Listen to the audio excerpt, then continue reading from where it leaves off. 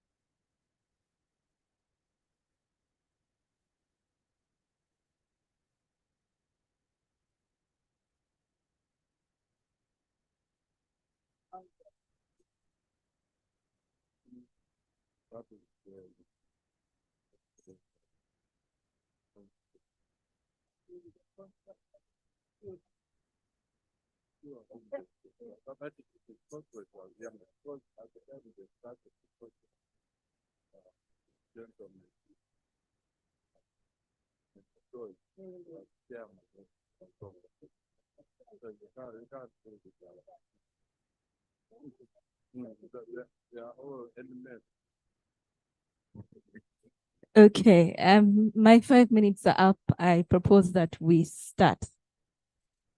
So, I don't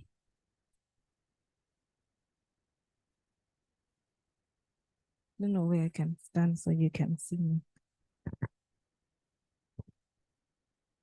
We may have to do some readjustment to our program as our guest of honor is not yet here, but we shall manage as we go along. So this morning, we are having our annual scientific conference with a theme on community action, partnerships, and innovations to address climate change and national development. I hope you all have a copy of our agenda. You've seen our objectives. This is a safe space for stakeholders to share knowledge and experiences on community action for climate change adaptation. And we're providing a networking and shared visioning opportunity on actions to address climate change as a driver of national development. And also we shall be launching our consensus study report on community action for climate change adaptation in Uganda. As per our agenda, we'll have our opening remarks from our Vice President, Dr. Maria Goretti Nakabgo, who's already in the house. And when our guest of honor arrives, we shall have the opening remarks. If she's not yet here, we shall go into our stakeholder perspectives session, which is session 2. And then when she does arrive, we shall have a pause and have her give her remarks if she needs to go very fast. We shall have an interactive plenary session at about 11, where the audience will have an opportunity to interact with the panelists, and then we'll have a break at around 11:30. So I'll take this opportunity to invite our Vice President, Dr. Maria Goretti Nakabgo, to give her welcoming and opening remarks. Thank you.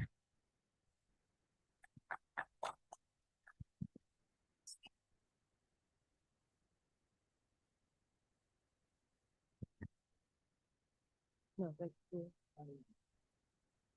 No. Yeah.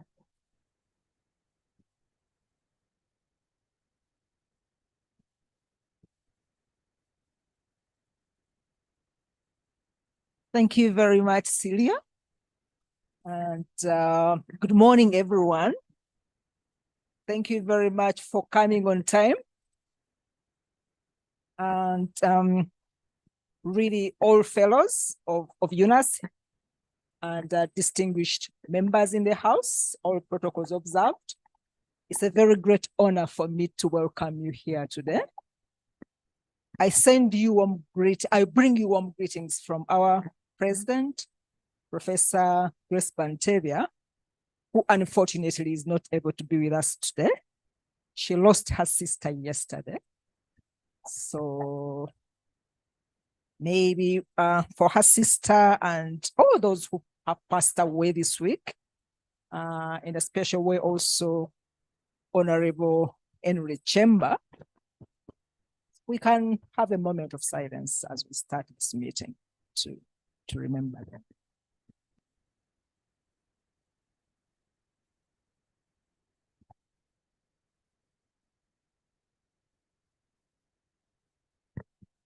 May their souls rest in eternal peace. Once again, I take this opportunity to thank you for honoring our invitation to participate in this year's annual scientific conference. You are most welcome to what promises to be a great and worthwhile engagement. I hope you have all seen the lineup of the agenda. We are all looking forward to that engagement. Honorable distinguished members, ladies and gentlemen, the annual scientific conference is the highlight on the UNAS annual calendar. As we came in today, I was talking to Celia and other members of the Secretariat, and they confirmed that actually this is the climax of UNAS's year. So happy to all of us to be here.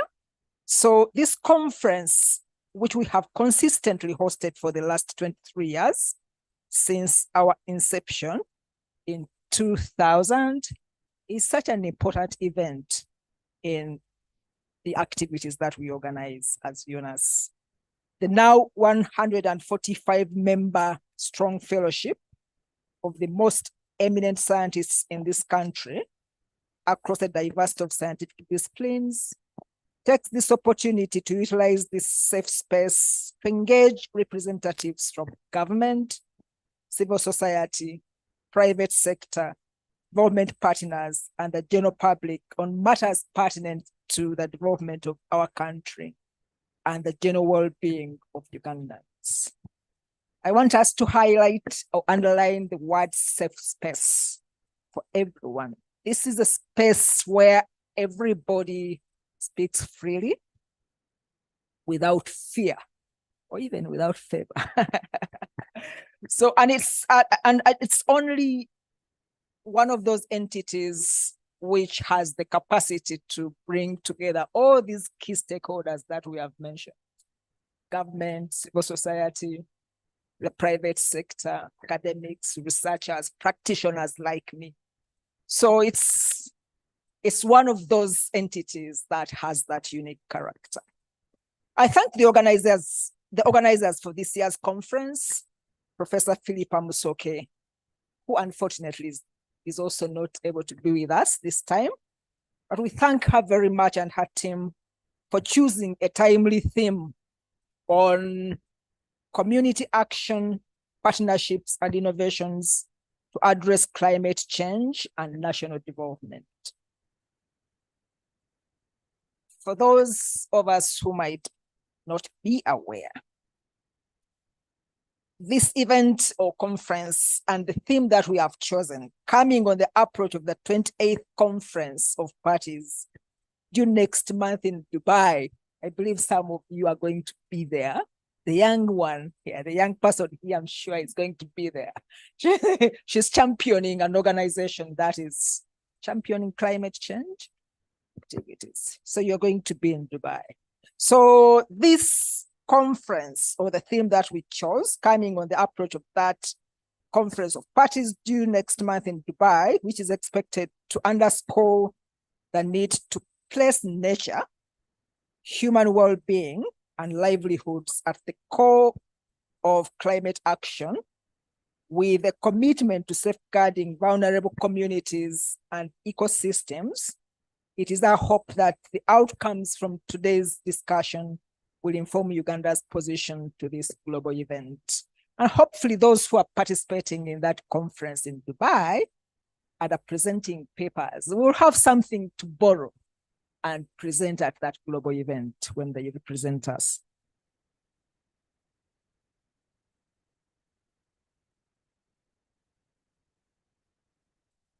And more so, as the impact of climate change are increasingly felt by each and every one of us. It's very easy to say each and every one of us, but especially the most vulnerable of us. We hope the lively and informative evidence-informed discussions held here today will motivate us all, even if you don't feel that we are directly affected by climate change, but we all are. But we hope that the evidence, the lively and informative evidence-informed discussions that we hold here today motivate us all to take individual and collective ownership of our climate action, making efficient use of the resources and knowledge at hand. It's all our responsibilities, and almost in everything, be it education, be it especially climate change, the responsibility starts with all of us as individuals, before we point fingers to others. So I wish to welcome you all once again to this 2023 UNAS Annual Scientific Conference and wish you productive and successful deliberations. It's really now my honor to I won't take the responsibility to open up the conference because we're expecting our guest of honor to come anytime. But I take this honor to hand over back to Celia so that we continue with the rest of the program. So thank you very much.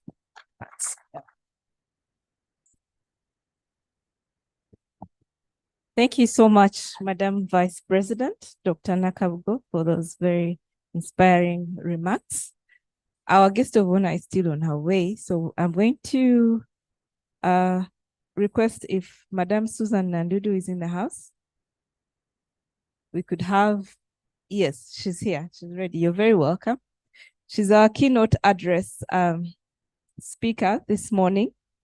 I am going to request her, as she's just arrived, I'm going to request her to just take her breath, 2 minutes to take her breath, and I'm going to fast forward her to give us her keynote address to put us in the mood of the agenda and what this climate change action thing is all about.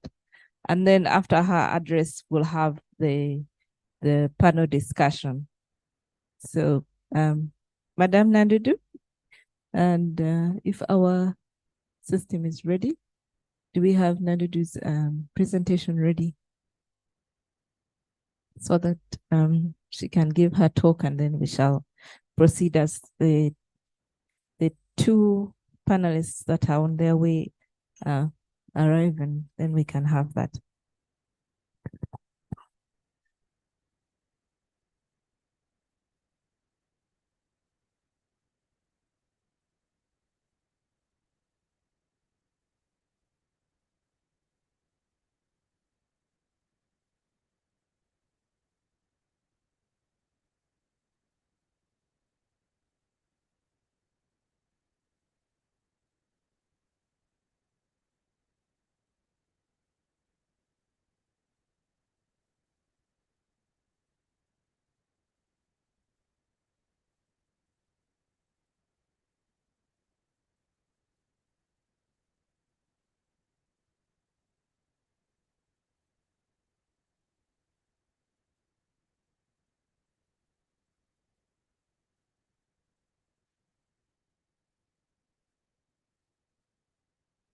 Just hold on.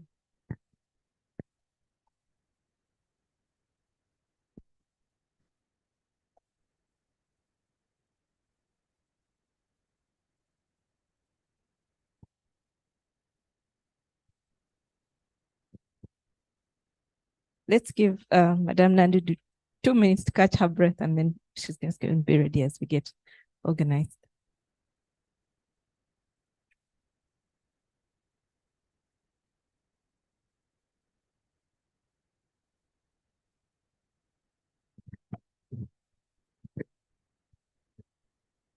As she comes up, I'm going to give you a brief introduction to her credentials.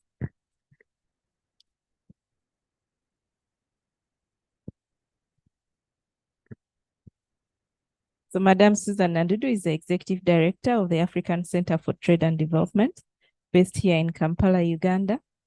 She's a development practitioner with a keen interest in climate justice, gender equality, and trade empowerment. She has been involved in climate change knowledge brokering, climate policy formulation, and program and project design for over 15 years. She's a theme lead for the international community-based adaptation conferences, including climate finance and adaptation innovation.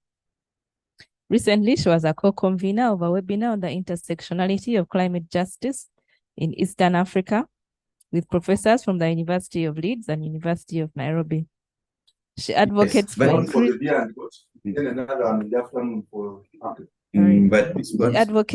for increased flexible and accessible climate finance mobilized by the minority world, and that most of this finance should reach the front lines of climate change at the local level. She's the Executive Director of the African Center for Trade and Development, a non-governmental organization that promotes trade empowerment, climate action, and inclusive budget advocacy in Uganda. ACTED is the interim fund manager for the least developed climate country initiative for effective adaptation and resilience, which intends to deliver 70% of climate finance to the local level. She holds a master's degree in development studies from the Uganda Matters University. Ms. Ndudu, you're most welcome.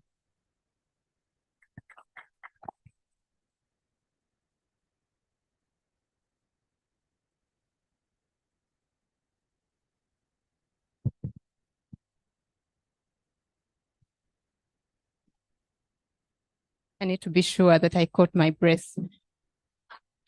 A very good morning to you, ladies and gentlemen. I expected to speak to you at midday. So I came in thinking that I'm going to take in some of the morning sharing before my presentation. And so apologies that I am late for the presentation. Is my presentation ready? Okay. Okay.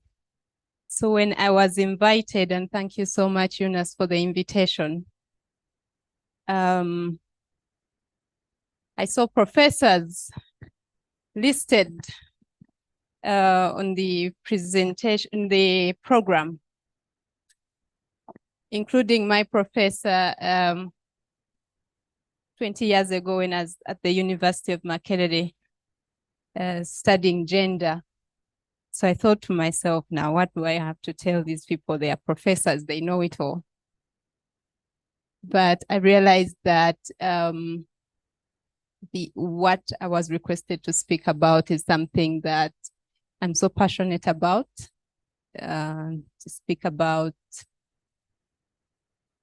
community participation in climate change adaptation, and I couldn't pass that honor. So thank you very much for inviting me. Good.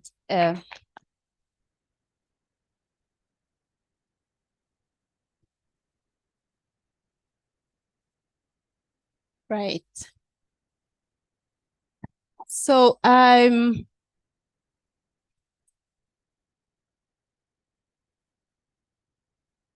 going to speak to you about community action and knowledge integration to address climate change. I'm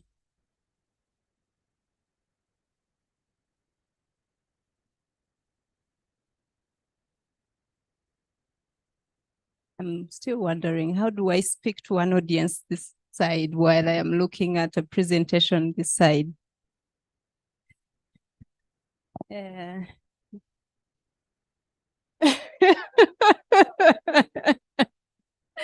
Yeah, perhaps let me stand this way to make a bit more sense. Right, so as introduced, I work with the African Center for Trade and Development. Next slide, please. And we have been around since the year 2000, an NGO that we were set up really as a discussion group back then to address the issues of trade. And I think the people who set the organization up were looking at domesticating the conversations of trade in the country. And over the years, we have evolved to address issues of trade empowerment, climate action, and participatory budgeting. We work mostly with the rural communities and support them to build their competence around different areas in these particular areas, and including participatory budgeting to, engage actively with government programs from a NOAA's point of view. But for this conversation, I will bring some of the experiences from these 3 program areas. The LIFE AR is the Least Developed Country Initiative for Effective Adaptation and Resilience. It is an LDC initiative which is being implemented in Uganda by the Ministry of Water and Environment, and our organization has the honor to support the initial stages as the fund manager, the interim. We're also working with the Plan International in the Lango sub-region to raise awareness about climate change, but particularly on the intersection between climate change and sexual and reproductive health and rights. But we are also just about to start a knowledge brokering project supported by the IDRC with the International Institute for Environment and Development, where I am hoping that I will get a few contacts from around the room so that we are, over the years, able to learn from each other, from what you're doing and what we are doing. Next slide, please. Well, why don't we start with the reality check? I have the assumption that in this room are people knowledgeable about climate change, but just a few reminders that as a global community, we know that the science is clear that the average temperatures are rising, and that the 1.5 degree threshold is so close to our reach. The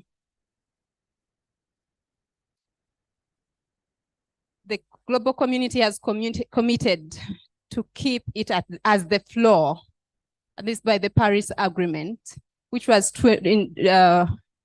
agreed in 2015, the same year where the global temperature rise came to 1 degree centigrade. But over the last 7 years, we are adding a 0.2 already.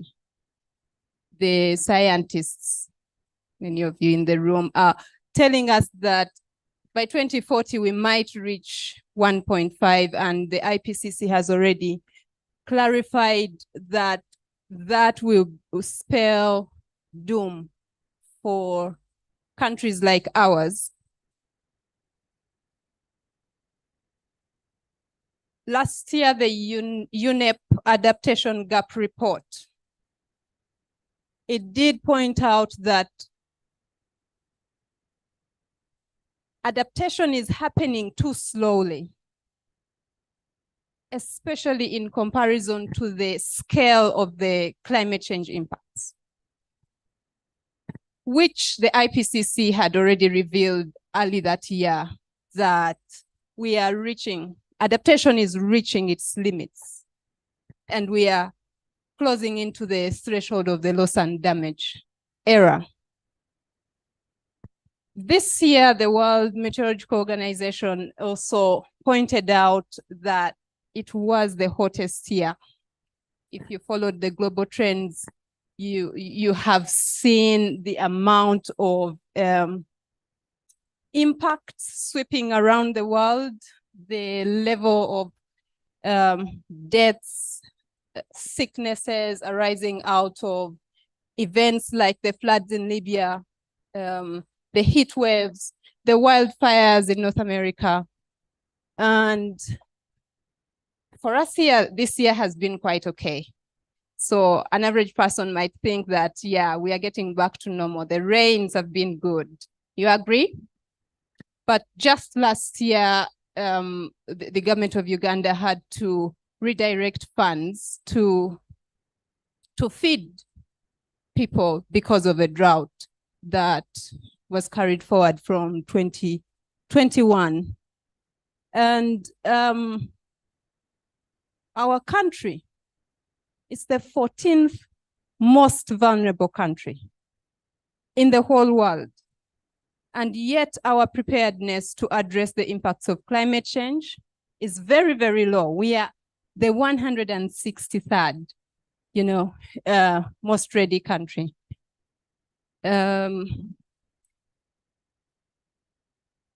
Yeah.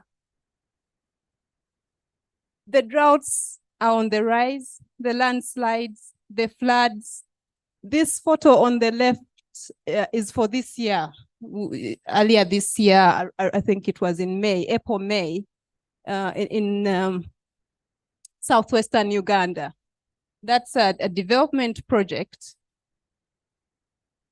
that a road has to be reconstructed because the heavy rains washed it away. And last year, this is the Karamoja region. And so we are already dealing with losses and damages as our country.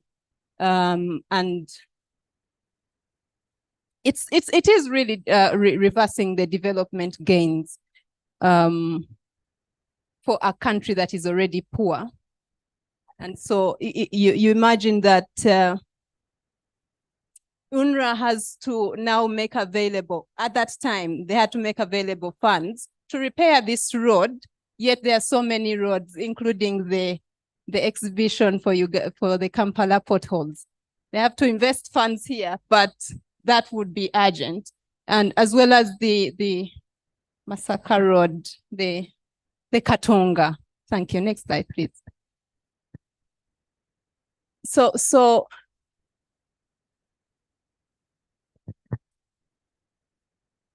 we are experiencing these realities already. But the IPCC report, if we go back to it, the 6th assessment report, it has clarified so many of these realities, but the ordinary person is not aware. I know that the people around this table, you know these things, that globally millions of people are exposed to acute food insecurity and reduced water availability, water security.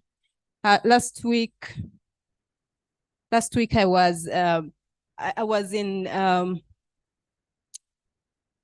deep in Lira district, and I had an opportunity to interact with young ladies. I expected to meet girls between 16 and 24.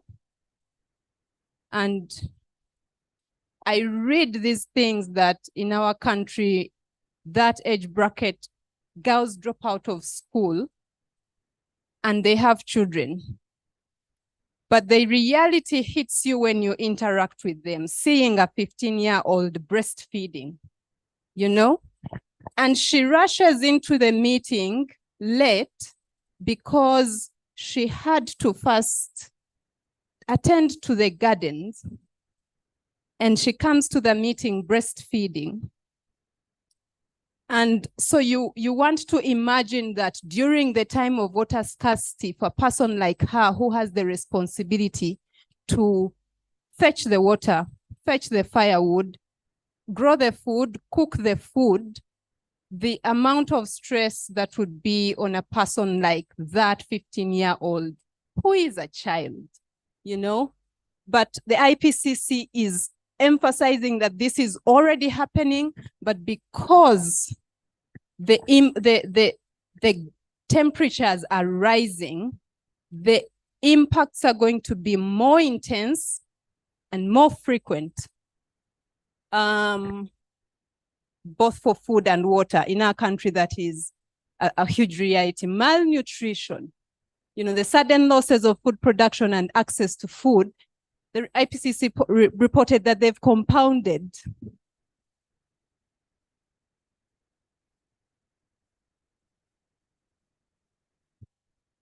Let me forget about what I put in here. But with food scarcity is malnutrition, and the cycle goes on and on, that the young people who are soon going to be parents as well, they are suffering from health deficits as a result of these issues that are compounding. And, you know, that relates also into the physical and mental health that the IPCC has already recorded as impacts that are direct to climate change. But I just want to mention that mental health is, for the first time, was reported in the IPCC as a result of climate change. And it is associated to the trauma that is associated with the extreme events, to the loss of livelihoods and culture, you know, that is arising out of the impacts of climate change. But the IPCC also reported that the increased temperatures for some are directly impacting on their mental health. Next slide, please.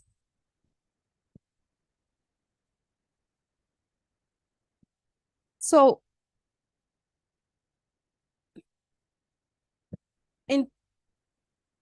in terms of engaging with the communities, we know that most of this information, unfortunately, is not widely known. Within the communities, who double as the people at the front lines experiencing the impacts of climate change directly. Next slide, please. Now, the community people are already adapting somehow, but like the IPCC has reported, their ability is overstretched. And this is Vanessa, who you all know. She says we are facing the same storm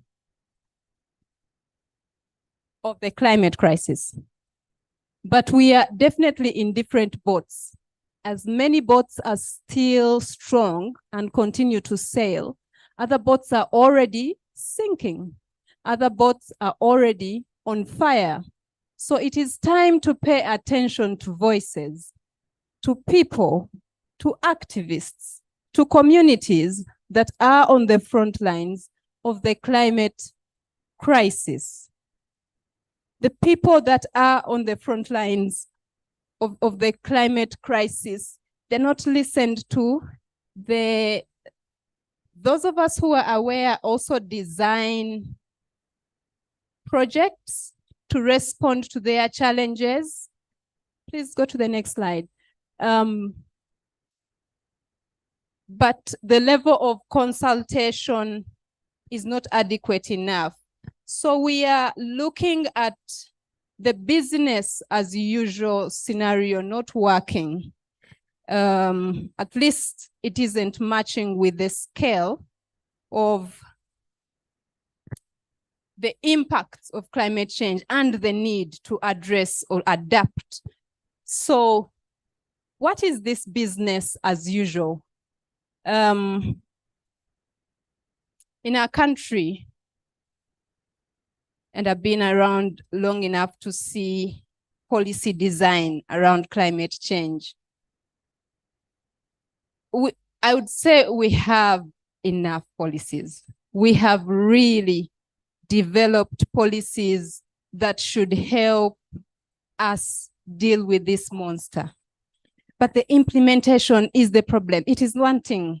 It's not happening enough. It is not happening at the scale that is required. And sometimes we meet in rooms like these and we are sheltered from the realities. You need to be out there, and you do not have an income. You depend on the garden to feed, you know, to really understand that we need action now or even yesterday. But the reality that climate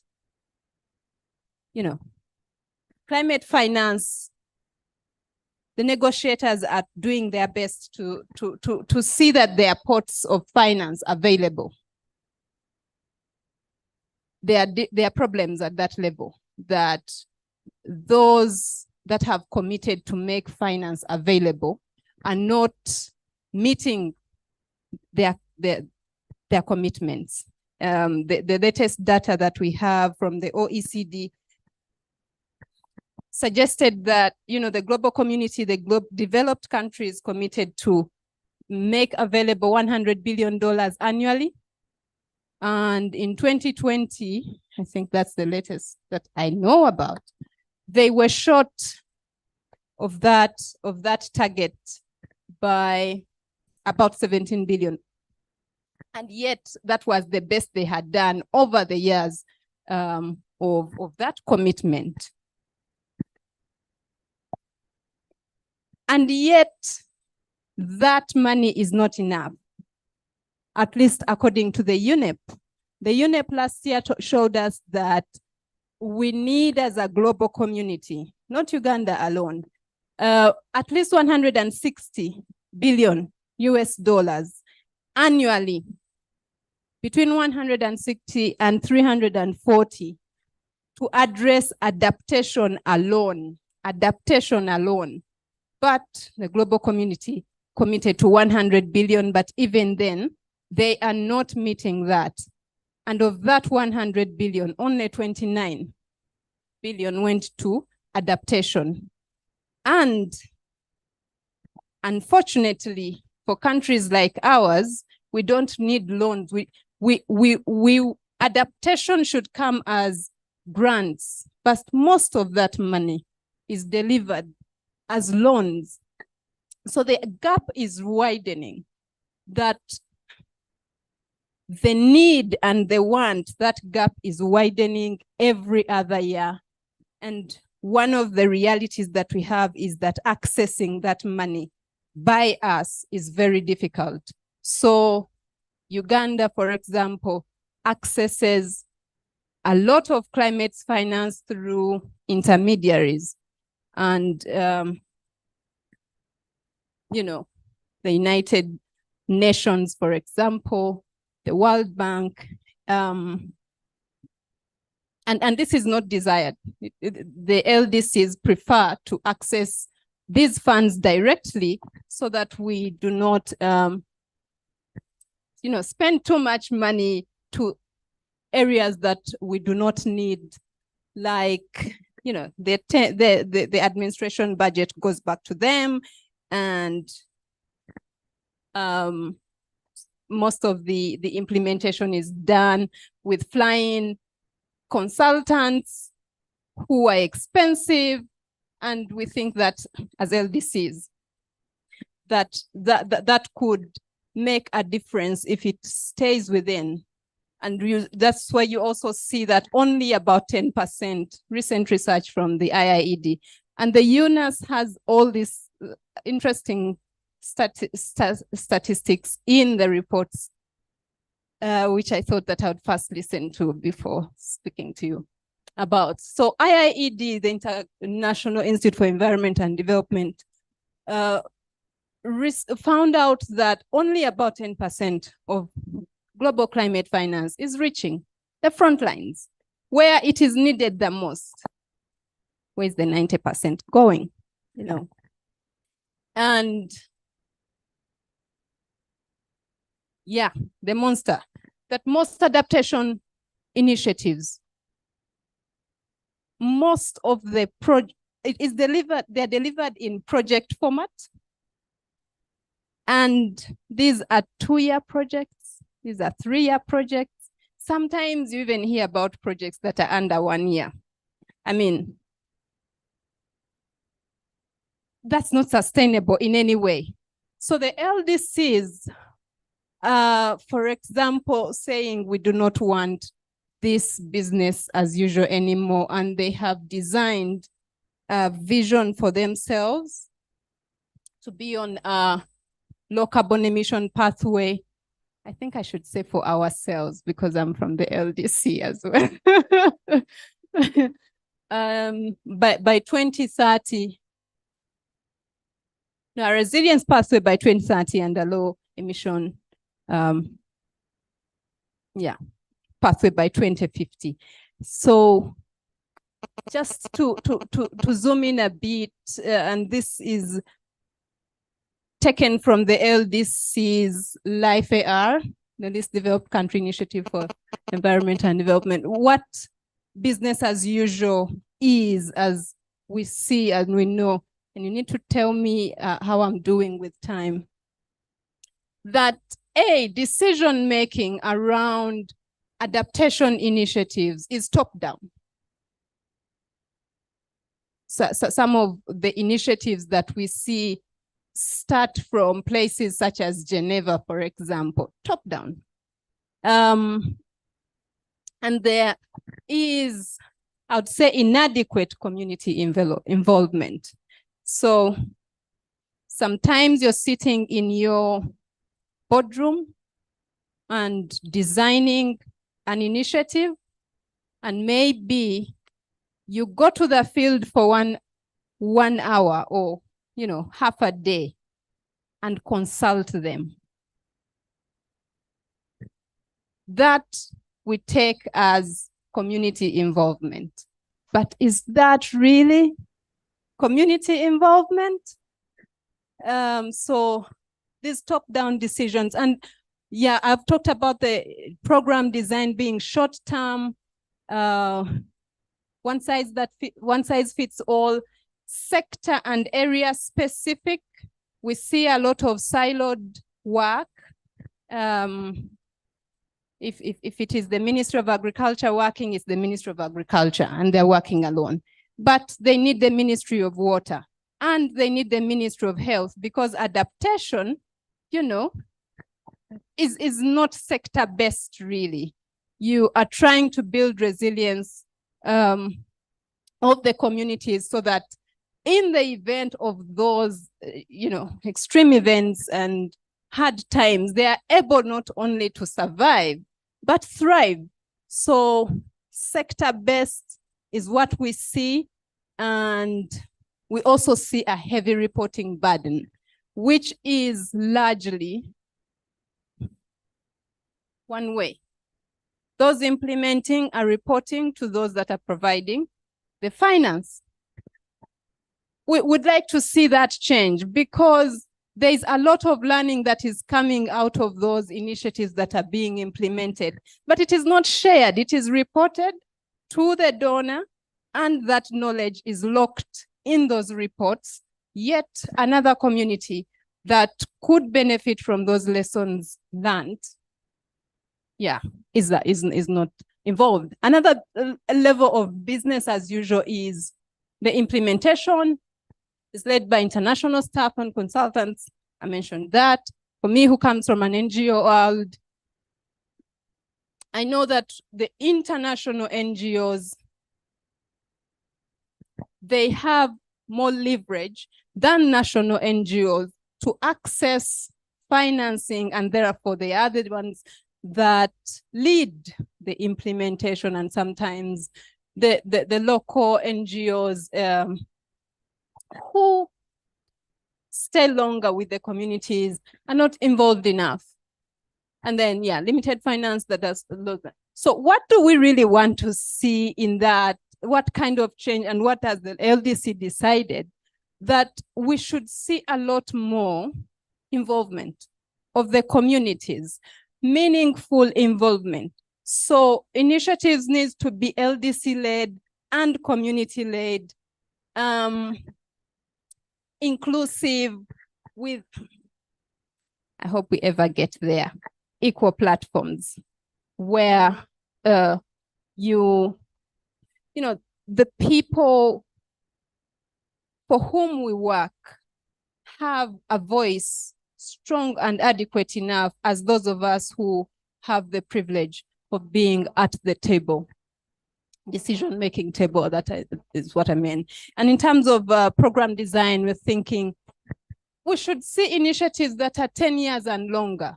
That's when you are able to take in all the learning over the years, because what you design today might not be relevant in 2025.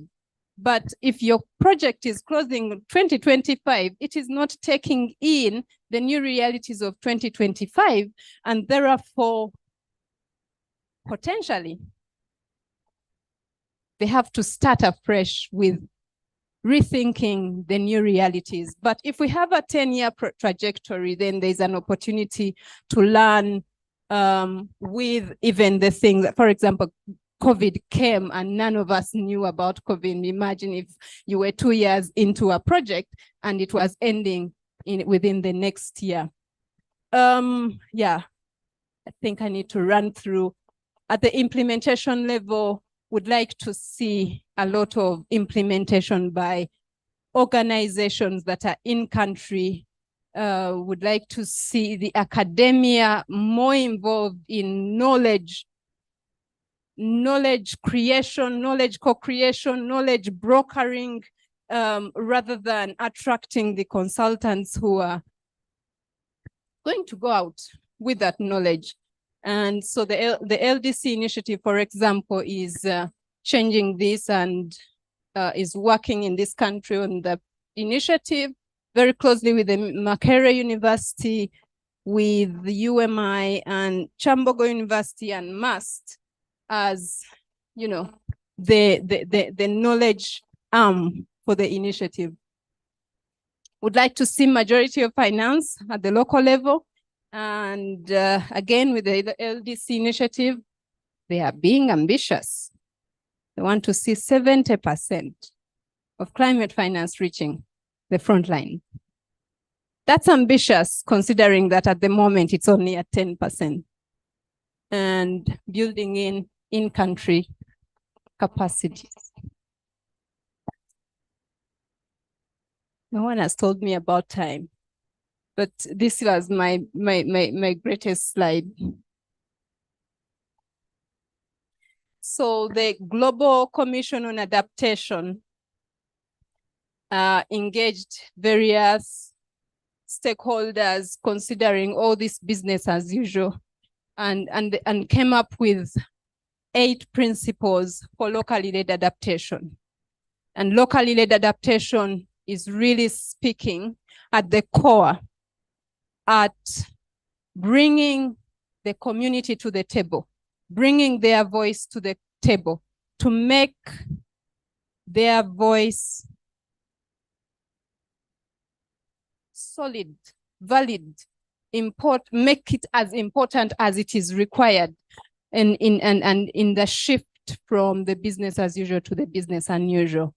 And these are principles that many countries and organizations have endorsed.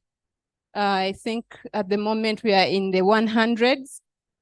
And my hope is that you in this room will buy in, because we'd like to see a lot more community-led investments in adaptation. So the first principle is on devolving decision-making to the lowest appropriate level.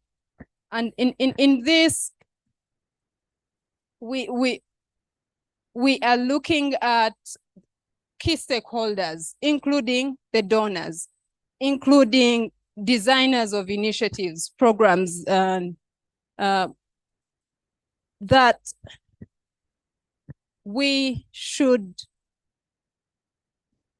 ensure, let it be intentional, that the voice of the affected comes out strongly in the decision-making wherever you have an opportunity for decision-making.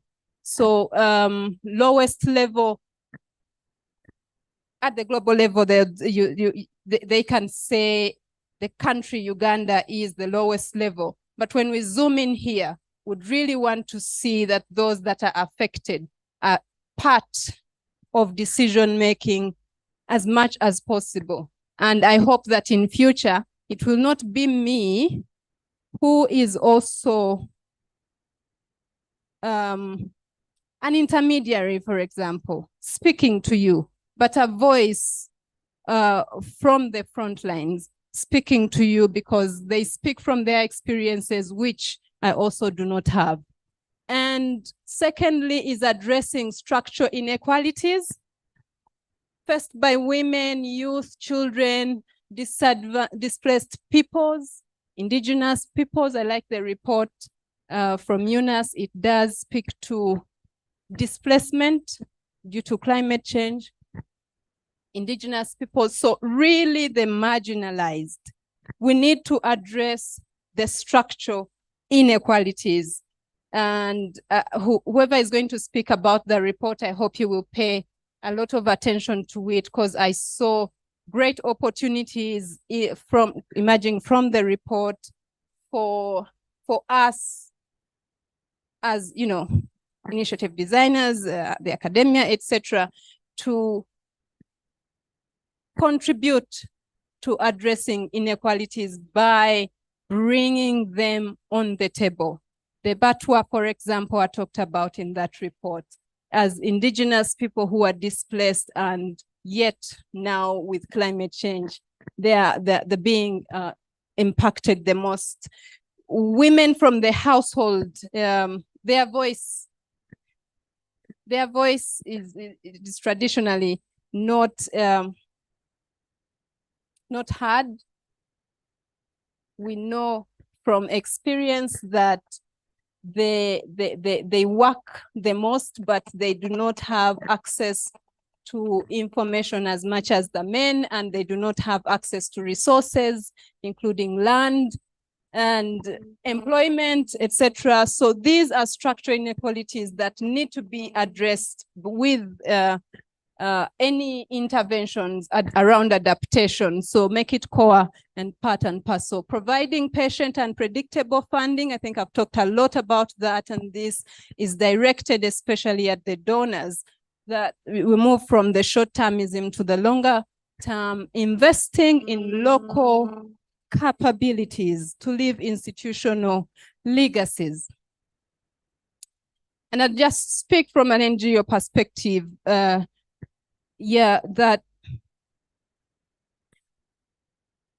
NGOs at the community level, at the district level, those within the communities, they are very important players in this field of delivering and enabling adaptation.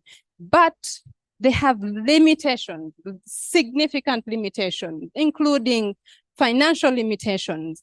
And I've been, there's a photo above that I didn't speak to, but it has a friend of mine called Constance Okolette.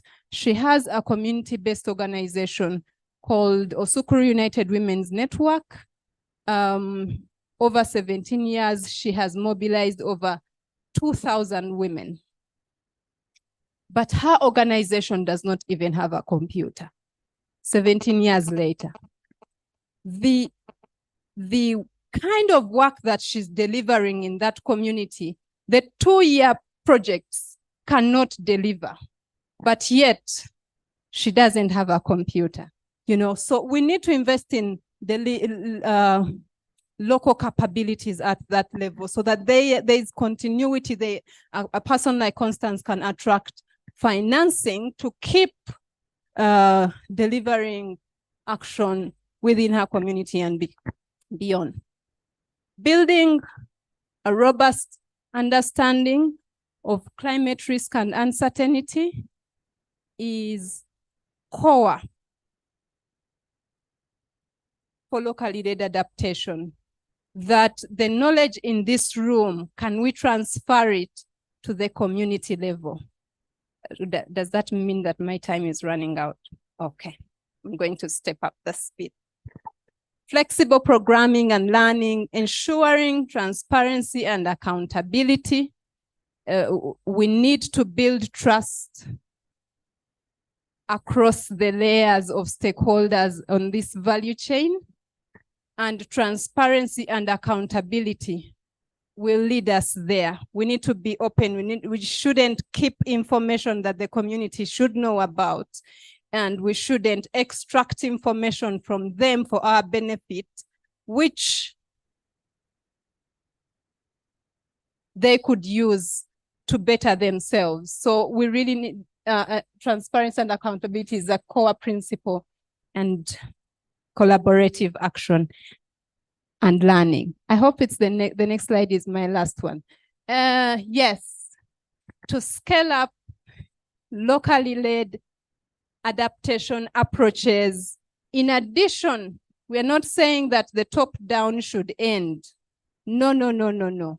We are saying that, yes, it has happened all these years. It is not effective enough. Let it continue, but let's now strengthen and scale up locally led adaptation approaches.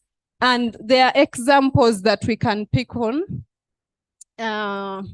Some of them are really, really community led. This is in Otuke district, Okere city. I found it in the report and I was excited that it is reported on. That gentleman went back to his village and decided to support his village and sub-county. And the impact is spiraling to the whole district to, to develop.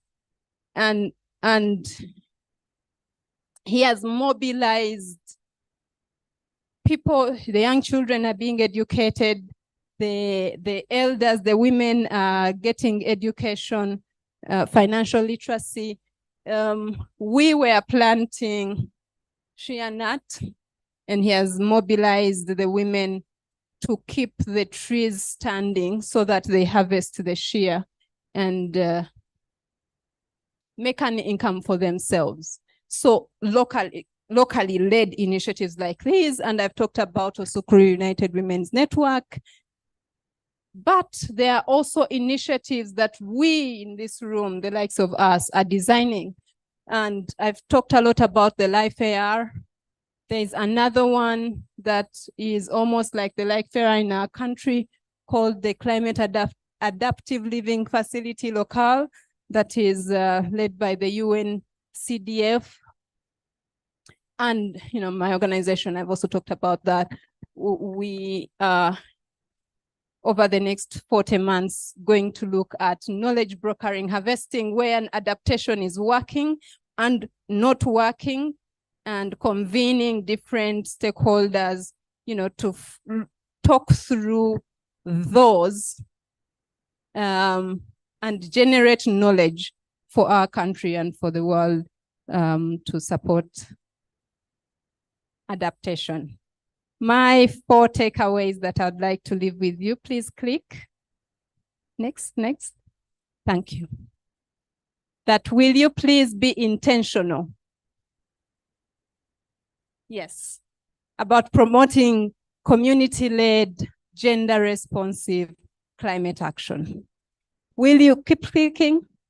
Build and strengthen partnership. We are no longer in an era of working in silos, working alone. We need to work together. Those of us who have the influence to advocate for better design of funding, let's advocate for some changes.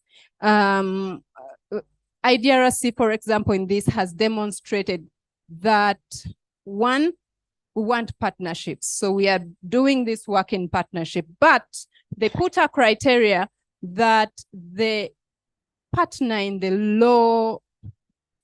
developing country, us, would be the leader of the project. So even if IIED is more advanced, more capable, we are leading the project. So that is really empowerment and living capacities that we are advocating for. And very important, investing in monitoring, evaluation, and learning. Let's share that learning. Thank you very much. Wonderful, wonderful. I was hoping for a bigger hand clap for Ms. Nandidi. Yes, thank you for being adaptive and, coming up to take that conversation outside of your allocated time period. And to save time, I'm proposing that we go through the television style interview and the interactive plenary session. Ms. Nandidi will join the panel, and then we shall take her questions from this presentation all in one go. So I'd like to welcome our Executive Secretary, Christian Achema, and he will moderate the session for the television style interview. Christian, you're very welcome. Thank you very much, Cillian. Good morning to everyone. I would say you did not clap hard enough for our keynote speaker. Let us please do that. Number one, thank you very much, Susan. And then secondly, I would say let's take 5 minutes at your tables right now to take some minutes to talk with each other, just introduce yourselves to each other, and then a few points of what you've heard, what matters to you. Because this is a different kind of meeting. This is not a meeting for lamentation. This is why we put the word opportunities in the theme. So please, let's start 5 minutes.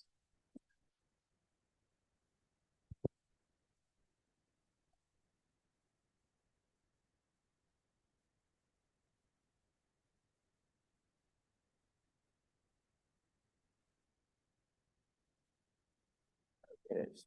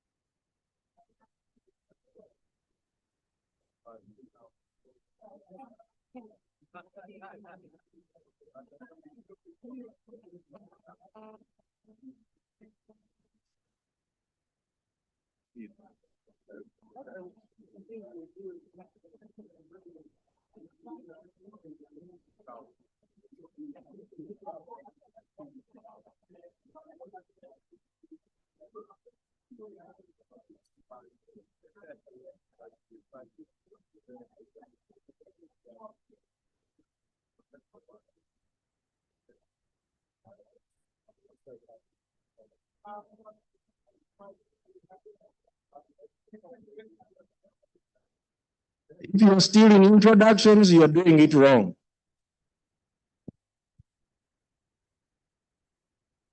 If you haven't started interacting at your tables, you're doing it wrong. That includes all those on email, WhatsApp, all of that. Interaction.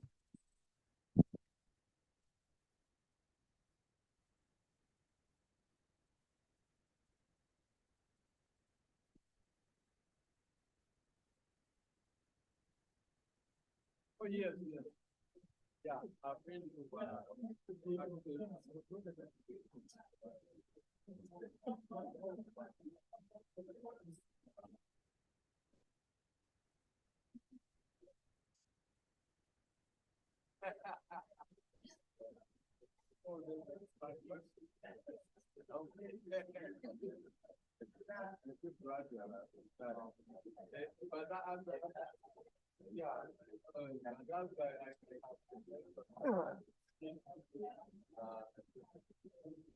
Wonderful. Thank you very much, distinguished guests, for humoring me.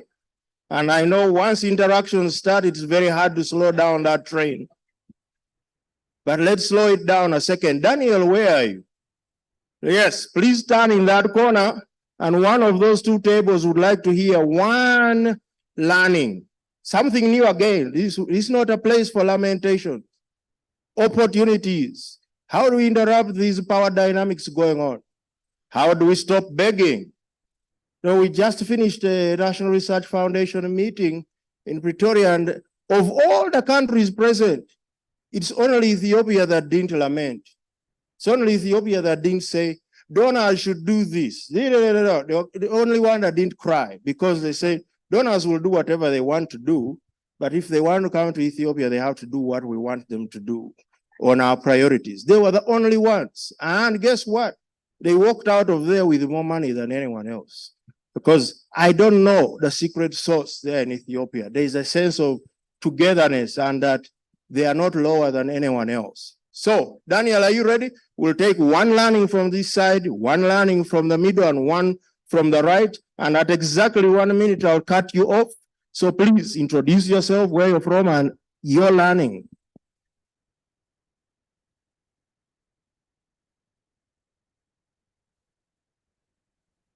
It's impossible that of these two tables, no one has something to say. They were talking.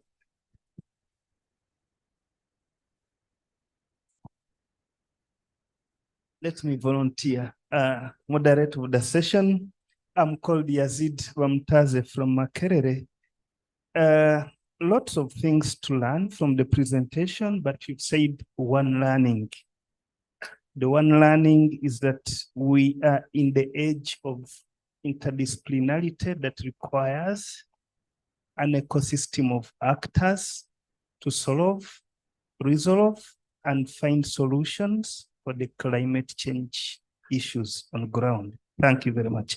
Fantastic. Thank you very much. And in fact, beyond interdisciplinary, beyond multidisciplinary, transdisciplinary, where we break down all these sectoral silos, a very difficult thing.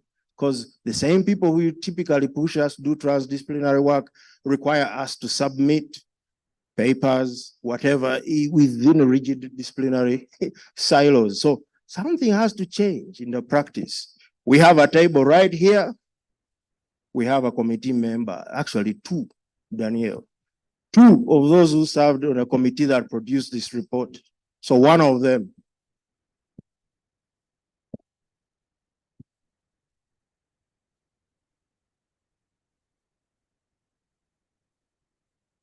Thank you very much. I'm Evelyn Komtunga from Naro, based at Naro.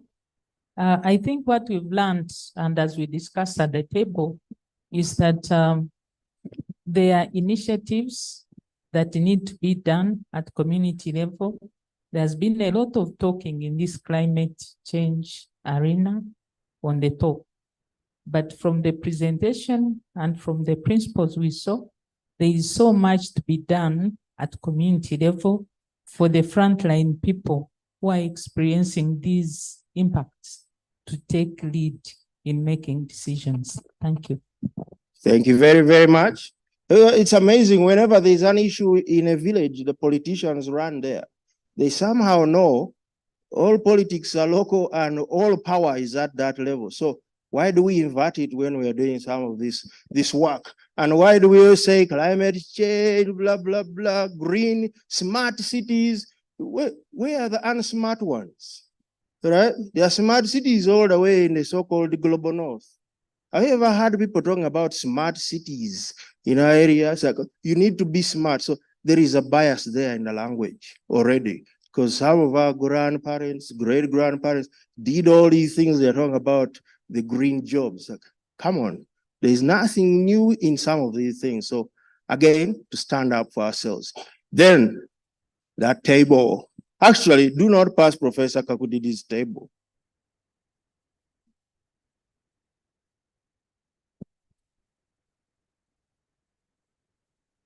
And Professor Kamatenes is at this table as well. I know Professor Kamatenes has something to say.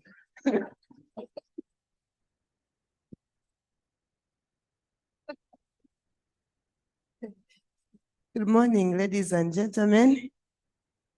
I'm Mauda Kamatenes Mjisha. I'm a member of the board of UNAS, the Council of UNAS, and I chair the Committee of Diversity, Inclusivity, Equity, and Belonging. So you can hear that committee, what it means. So when the lady was talking, I was actually interested in the issues of inclusivity and belonging, plus the communities that we all come from communities. And when she talked about involvement, How would we involve them? Then I went back into the academia. We designed programs. Are our programs really involving the communities? Or it is still the ivory tower mentality in all institutions? What do I mean? You talked about flexible programming and learning. Now look at the learners that we have in institutions. They are now of EI. They are more technology based as compared to us, the academicians, the lecturers who teach them. We are BBC, born before computers, and for them they are the computer age. So how would we match? Are we tapping into their knowledge? Tapping into the knowledge of communities, then we design flexible learning platforms, enhance what is being done. So when you come to see, like now, some of you have kids in primary, they now know these cell phones better than you. They can use them, they can manipulate them, but for us, you cannot. We use maybe less than 10% of what is on our phone. But you give them the young ones, you will see. Now, if you go to the universities now, see what is there. Like someone was saying, actually, yesterday, I had a meeting, I'm on the board of UBTEB, Uganda Business and Technical Examinations Board. We were having a feedback workshop in Barara on exams. I don't know what came up with the cheating now. We are saying phones. You know now, the modern method of cheating, the phone has become an issue now. Are you aware? Yes, you check on all examinations. I'm sure you from universities, you find people with phones. Now, what do? Are we going to set other exams now?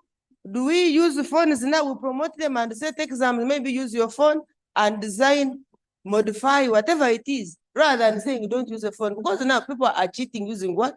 Phones. So this brings issues that we need to take into consideration. Inclusivity includes the vulnerable, the women, the children, the youth. When you talk about 15-year-old girl as a mother, of course it is happening right now. We know what is happening in villages. I was in Kasese, Professor Kakudidi is my witness who have been going to Kasese. There is a school near Mocha. The girls go home and breastfeed and come back home and come back to school. Actually, the head teacher told us that those girls who have kids are more stable than those ones who don't have. Yes. You can't believe it, but that's the truth. That they are more stable. For them, they go home, breastfeed, come back, and study. They're the ones who don't have, they take days, maybe fishing villages or somewhere in the bus, whatever it is. They are not studying. Those are the trends that are there. So we need to really look into these issues. In the village, what is happening now? You go and check. What is happening on the poor table? I'm very scared of my board member. I could be fired if I stop at this point, but I have to. So I gave her the mic. Self-preservation. Mr. Kusa, let me finish with this one. Go in the villages right now. Check what is there, where the youth are more. Betting, pool tables, they are not working. Now, is there any way we can enhance productivity using some of the activities where the youth are involved in? Like when you talk about sports, you find the whole pitch full. But you come and talk about, even in church, they are not going there. In places you call for meeting, they are not going there. So we need to design a new thinking, business unusual. I think that is the message we must take. But how do we do it? It's a question for all of us. Thank you. All right, thank you very much, Prof. Kamatenesian. In fact, business unusual, it starts with everyone here. You have to want it. No one can bring it to you. So that's that. I would say we're going to take 30 seconds for you to recall where you are and to just be here. It's an invitation for you to be present. And as far as inclusion goes, I'll try my very best to get your voices in, all of them, but we will see how it goes. What I'll guarantee you, we will be out of here on time and we will have your break too. So It's my honor to introduce the person who told me I would stand up for myself after someone said that Africans didn't have literature or any of their knowledge. And it was horrible to hear that. And in the end, he said, no, we actually do have deep literature, deep knowledge system. So we are here, and I'm so grateful to him, because otherwise my mindset would have said so stuck in that kind of insecure space of not being a real human being if I didn't understand Western literature. So welcome, Peter Chibazo, who is going to be a moderator of this TV style interview. He'll be the interviewer. And then all those who are supposed to be on the panel, including you, Chris, representative from the National Oil Company, Afrobarometer. Oh, Francis, are we safe with Francis here? Whoa, whoa, whoa. Okay. Joseph Katswera, welcome all the way from Kabale. Kasese, sorry, welcome. And we have Benjamin with us. I didn't get a notice that he had arrived, but please welcome, and you're in the able hands of Peter Chibazo. We would like to make it as interactive as possible, so, and he knows exactly what he's doing. So please welcome our panel. And again, not good enough. Yes, Christopher Rokone, representing the National Oil Company. Please come on up. Good. There we go. I hope the microphones are working up there. You have to turn them on. You have to push a button. Fantastic. There's one working.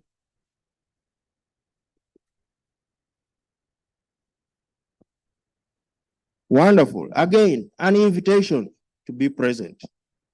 And I think our keynote speaker is supposed to be up there as well. After generating all these learnings and inspiring people, you can't sit in the audience. And we also need you to balance out the voices on that platform right now.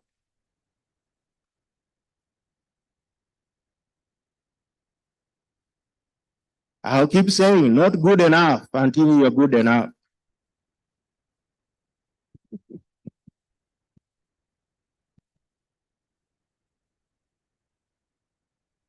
Okay, I'll test the microphone.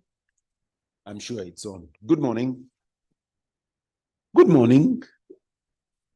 My name is Peter Kivazu. I have the privilege to sit here and answer no question and ask every question I want. It's such a privileged position. You have no knowledge, but you sit among very richly knowledgeable people and act around them as if you know. So I have a rich panel. I was asking Christopher here whether I can say his name right. He's Christopher Hoyt. Welcome, Christopher. Turn on your mic. Let's be sure it's on. All right. Thank you. Good. I have Benjamin. Do I? No. Okay. I have Joseph. Joseph is here right next to me. Yes. Good afternoon. Is it morning? Morning. Yes. There was a while back, someone was telling us he puts on only short-sleeved shirts like me. Benjamin is the one in the long-sleeved one. Okay. Francis? I'm here. Thank you. Good. I have Joseph. I have Francis. Christopher. I don't have Benjamin. No. I don't seem to have your name. It's Christopher still, but Christopher. Oh, okay. I'll amend my list here. I have a second Christopher. Christopher, say hi. Yes, hello, everyone. I'm present. Okay. And we're supposed to have Proscovia. Oh, Christopher is sitting in for Proscovia. Christopher, you know, around the world, the richest companies are the oil companies, and all of them are state-owned. I'm sure I'm in very good company where I'm seated. Okay, and there's been an amendment. I need to change my list here, so I have the lady's name. Susan Nandud. Okay, Susan. All right, ladies and gentlemen, mine is very easy. I've been seated in, listening, and I'll tell you two things. I had to go to Google to be sure that I understand what exactly is meant by adaptation when it comes to climate. And I was saying, okay, what exactly is climate adaptation? Is it English, like I understand English? Or is it some technical jargon? Are we moving over? Are we living within? I've had issues of funding. Where I was seated, I was privileged to sit with a professor from Makerere. And I asked, when I was in Makerere, the geography department was part of faculty of arts. Now I've been told, oh, when we set up colleges, it was shoved over. I've seen Professor Rubobi in the audience. I am sure that he shuffled the place quite a bit. And I was asking, how much are you working with the community? How much are you taking this into the community? And I'm going to start on my left. And my question when we are talking climate adaptation, when we are talking climate, and the lady in my village, how much of this talk that we have at this table makes sense to them? What is it to this lady that is looking for firewood to deliver lunch today? Does all this talk make sense to them? Do we talk to them? Do we expect any deliverables from them? Or are we talking at them? When I asked the gentleman, the professor from geography department, he says, actually, we are not taking research to the community. We are co-creating research. And I'm thinking, okay, how much of this community actually participates in this? Joseph, close your eyes. Think. I was in Fort Portal 2 days ago. I looked at possibly the most fertile soils I've seen in this country. But as well, when I was looking at the hills, I was seeing matoke. I was not seeing any trees all the way from the top of the hill to down. And I was thinking, isn't this dangerous? But then this community has lived like this all their lives. How much of these communities are you talking to in this forum? How much are you talking to us beyond the tie? Yeah, thank you. Once again, I'm Joseph Katswera from Castle District Law Government.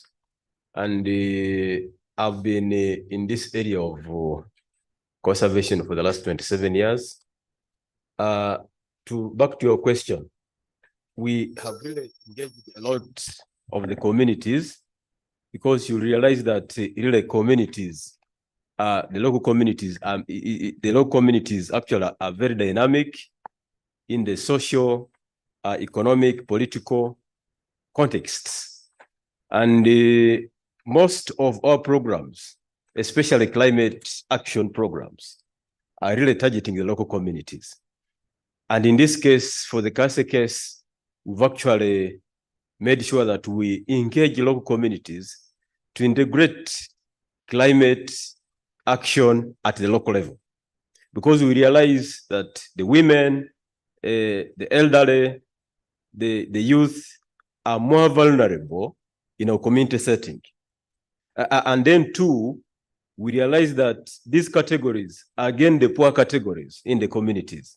So each time there are negative impacts of climate change, they are most affected. So we've had a lot of engagement right from planning, okay? Planning with these communities so that we can be able to play our part in addressing some of the negative impacts of climate change. So usually each time the interventions, we begin with planning and including the concept of inclusiveness, including the local communities at planning level, so that we are able to identify what are the needs, what are the challenges, so that when we design interventions, they are part of the design, so that they can be able to own the interventions because they participated in the design of these interventions. Two is that in our engagement with local communities, we have, for Kasese, for instance, we've been able to promote a lot of fragile ecosystem restoration. You are aware, actually, each time we talk about Kasese, the world over, what comes to the mind is the impact of floods, okay? Like you're aware, the Rwenzori Mountains have over 10 major rivers in the region, which all get out of the Rwenzori Mountains. And because of this big expanse, there is a lot of flooding, a lot of mudslides, given the terrain also. So in our aspect as a district local government, we have assured that we engage local communities in the planning for these imminent disasters. So already we are thinking, we are doing a lot of disaster risk reduction by first of all engaging the local communities to identify what are the hazards, okay? What hazards do we expect? And therefore we plan effectively on how do they affect your needs, how do they become a challenge for development? Because what we have to realize is that climate change is a development challenge, all right? The negative impacts of climate change can undo the gains of development within a single hour. So the floods, whatever I've mentioned, we are able to do a lot of restoration activities with the communities. And like you did mention, our communities actually till land up to the tips of the hills.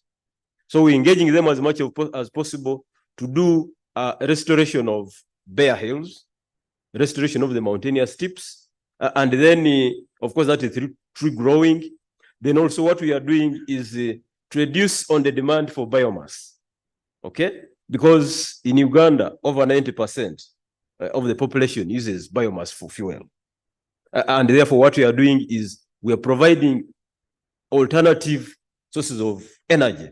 For instance, we are promoting use of improved cook stoves, which are known to save between 35 to 50% of the fuel wood, which is a very good intervention at community level, because that's where the problem is. And then at the same time, we are aware of the burning of paraffin, this kerosene here, for lighting, with the amount of emissions, the greenhouse gases, the carbon dioxide. So at district level, we have also gone down to engage local communities to go into use of solar for lighting. And the moderator, I have to probably give you figures. Kasese alone, we have actually since 2012, we've been able to graduate local communities from less than 1% that was using improved cook stoves to now 46.6%. That's at community level. And equally, use of solar, we have also moved from less than 3% in 2012 to now 26.7%. So you can see the trajectory in the direction of having community action to address climate change, and especially using the most vulnerable communities, the women. I'll hold you there. We'll come back to you. Susan, I want to throw it that far. I've listened to him, and I'm seeing action at a community level, call it a district level. How do you aggregate this to have impact nationally? We've had a scenario in this country that is interesting. So much of this country uses charcoal to cook, like he says. And recently, there was an order that in a section of this country, we banned charcoal production. Bang. And before it happened, for me, I was, okay, before the ban, what solutions have you given this community? What are the options you've given the community? And recently, I work with radio, someone came to me and said, I use biogas, retired teacher, somewhere on Gayaza Road, uses biogas, has only one cow, zero grazing. says he has enough biogas that in the evening, his system is not very sophisticated. In the evening, for it not to burst, he has to release the biogas. There is so much for him that after the cooking, in the evening, he has to release it. And I was thinking, can't you give some to your neighbor? And he says he doesn't have that knowledge. Oh. The knowledge he was given was for it to light not 2 stoves, only 1 pot, 1 stove. And that's what he's using. And he said he'd used it for 3 years and it was perfect. His neighbors don't think they would buy into it. How do you use poop to cook? So the neighbors wouldn't buy into it. But Susan, how do we aggregate what he's talking about into a national community impact beyond just a singular isolated action in Kasese? Thank you very much for that question. So in 2021, the Ugandan National Climate Change Act was enacted. We can, I think, only aggregate if the national government is intentional on the implementation, so that we move away from the project-based that we are seeing now, to see that every district is doing it. And already our country has that. The planning system, it comes from the district. It's a decentralized planning and budgeting and implementation system. But is the planning at that level addressing adequately solutions to climate change? Is one key question. And so through the law, the government has now the government requires that there is reporting on the climate actions so that it can be aggregated. I think at the Ministry of Finance and at the Ministry of Water and the Environment that is responsible for climate change. So if that aggregation comes through the Parliament and the committees of Parliament, and each committee is able to show that for the next budget, these are the actions that are going to be implemented. And they are therefore able to monitor to see how much was implemented, where are the gaps, how much do we need to scale up, then we can see a national perspective. But as of now, we are still in pilots, in silos, but we are on the way. I hope we step up the speed. Susan, I had the if we are, isn't it suggesting that, okay, we actually aren't? Haven't we started the journey? Haven't we? We have. What's your but? What's your but? Your voice says but. Yeah, like I said, the law was enacted 2021. The implementation is still not where we want it. But, and I'm not yet up to speed with where, if someone here is aware of, the allocation to climate action for this running budget, they can help us. But there are baby steps. The Parliament now has a committee on climate change. That is a good step. And we need to put them to demand that they deliver a lot more and bring visibility of what is being done across the country to the national level through parliament.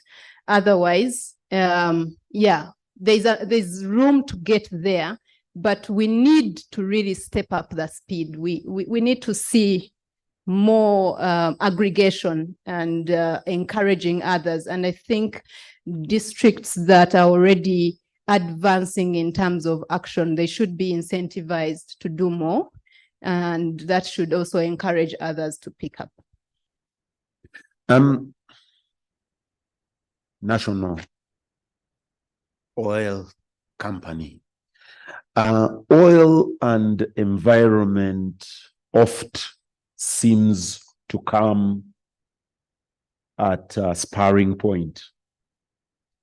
Every time you mention, okay, we are still going into fossil fuels, and then everyone else is talking about climate change, climate adaptation. You seem to be the outsider in this discussion. Where is the balance here for the communities? And I want you to take me to the communities where you are actually engaging. Drop from policy level, drop from concept level, cascade it into palpable, actionable adaptation levels for the communities where they see you as National Oil Company and feel you there. There are little things when I grew up that I saw. The late John Sebana Kizito once was invited to do a road launch. He was an interesting fellow when he was the mayor of Kampala then. So the day before he was supposed to launch the road, it was the Rubaga-Wakaliga road. He did a drive around the road. It had been newly constructed. He felt a passion as him, Sebana Kizito, was the stretch of the road should be planted with trees on both sides. So when he did his evening drive, he didn't see the trees. So he sent a message to his PA that he has cancelled the launch. Why? He said, please first plant those trees. Technology. Please first plant those trees, and then I'll be able to come and launch the road. This was not part of policy. This was now individual passion. When they were planted, I think half the trees were eaten by goats. I'm sure they were. A chunk of them grew and no one recognized them.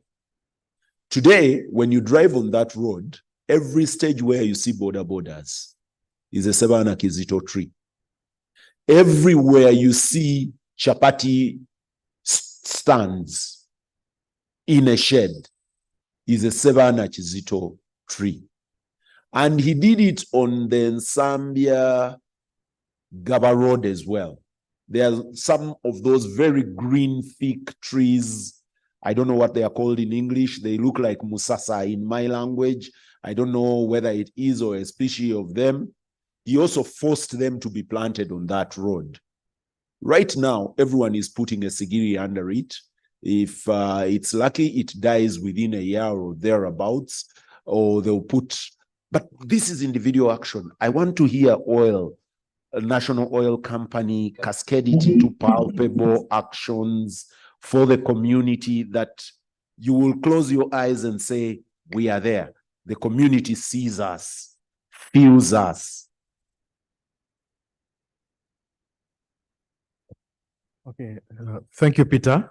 First of all, I would like to just quickly introduce myself. I didn't get a chance to do that. I'm Christopher Rokoni, a process engineer with the Uganda National Oil Company, and I'm here representing Proskovia Nabanja. She couldn't make it, but she sends her regards. So thanks for the question. And actually, when as I was coming here, it was I really like that you brought up this question in the form that it has come up in. First of all, I wanted to highlight at UNOC we have an ESG strategy, which is environment, social and governance strategy, which helps drive how we, which helps direct how we implement a number of actions. Now, under this strategy, we have 6 focus areas, and one of them is climate change. So for the case of climate change, I'll slowly take you to answer your question. We have a number of initiatives which are running, and one of which is the tree forest initiative. Then we also have estimation of the different scopes of emission. When I mean the different scopes, some of you may know here, when you're emitting, if you're emitting from your operations, that's a scope 1 emission. If you're using power from a certain source, wherever that power is coming from, they have emitted certain emissions. So that's another calculation which is there. And then there's the scope 3, which is from the products that you sell. So one of the key elements in our climate change strategy is to ensure that we quantify all these emissions, because you cannot do anything if you do not know the amount of emissions that you're giving out. So I'll give an example, like for the refinery project, an estimation was made, and it was determined about 1 million metric tons of carbon dioxide equivalent will be produced per year. This was an estimation based on the designs and how it is going to operate. And to set it back, because the only way we can manage it at that level when it has come out, because as you're operating, for example, if you're driving a car, once you burn your fuel, definitely the CO2 is going to go into the atmosphere. The only way you can now manage it is now by creating more carbon sinks, which takes me to the tree initiative. Now, after that estimation was made, another estimation still based on credible calculations came up to find that we needed 40 million trees to be planted to be able to abate all that carbon dioxide, so that we bring the project to a net zero. What does net zero mean? Yes, you're producing, but at the same time, you also have projects which are sucking down the same carbon dioxide, so that ideally we don't have any carbon dioxide going to the atmosphere. So a tree initiative was implemented to plant 40 million trees, and a number of organizations were reached out to. Now, like NFA, which is the National Forestry Authority, which pledged to provide acres of land to place for the planting of the trees. Then we have the Uganda Wildlife Authority. They have like vast, I think you know the number of parks that we have. A friend of mine here is talking of how he was in Kasese. Kasese has the Queen Elizabeth, and there are so many patches of like open area where trees can be planted, and at least we're sure not so many people will come and cut them down. Then one other stakeholder we're meaning to reach out to was Church of Uganda. Church of Uganda pledged to provide around 1,500 acres of land, and not only that, it also wanted to reach out to the different people who listen in to the preaching. Imagine they say every Sunday when people go to church, the preachers are reaching out to about 22 million Ugandans. Those are so many people. So imagine as they are preaching, they also encourage people to plant trees. On top of that, with the different areas where they have land, they're also able to like plant the trees there. And most importantly, one thing we should appreciate is that this global warming problem is for everyone. It's not a matter of just sitting down and saying, it's a national oil company, they're the ones who are extracting the fuels, or it's these other people, or it's the people with the cars. No, because when the impact comes, it is everyone who suffers. It hits us all. So it's very important for us to realize, yes, if you can plant a tree, you plant it. If you don't have to drive somewhere, instead of burning all that fuel, focus on something. So in a nutshell, definitely there is an ESG strategy which pushes into a forestry initiative where we intend to plant 40 million trees to abate the carbon which has been emitted, and this by extension also gets the community involved through Church of Uganda and the different religious institutions that we're engaging. Thank you. Christopher, I hear the intention. I want the dirty fingers here. I want to feel action. Where have you been? Where, I mean, this country is one of the richest in beautiful blueprint. I listened to him from Kasese. And for me, the privilege was, like I said, two days ago, I was in Fort Portal and I said, wow, these guys have rich soils, but I saw them washed downhill, and I don't know what will happen in 10, 15, 5 years. But I want to hear action. We have. Okay. Yes, thank you. I like that question too. Personally, I'm a scientist. I know scientists work with evidence. You don't just tell stories. Yeah. First of all, you need to appreciate that before we implement some of these projects, a framework has to be done. Currently, as we speak, engagements are going on with the different stakeholders now, like Church of Uganda. And I remember even they wanted to spread it out to the interreligious community to include the Pentecostals, the Muslims, and other denominations to ensure that the scope we cover is much larger. So right now we're still in the phase of doing stakeholder engagements to come up with a framework. Then secondly, and not only that, how are we going to implement it? I think there was also an organization with Stand Big to come up with what will be needed. These are studies which are still going on, because you need to know the type of tree which is going to be implemented. You need to know how it's going to be, where it's going to be planted, the conditions where it will be, where it's going to be, and how it will be managed. Then the production of those trees too. Money is needed, because you cannot tell someone to just plant trees. People have to buy the trees or the seedlings from somewhere and transport them there. So right now we're still at the phase of stakeholder engagements and coming and building up of. How long have we been here? Come again? How long have we been there? There. You mean there at stakeholder engagement at the planning level? At the country right now, it should be coming to but it should be around like 2 years now. Thank 2 years you. now, yeah. Okay. So that is where we are. Although we already have a small project where about 2,500 trees have been planted at UPIC. That's the Petroleum Institute in Kigumba. Thank you. Yeah. Francis, the balance level. You know, a lot of the times when we talk to communities about climate change, it doesn't palpitate until it happens to you as a community, as an individual.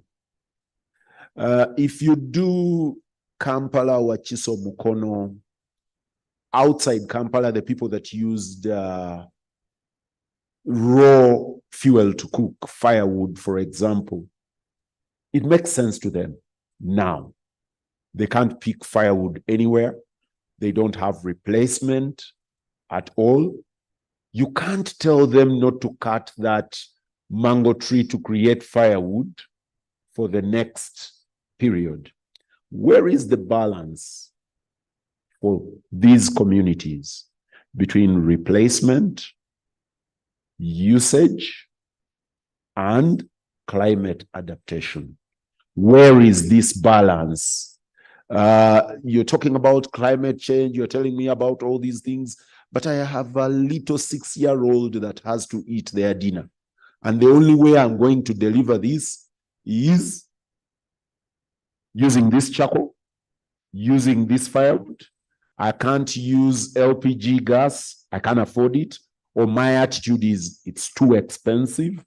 Where is this balance for this community, Thank you very much, Peter, and thanks, UNAS, for the invitation. My name is Francis Chibirige. I'm the National Coordinator of the Afrobarometer Survey Project in Uganda. We are researchers. We are a network of research organizations now in 40 African countries, including Uganda, since the year 1999. Each about 2 years, we conduct a fresh survey in each country. All our work is freely available, including data and reports online for free download and use. And on one of the many, I think over 18 themes that we cover in this extensive research is climate change. We've published, we've written, and the issues we are talking about today and on this panel are really issues that when you look closely and along the question you've asked, and I think submission from my sister Susan on the left, we realize that we are caught in the middle of a very precarious situation. On one end, we know science has warned us that all is not well, that our world is changing. We probably will have a new normal, if not in our time, at least in the times of our children and those who will come after us. But on the other end, we see in our communities at the very lower level, the front line, as you've described it, where these conversations are not prevalent, are not common. If I go back home and I meet my mother and my relatives, we don't talk climate change. I do understand the example you've given us from your interventions in Kasese, the very gradual, steady progress you've talked about of getting individuals away from the use of, say, biomass for cooking. Great. But in my experience, the many who do so don't do so with climate change on their mind, but is saving them money.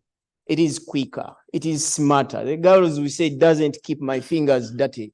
I don't have to walk down a forest and look for firewood. And nowadays, when I was growing up in Kamengo, Mpigi here, we had these government of Uganda forest reserves that we would walk into every evening, especially on the weekends. And the young boys and girls will carry firewood home for use for maybe a week or 2 weeks. Those forests are gone. They are now replanted with eucalyptus and other commercial tree species that are cut down routinely every about 4 or 5 years.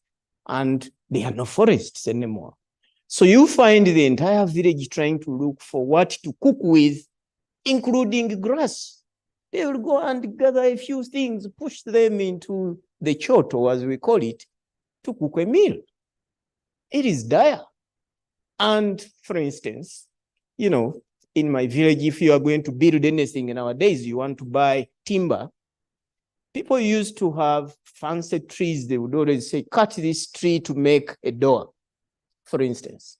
Nowadays, any tree will be cut down. And if you're buying timber for construction, be careful what you're buying. You will buy jackfruit trees cut down. So the question you've posed really, for me, shows this disparity.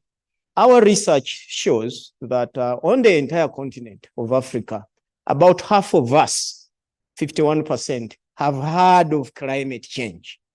And in Uganda, that proportion is 56%. And among those who have ever heard of climate change, only about 2/3 or more say that climate change in the form, we ask about things people can see easily. So only, about 2/3 or more say that flooding and drought has become more prevalent, and that climate change, as they try to understand it, is making their lives worse, okay? And that they would want their governments to do more than they have done before, and they are willing to support any efforts, even if those efforts will somewhat curtail economic development. But those trends of positive empathy towards climate change actions are on the reverse in Uganda. Surprisingly, in our surveys of the year, around 7 surveys in 2017, about 85, 86% of Ugandans were like, we are aware of climate change. That has dropped to the 56 I told you about. And the proportion of Ugandans who say that climate change is making their lives worse is dropping as well.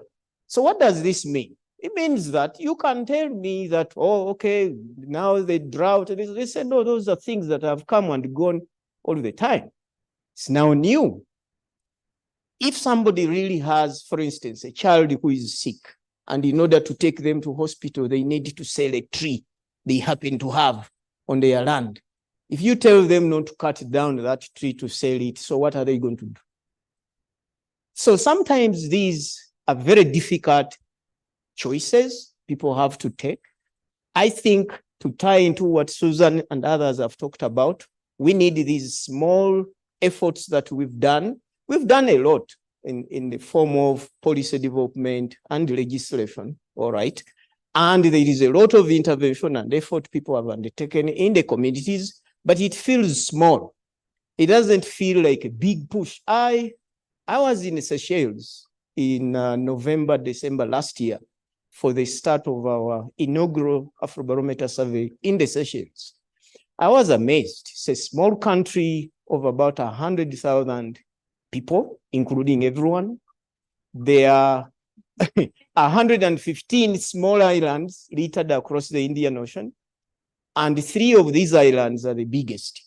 So on the biggest island where everything sits under government, they receive about 300,000 visitors each year.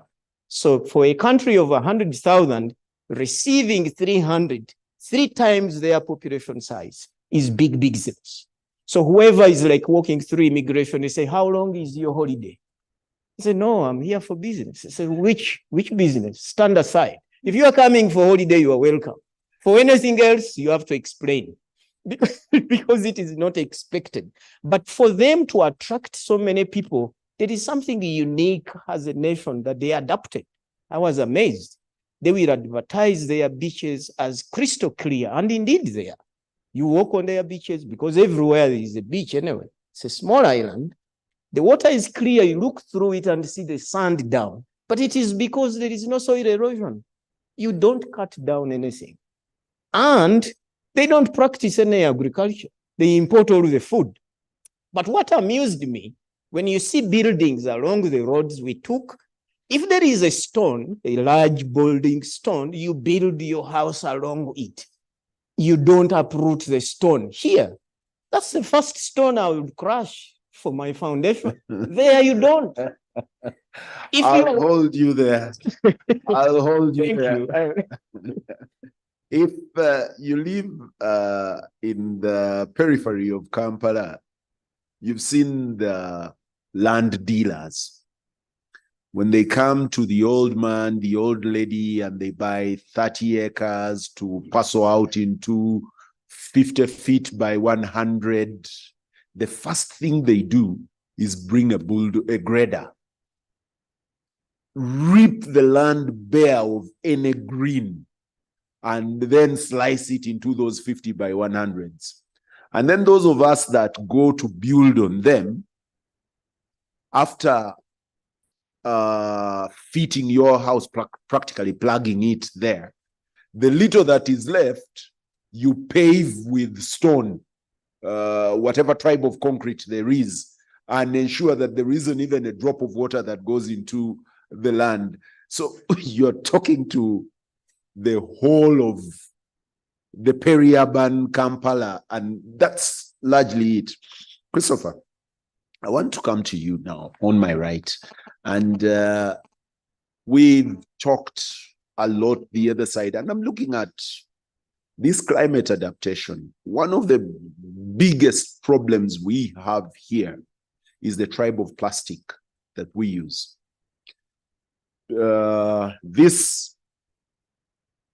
Everyone is producing and giving us water in this. The nets are wrapped in some little polythene.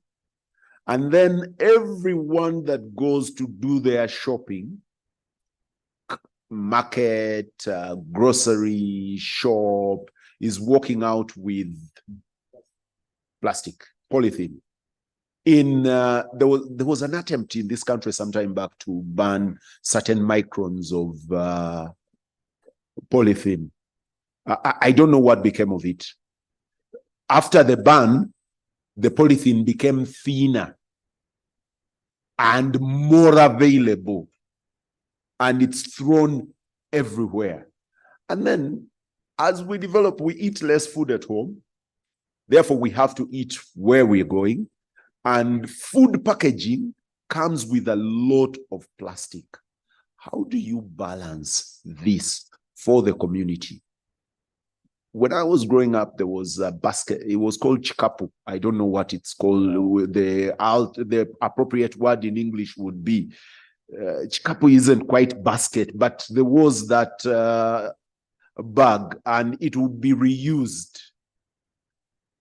Right now, I don't know how many of us can take back the polythene to the shop to pick the next day's produce that we are buying. So how do I balance this with the community? And by the way, that polythene, that kavera, is looked at as an achievement mark. In the evening, if this man that went to the trading center to commune with his colleagues doesn't return, it's called kavera here, with a kavera, you have a problem with the home. You have a problem with the home. What have you come home with? If the lady goes to the market, she feels good when she walks back home with this polythene. So the polythene is an achievement symbol of some form. I've brought something home. How do I balance this with the climate adaptation? How do I carry my food home with this balance? Or what do I do with them after? Thank you for the question. That's a very complex answer. And I think the first thing I would say is, as we've been talking about here, I think the issue, I think, starts with choice. We're all kind of, I think, forced into making decisions that are, and we all have busy lives, right? We are doing work, we're taking care of children, we're making food. And sometimes those choices are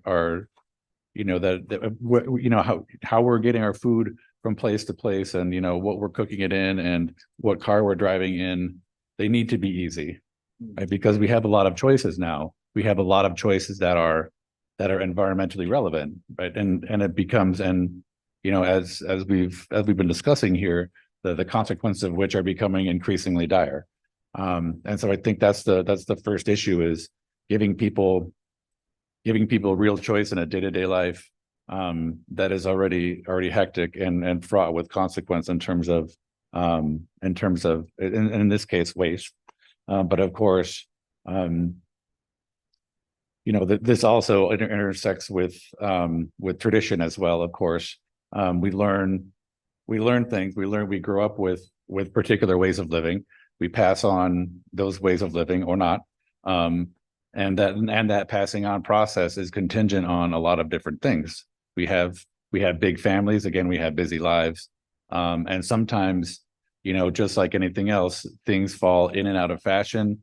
The traditions that underlie particular practices can begin to erode as older generations move on and pass on, as newer generations have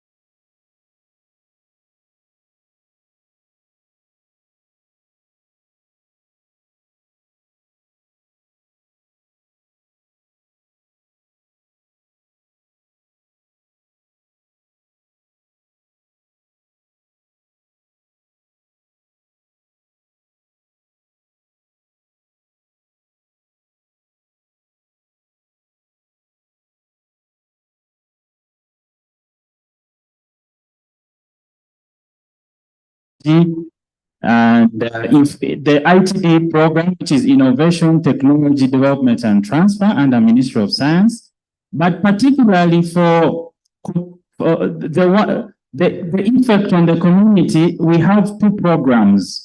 The NDP3 has 20 programs. So those that touch the community, we have the Regional Development Program, where we have the local governments, and then we also have the Community Mobilization and Mindset Program. So the program-based approach was taken in to ensure that we have MBOs working together, including CSOs and the donor community. So this program-based approach was actually meant to eliminate the silo-based working. It's work in progress because Vision 2040, we have 6 development plans. Right now, NPA, we are developing the 4th National Development Plan, and it will be rolled out in 2025. So as a country, climate change is very key, you know. So my encouragement to all of us here is that very soon, NPA, we shall be doing national consultations. And I encourage all of us here to come and contribute. What do you want to see in the National Development Plan? Because this is what is being used for budgeting as a country. So it's very important for us to put into context the National Development Plan of this nation. So climate change is, yes, very important, but as a country, we need to show interest. So let us all be part of this, you know, of course, the things that His Excellency, the President has tasked us is that the academia have research that is actually sitting on the shelves, and yet many of them can actually be rolled out to support, you know, the nation, you know, not just at the higher level, but even at community level. So we have got to ensure that all these programs are integrated for national development. So I want to really encourage us to be part of this process of supporting the National Development Plan and ensure that all our ideas, what we want to see government do, because within each program, we have what we call Program Implementation Action Plans, PIAPs. So those are the actions that the different stakeholders, ministries, CSOs are involved in to ensure that activities, and that is actually where budgets are generated. So thank you. Please come and be part of this NDP4 development program. Thank you. Thank you. I said I would use a few minutes to talk to people, especially in higher institutions of learning. He mentioned a little bit of it. You have beautiful research seated on a shelf somewhere. Maybe it's no longer seated on a shelf. It's somewhere in the cloud that we would access. Where I was seated before I came up here, the prof told me that actually we are not even starting at disseminating research. We are starting at working with the community to generate this knowledge. I want to hear about community engagement for climate adaptation. And I said I would start by bullying my teacher and then I'll pass it on. Prof, I'll start with you at UCU. And I mean, you're moving around. Tell us, where is this community engagement embedded in research, in adaptation? I'm sorry to disappoint you. I can speak about community engagement, but I can't speak about climate change because I haven't directly been involved myself. I know that the Faculty of Agriculture is doing some work, but most of their work is on plant breeding. Okay. I am sure they deal with climate change there. I know that they are very involved in Kome, on Kome Island, but I couldn't tell you specifically what it is they are doing. We have other community engagement things, but they are not necessarily linked to climate change. Thank you. And I'll go to the extreme table as well from Makere, she mentions that when she was mentioning agriculture, I was telling the gentleman there that I was buying matoke for planting. And I went to Kawanda. When I went to Kawanda, the gentleman I was buying from the Sakas told me this is generation, I think 16 or thereabouts. And he was saying, we started with fear, I don't remember the number, fear something. And where we've arrived at now, we are only 2 stages away from giving you the type of matoke that you were eating. And I was saying, okay, what has it taken to arrive here? And he told me, these are almost 30 years of research. The guys in higher institutions of learning, especially Makerere, have a grant of close to 30 billion for research now annually. Is it palpitating in the communities? I'm coming to you over there. Is it palpitating in the communities? Is this money that will impact when you do the research? Will it have any component of climate adaptation? Peter, I didn't know that you were going to scale up our bilateral conversations. Now I get a better understanding of well, I'm paid to Guru Gambo. A person who is a guru in these things, but we can pick some things. You're talking about the 30 billion also that is given to Makerere. I'm not the best person to speak about that money, but I have some understanding of how it is structured. I think it was some progress because for a very long period of time, Makerere wasn't getting any money that was specific for conducting research. We have this under a program called RIF, and of course the idea is that we should do some research or some innovations that are geared at getting some transformations. It is a good start, but like I was sharing you, the current programming is that it's given more or less on an annual basis. Now, if we are going to conduct research that is transformative in nature, that responds appropriately to NDP 3 and Vision 2040, like one of the gentlemen said there, then you need some kind of a latitude in terms of time in order to derive results that are going to make a difference in the communities. So we are looking forward to developing that further to a level where we are confident enough. There are lots of innovations that have come out from that research. Just about last week, we had some innovations used expo at Makerere, and there were lots of things that come from there. That aside, coming back to Makerere and specifically to our College of Agriculture and Environmental Sciences, and there are many colleagues of mine who are here seated. Our idea is to change from what we have been doing, the way we are conducting research, towards a level in which we are working with communities.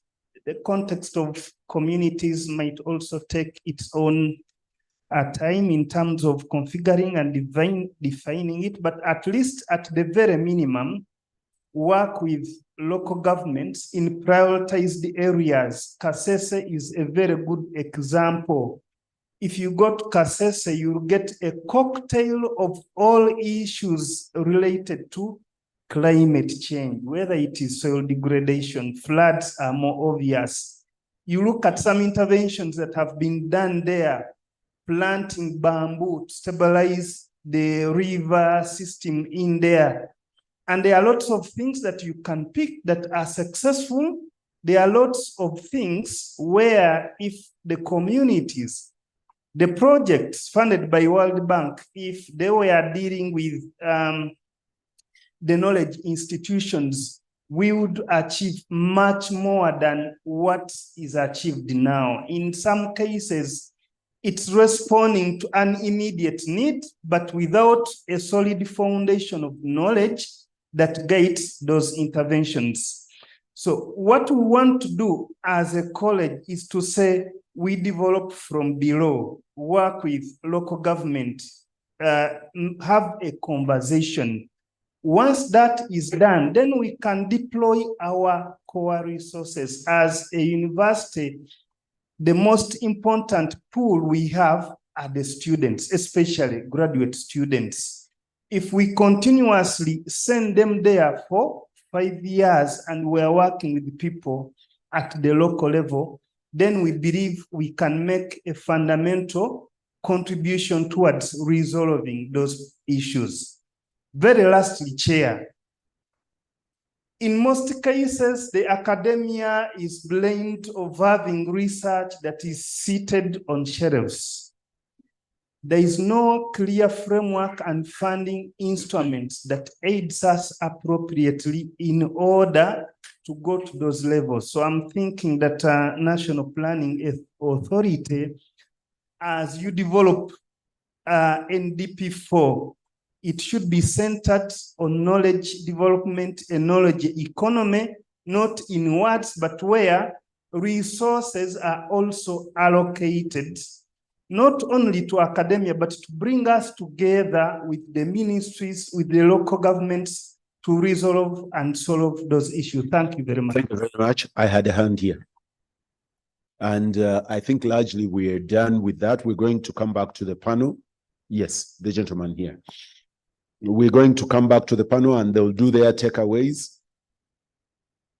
Yeah, thank you for giving me the opportunity to speak. I'm Muhimbise Robon, Director of Research, National Agricultural Research Laboratories, Kawanda. I am here to represent the Director General, National Agricultural Research Organization. Back to your question, the community engagement that we have been in for us to look at issues of climate change adaptation. As the National Agricultural Research Laboratories, Kawanda, the Institute has 5 mandate areas. And the 3 that are specific to your question, one is the Banana Research Program. The Banana Research Program, as the doctor said, from human health, he talked about new races of pathogens, the pests coming as a result of climate change. So under the National Banana Research Program, we have developed the nature-based solutions for combating, for addressing climate change. And we have developed the drought tolerant or resistant banana varieties that we actually promote with packages. We know banana growing requires the soil moisture. You need moisture for you to have high productivity from banana. So we promote, actually in communities, they are using our technologies. How should you ensure that soil moisture is maintained in the soil? Mulching, the water conservation trenches, then combined with disease or drought-resistant banana varieties, we are doing a job and engaging communities. Then we have a program looking at soils, environment, and agrometeorology. Let me ask,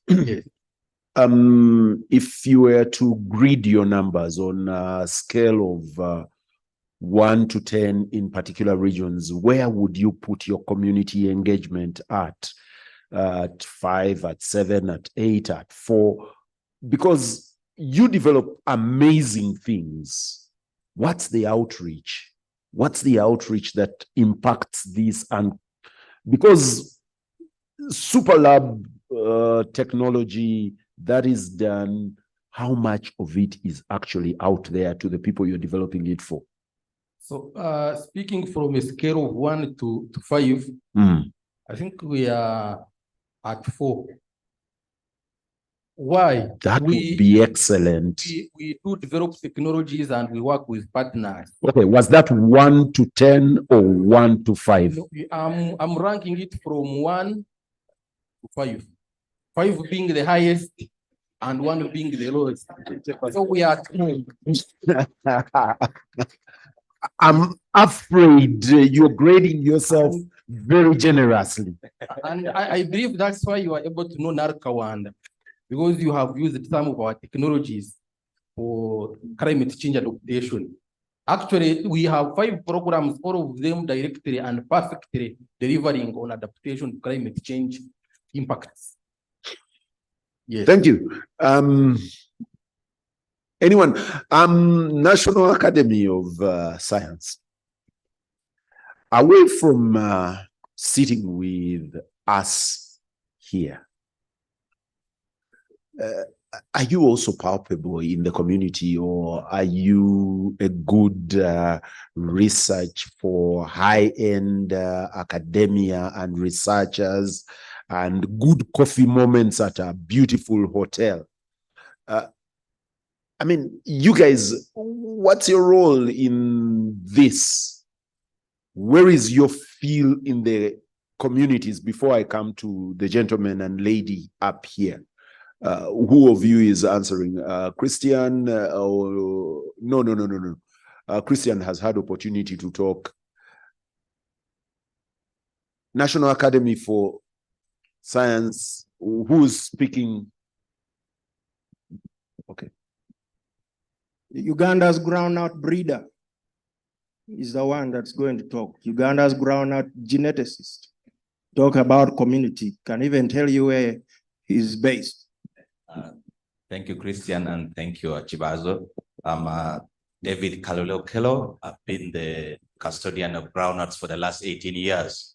So, and I'm very sure that even at lunch, you will be able to have groundnut. That shows we are very visible, both in the community and here. So I think that should even be the last, that should have answered the question. I want to give you feedback. About 70% of the groundnuts that are sold in this economy are imported from Tanzania and Malawi. About almost 50% or more of the beans we eat in this economy currently come from Malawi. That may be an indictment on you. I must say that from 2006 to 2023, we have had incremental increase in, for example, land acreage underground to about 4.6 to arable land in Uganda. That is a very substantial number. What you're quoting is the trade data coming through our borders from the tax authority. Yes. But over 85% of what we produce, both legumes, in this case, beans and groundnuts, is consumed locally. So it's the surplus which is coming from out there. And what is happening is that what is produced largely in those neighboring countries is hoarded by the businessmen, such that in time of scarcity, that is when they bring it on board. But if you look at in the time of plenty, we actually self-sufficient. And just mentioning about the climate smart and how we are entrenched in the community, over 80% of what we eat is consumed locally here. And then everything which is being produced is in tandem with the changing climate.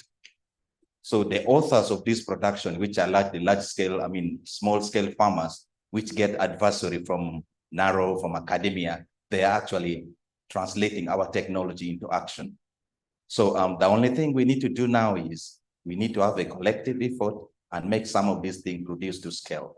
I like what the keynote address the lady mentioned. We need to stop talking in silo. We need to have the interministerial, interdisciplinary, multi-sectoral approach, such that some of this gain we are having, let it be translated to scale. Thank you. Thank you very much. I'm coming back to the table here, and I just remembered as he was talking, there was a nun in Kabong, that's Karamoja, and she was looking for girls to come to school. And she planted, I don't know what that tree is called in English, Mutuba. The scientists can, sorry?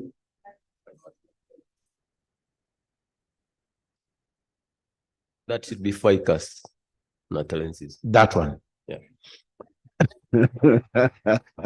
She planted them around the school. The school was about 5 acres. I visited the school in Kabong. She planted them around the school, and she was fortunate that they actually made it. Now they became food for the goats in the community. But also they provided shade for a lot of, especially the women that would have worked in the day. So they would come to enjoy the shade. So she said, no one enjoys my shade without bringing their children to school. But it was a particularly girls' school. So the women were forced to bring their girls to school for them to enjoy the shade. And then along the way, because of those trees, the impact on the capacity to grow vegetables, I don't know how they impact, but the impact on the capacity to grow vegetables became massive. So she was the island of green in this community. And then she started cutting them for firewood. And she said by the time she would go round the 5 acres, the first ones she would have cut would have regenerated, and she would keep going round, so she wouldn't buy firewood. And I was thinking, wow, this lady, unfortunately, her community transferred her back to Ireland, and the Ugandan head teacher that was given the school harvested all the trees, and bang, there is no regeneration. And you would think, okay, did the community pick any knowledge from here or not?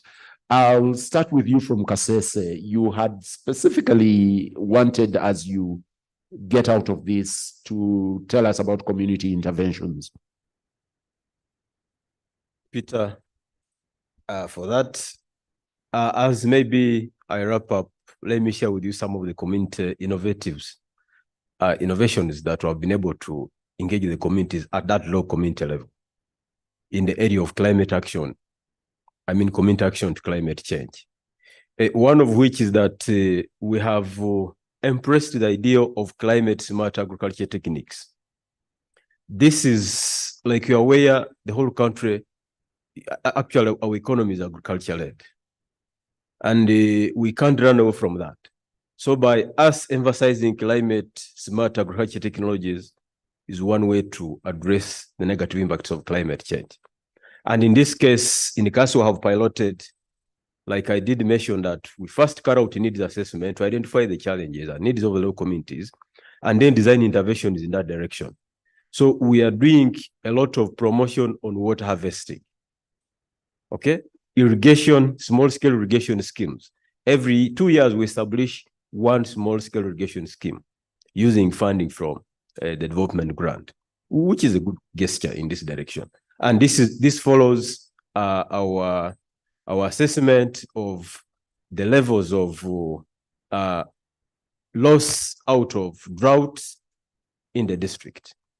Then also too is that we are also using an approach of community-based climate adaptation, where we engage the communities in this area of, like, say, water harvesting at that level, so that we've encouraged people, everybody with an iron roof building, to harvest water, so that we address the element of this water scarcity when it comes to these areas of dry season. And then maybe before I say finally, is that we are also doing a lot of ecosystem-based adaptation. You're aware about the presidential directive of looking at restoration and management of wetlands, riverbanks, mountainous hills, and that's very important to be able to control floods. And probably finally, I must talk about the climate resilient infrastructure. Like Peter did mention, we construct a number of roads, but because we don't secure the road reserves, we lose them so often. So as a strategy, each time we construct a road with community involvement, we emphasize that they have to secure the road reserves. As we provide offshoots in terms of drainage, then for the longevity of the roads, then the communities participate into securing the road reserves, and we encourage them as much as possible to grow fruit trees, so that when these young ones probably are getting out of school or going to school, they can harvest a tree, like you did mention. And finally, afforestation and deforestation. That's a second finally. Yes. Maybe as I conclude, I want to respond to some senior citizen. Let's see if we'll have time or someone else will do that, because I'll be fired. Okay. Okay, thank you. Yes, one of the questions we had was resuscitating or versus growing commercial. I mean, we are cutting nature and growing commercial varieties. Is this similar? Susan, I'll start from you as a takeaway, and then your parting shot. I think I'll reserve that question to the researcher. Okay. He might have significant insights to share on that. I'd like to thank you very much. I am encouraged from the discussions on the floor, from the examples that have been shared, that communities really can be put at the center. They are already being put at the center. We need to give visibility to those impactful examples, and try to see that we can scale it up. I also was encouraged by your takeaways with the key message to work in partnership. Mr. Ranga did mention in passing that why did I encourage the top-down to continue. The ecosystem cannot allow it to shut down yet. It can't shut down. That's the geopolitics and everything. It has to continue, but we need to demonstrate that the bottom-up works and potentially works even better, and use that opportunity to advocate for a reduction of the top-down or a balance of both. So that is why I say that it has to continue. And I really liked the comment that came from the professor from Makerere, that even community, we have to define what is community. It's a really big question that cannot even be answered, even if we dedicated the whole day today. So you have to define for yourself what would be the community that you are working with, but emphasize that those that live there, those that are at the front lines of the impacts, their voices get onto the decision-making table. Thank you very much again for having me. Thank you, Susan. Francis, you've been tasked to answer that question about us harvesting nature and planting commercial varieties as you get into your parting shot. Thank you very much. I will try to be very, very brief. I think it is a well thought out question. And in my opinion, the two are not the same. I do public opinion research, and as a Muganda, and I think many of us in the room believe that Uganda proverb that says that he who is stronger than you can use what you have to overcome your position. If I may state it in Uganda. It's the whole point in my efforts to go after public opinion to understand what people think and why they think, what their attitudes are. So if you get to know what is in their head, you will know what is in their heart, and you can engage with them better. I remember growing up, these forests that I previously referred to as government reserve forests were secret in a way. you would not enter in there and cut a living tree. You would only harvest the fallen branches, the dead wood to go and use. And there are some people who would come and mark some trees with some red band paint. They would paint around the tree stump, and they marked those trees to be cut down regularly and felled by very big, where I was small, very big trucks and taken to be processed. And that was the norm. So these trees, this forest, you couldn't cut it down even if you wanted. Nowadays, when we replace them with eucalyptus, man-made commercial trees you've talked about, we know we're gonna cut them down soon. And when we cut them down soon, depending on the harvest, what do we replace them with? Sometimes with nothing, and sometimes with the trees that will be cut way too much younger than that. So in my opinion, it is the same in the context of the— Talk to the dilemma of the adaptation. We still need the timber. Yeah. And we are going to need it for as long as we are. You have the forests that are going down, and you have folks that are planting commercial varieties.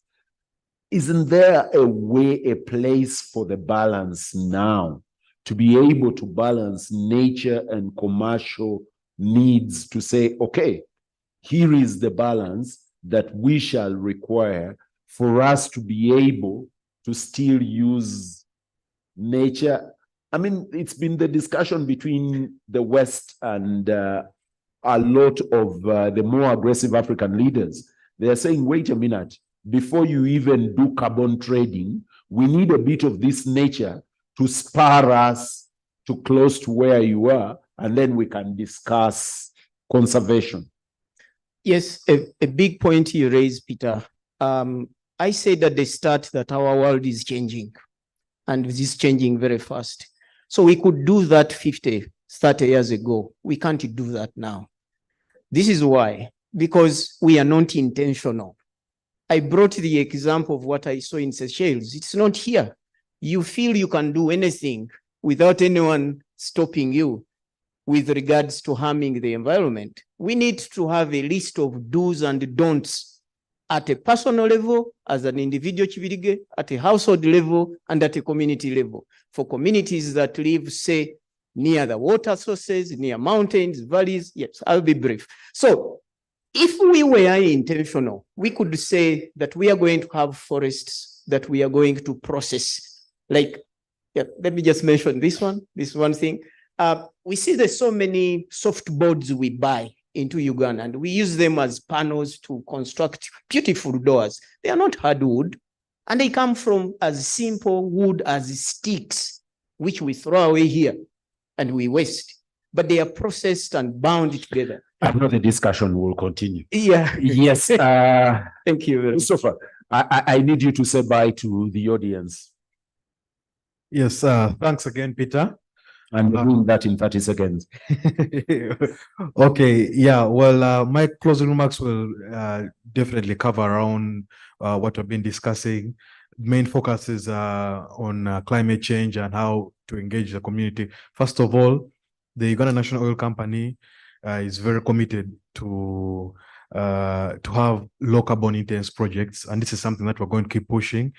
We'll always reach out to people, although I think this is an area which is going to be reinforced because as you hear many people talking, they're talking about the importance of reaching out to the community, how they can help, and how to start projects. Thank you very at the much. community level. Thank you.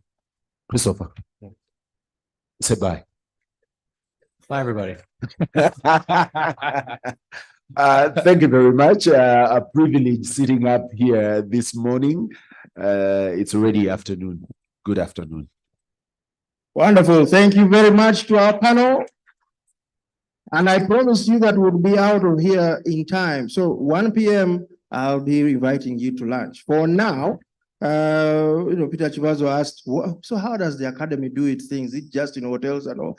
Well, this moment that we have here is a moment for interaction. And it gives you a possibility to have some sort of transformative insight.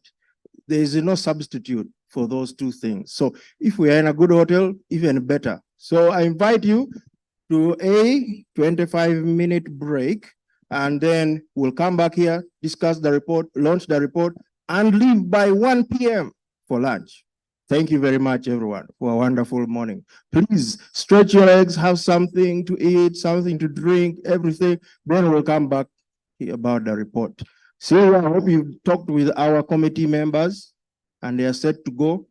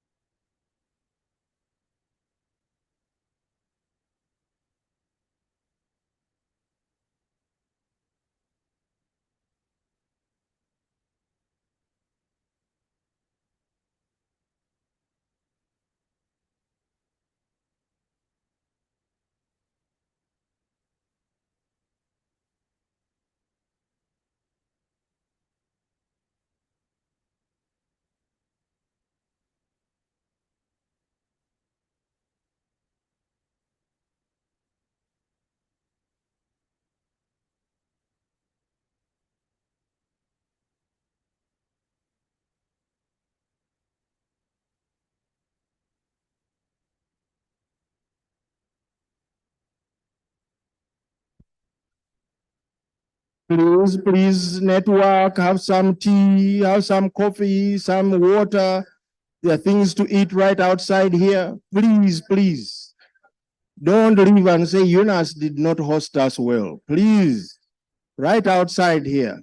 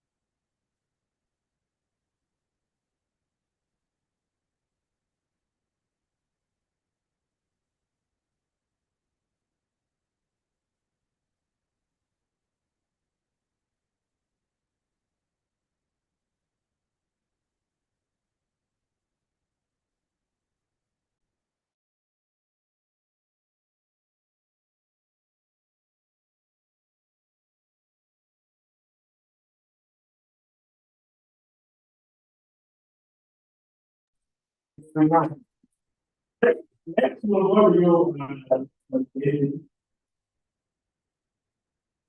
audience and then the Christian. Then again, David will tell because it's going to have some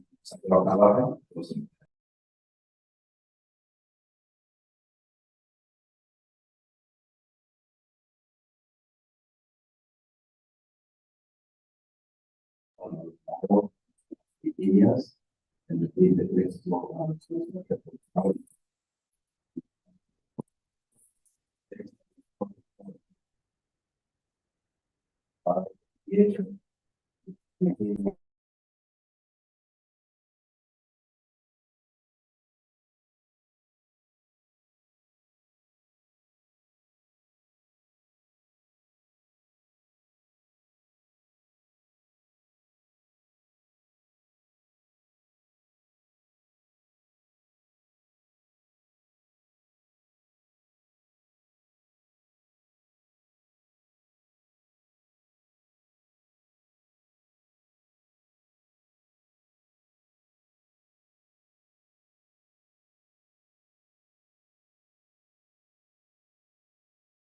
studies, and then of course the academia, and then all the other bodies which conform the consensus report. It was very participatory. I appreciated working with the senior members in the community. I mean, the professors, the guys who are, having much more experience than what I am, and everybody was collegial. And at the end of it all, we listened to the community voices. And in the book, if you you read it through, you realize how the end users, which in this case the community's voice, are heavily enshrined in there, and how the climate change mitigation and action needed to be made more actionable. So I'm happy that I was part of this committee, and I wish you well in reading the report and making it actionable, because it starts with you as well. Thank you. Thank you very much. All the way from Serere, he made it to the committee meetings, made them very lively. So there we are. Let us see. There are some of you looking for this report. We haven't yet launched it. So you'll get it once we launch it. We have copies for you. Everyone will get a copy of the report once it's launched. Right now, we are doing what's called whetting your appetite, so for it. When it comes, you'll have it, you'll read it, and then you can send us questions at the secretariat, and we'll keep going from there. Wonderful. Over to you, Evelyn. Thank you, Christian. And thank you, professors, for being here for the launch. And the participants, you're all welcome. I'm Evelyn Komtunga. I'm a principal agrometeorologist working with the National Agricultural Research Organization, NARO. I'm based at Kawanda, and I lead climate change research within NAR.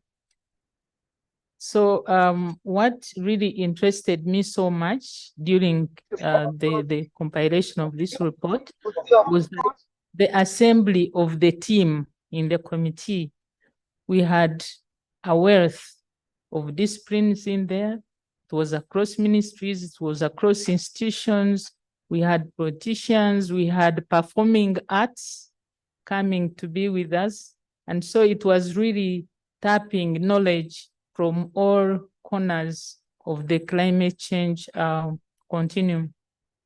Also, when we had those praise where we were given roles as either a farmer or a youth or something, it came out clearly that climate change really touches everybody in the society.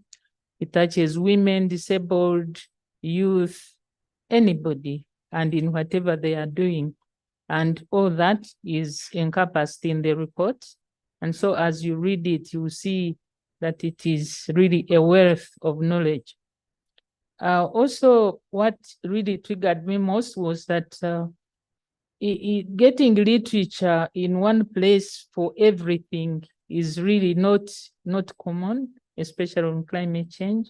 But here we have a report that cuts across everything. So when you read it, it will all be inclusive, and everybody will have a niche within the report. And as Okello said, it starts with you. So you will not feel left out.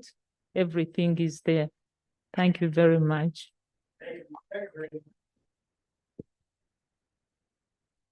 Thank you very, very much. Those are three representatives of our committee. We'll take a few burning questions, and these are questions. These are not lectures, please. Questions, short, to the point. We'll start from Daniel. Whom are you giving the microphone to? I know there was someone before tea break who wanted to ask a question. And then we are coming to you, Sydney, and then we'll go to the middle. So Sydney, hopefully you've identified someone that side who has a question.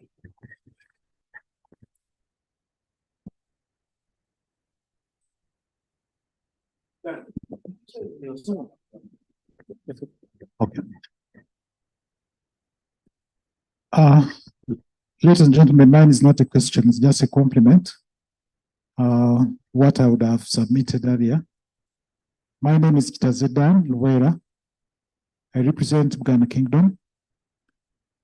You'll excuse me to draw you a little bit back on the conversation that was here concerning the harnessing of community environment for sustainable adaptation and mitigation of climate change. And the question was, what action? As Uganda Kingdom, the culture institution,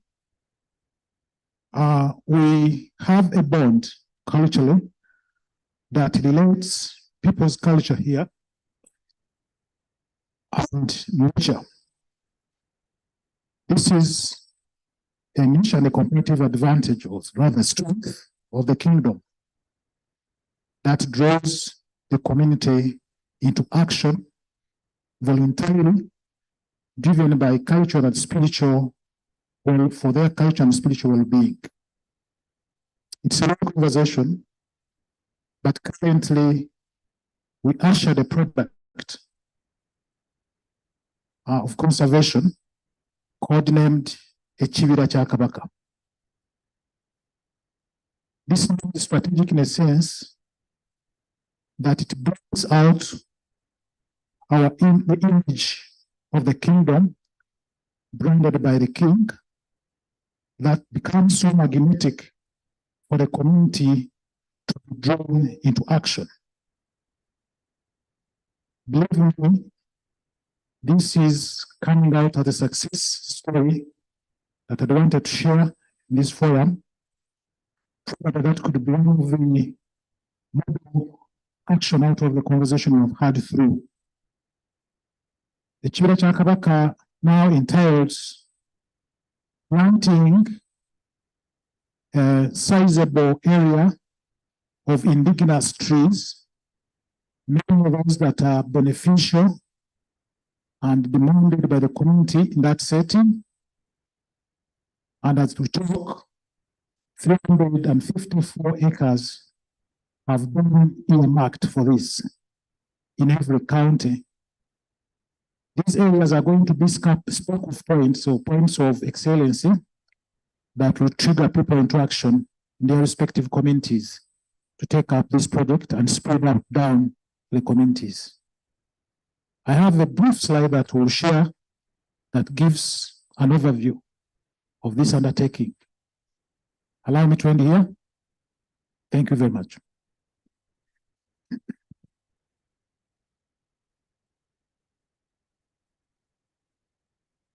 Thank you very much.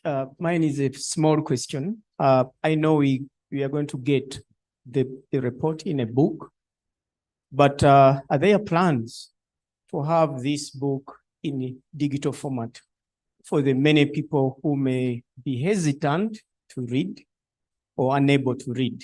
But if it is, for instance, narrated in, say, a documentary, and it is available online, say on YouTube, I believe many will. Thank you very much.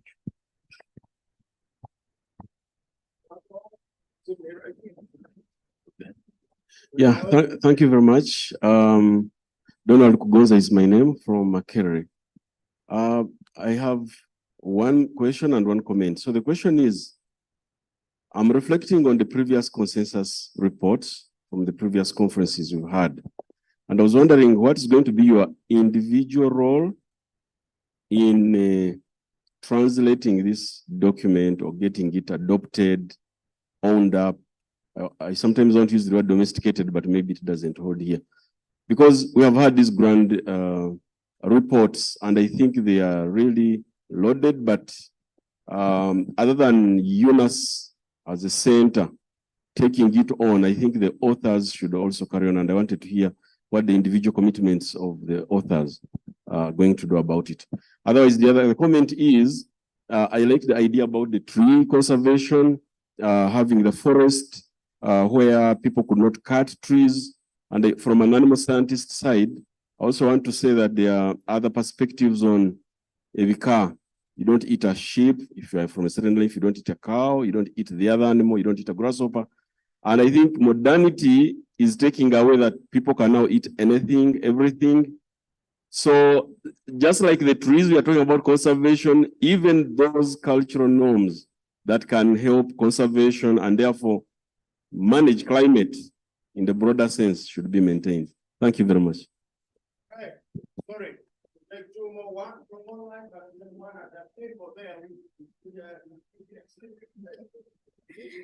Yeah, thank you very much. It will be brief. My name is Florence Mutonyi Dujanga, Professor of Physics, Makerere University. Mine is mainly classroom work. So when I was coming about this, what I just knew that I'm going to hear from the report, and I hope I'll see it. How we shall go to the communities. I'm glad the keynote speaker emphasized that one, because it's mainly coming from the communities that we are going to change things. Because many of the things we talk about them at university, we teach them, and as somebody said, we keep them on the shelves. So now my biggest thing is looking out. How will that person know? I know one time I was moving in a bus, this lady threw out a bottle, and I was telling her, please don't. No, she told me, no. Let the people outside also have, meaning she felt that the people around there should also gain from these bottles, because for them, they see picking a bottle is something. You go home and use it. So he says, no, let's not just take them to Mbale alone. Let's leave some of them too on the road for people to pick and use. So people must be sensitized. So I'm actually looking forward to hearing that small thing of how we shall go down to the grassroots. Thank you very much. Okay, then lastly, Sabrina Chitaka online. Yasin, I hope we are set up.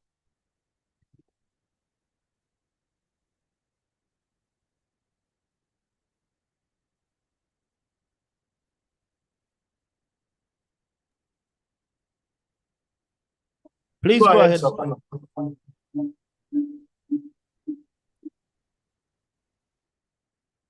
Okay, a question. Oh, there we go.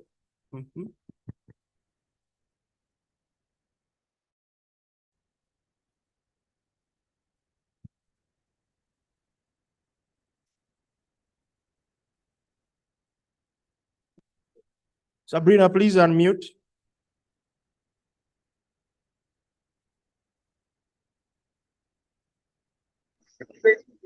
I shared my question in the chat. Not able to talk at this time because I'm on the road. But my key comment is how shall we engage with the people with disabilities? And second of all, what are the key priorities seeing that Uganda does not get into those issues? Thank you. Wonderful. So we have those questions and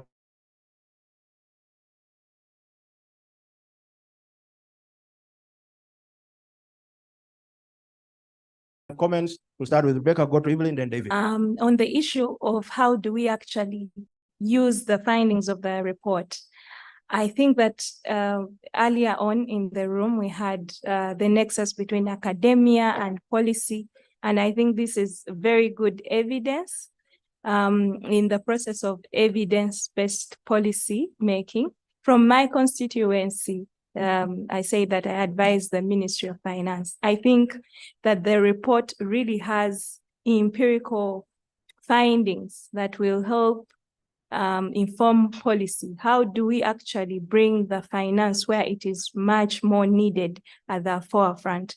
Right now, the ministry, together with partners, are looking at performance-based climate financing, performance-based climate grants in different districts. And I think that the evidence here, the case studies here will go a long way in informing that process of getting climate finance really at the grassroots and scaling up some of these interventions that are already working, the ones we saw in Kasese, the ones that our speaker, Susan Nandudu, showed us this morning, and many other success stories that are happening. Yeah, that's what I can say for now. Thanks. I start by appreciating what Dan alluded to, saying Buganda Kingdom has taken lead into championing this. I wish other kingdoms nearby also borrow leaf and we move on like that. That is one example of how it moves on. Two, whether this book is to be converted into the other useful format, I think that one, Christian, you take note of that. The fact that we have the hard copy, that means the soft copy is already there. Just get few actors and go to the studio and get it to all the formats needed. Already, I think the policy brief is already there, which is working on well. To my Prof. Kugonza, how do we make this thing useful? How do we disseminate this? For instance, where I come from is National Semi-Arid Research Resources Institute, which is in the forefront of fighting climate shocks in the region. And I'm happy that I'm part of the management of that institute and I coordinate oilseed research in there. I believe my parent institution, NARO, and the ministry are all in tandem with this. We already have a very big project, I think 5 to 10 year project in climate smart agriculture, which some of the findings in this consensus report will actually form the pillars in there. So I believe with the current funding, which is coming through the parent ministry and the cross-cutting Ministry of Water and Environment, already we have the leverage of financing, which should be able to make sure that some of the findings in here go down to the village. Thank you. Thank you once again. I think it is important that the book is used.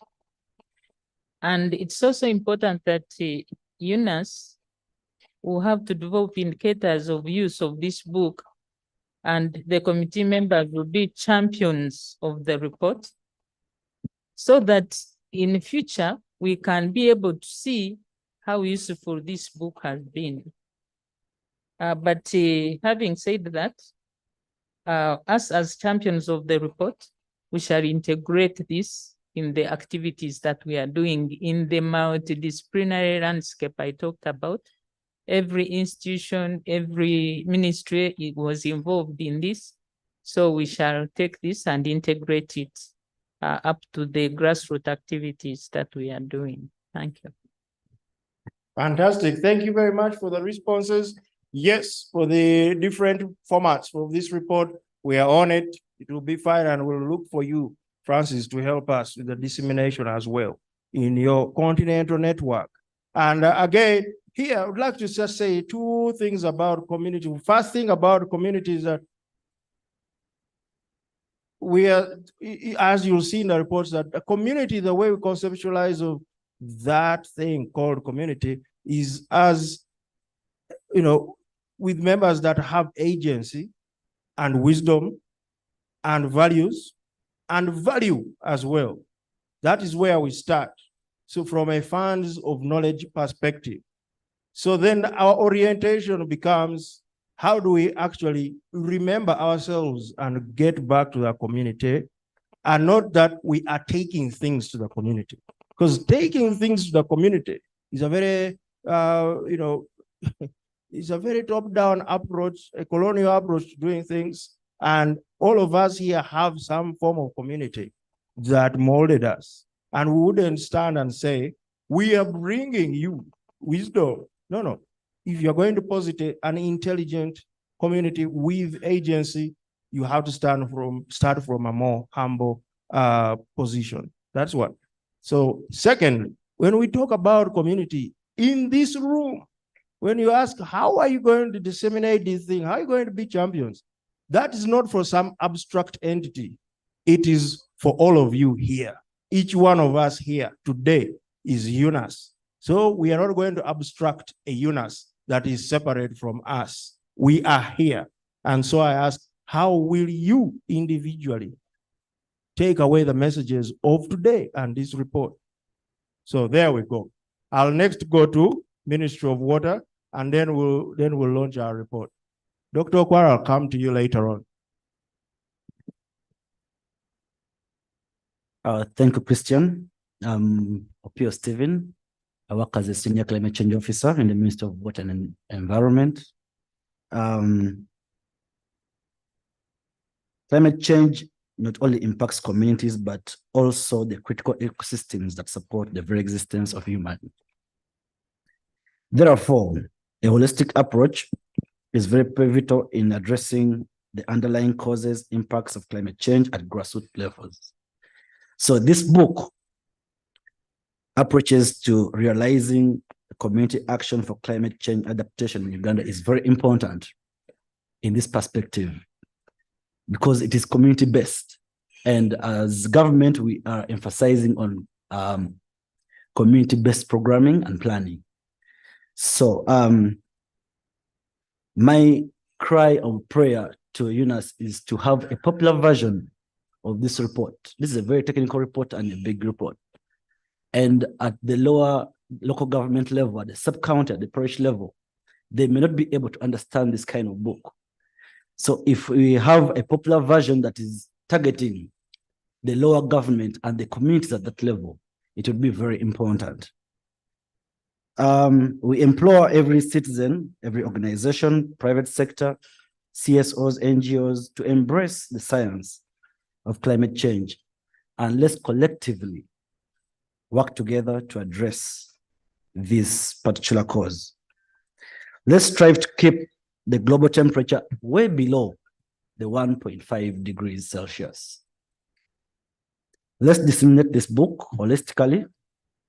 As Christian has mentioned, it is our responsibility as members in this room to disseminate this book. At our level, as Minister of Water, we shall have these books in every shelf, in every documentation center of the ministry, and we shall bring them down to the district natural resources in every district if copies allow. Because Uganda right now has a number of districts, about 150 districts. So UNAS, please provide and avail us with enough copies for dissemination. So every stakeholder is encouraged to disseminate and take out this very important book to our communities and then implement. I've seen in the book, the contents, it has implementation strategies at community level and at ministry level. So every ministry can have a copy of this book and then see how they can leverage on this important report to see how they can address the challenges of climate change in their various sectors. We can all do this if we collectively and aggressively take this seriously.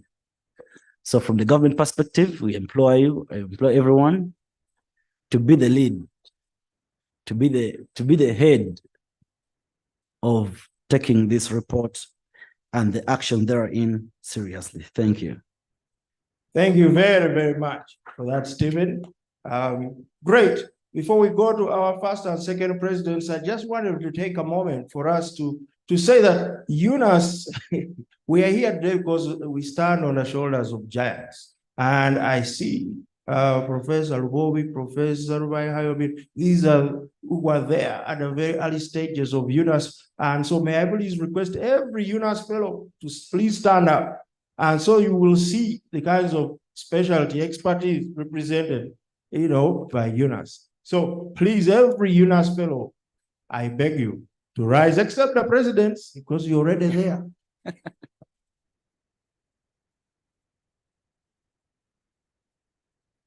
So you can see the different fields represented here. Now, may I please request everyone who is UNAS to please stand up.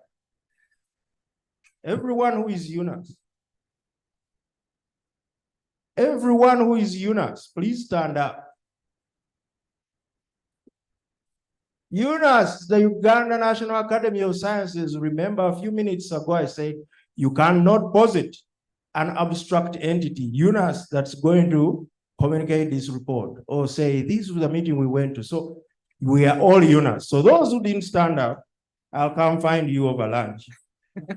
That is a promise, because we are all UNAS, and I hope you have that point as well. So it is my honor now to invite first Professor Sewanga, but then Professor Mugambi, and then together, after they've made a few remarks, together they will launch this report. And my colleagues at that point, once it's declared launched, will distribute reports to everyone.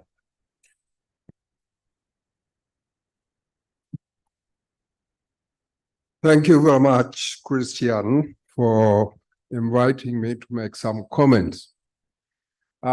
First of all, I'm extremely excited on being here, but more importantly, with the production of this consensus study that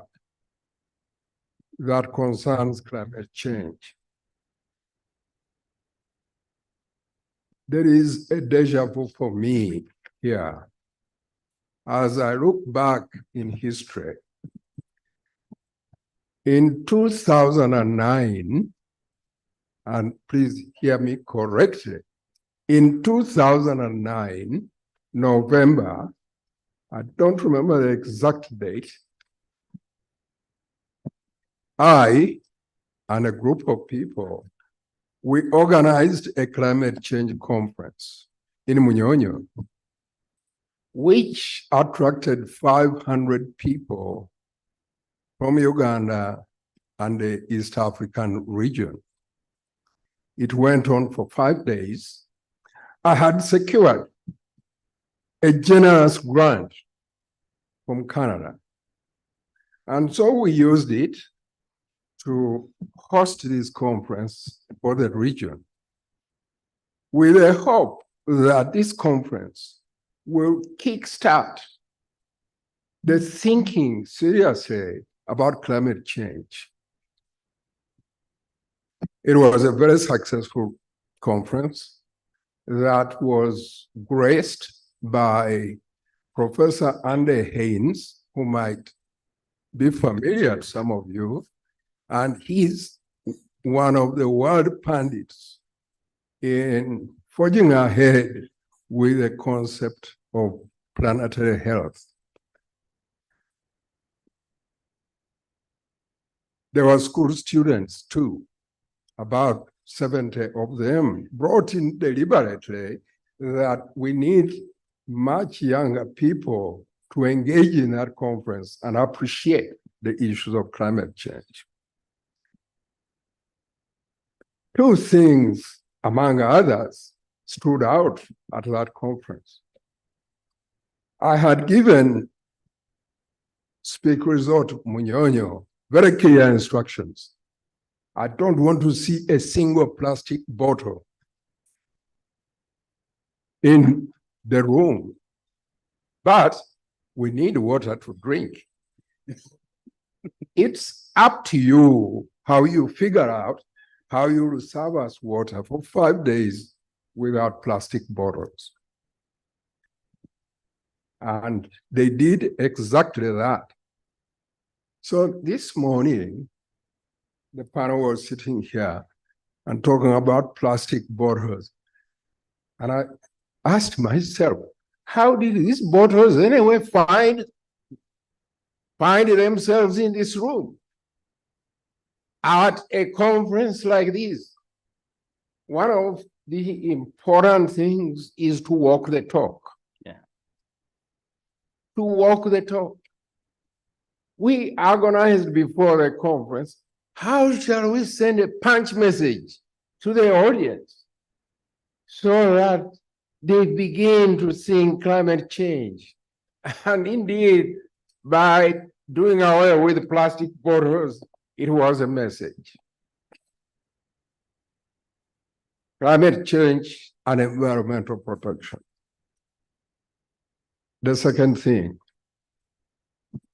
gave instructions to the hotel, Munyanyas Big Resort. We have to go vegetarian for the whole week. Vegetarian for the whole week.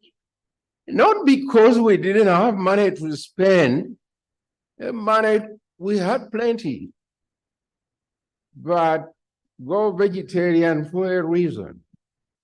You know what bringing up, if I may use the phrase, animals, and particularly cattle, what they do, carbon emissions, and what that means for climate change.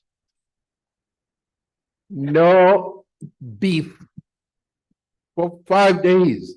I don't know what they are serving for lunch, but we will see when we get there. And so we had vegetarian food the whole week. And people were saying, why are we having this vegetarian thing?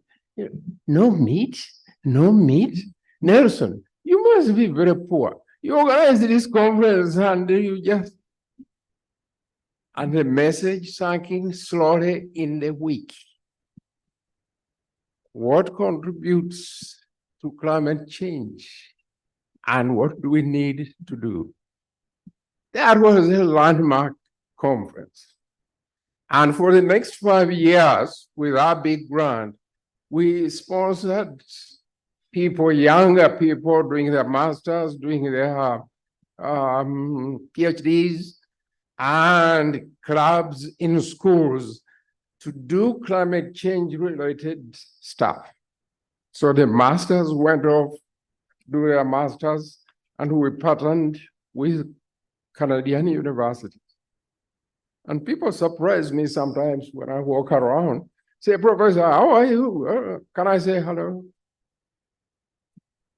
Can you remind me who you are? And I say, you sponsored me for the climate change masters, or you supported my research, and it turned around my life. And now I'm into climate change. I thought I'd just give you those short stories to say, hey, yes, we need to move on. So 2009 to today is 23 years plus. Where would we be if we continued in that direction? Those from agriculture, you do have a climate change unit. The last time I visited, it was before COVID.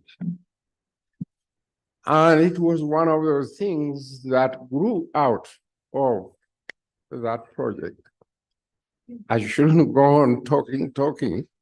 I'll let my senior colleague come in. Or is it Christian to invite the senior colleague?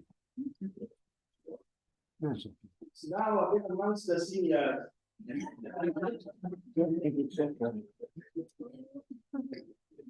Well, Professor Shawan Kambo, Shawan Kambo, thank you very much for that historical sketch.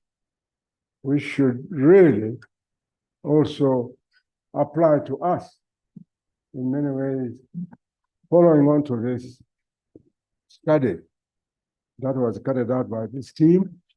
I have also a similar story, but my memory is not so as good as yours. I did participate in a climate-related study. Oh, I need to do this. Sorry. Is it okay? Can you hear me? This was carried out in the early days of the academy. We collaborated with the Kenyan Academy of Sciences in a study on malaria and climate change. So I have a similar story, but dates escape my my old brain. But the study was carried out, and it was financed by an American foundation. I'm very sorry, but it can be looked up.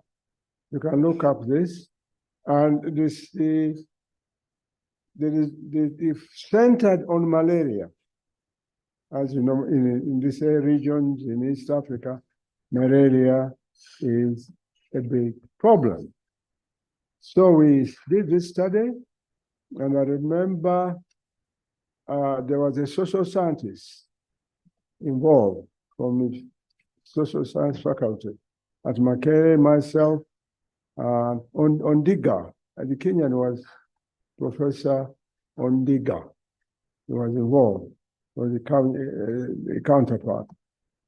Anyway, that is my little rough sketch of how I've been involved in climate change.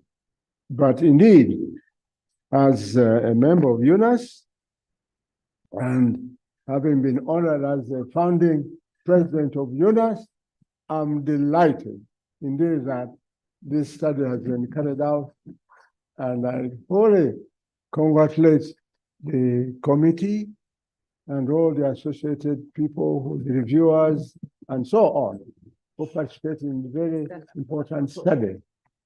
A reference has been made about recommendations and such.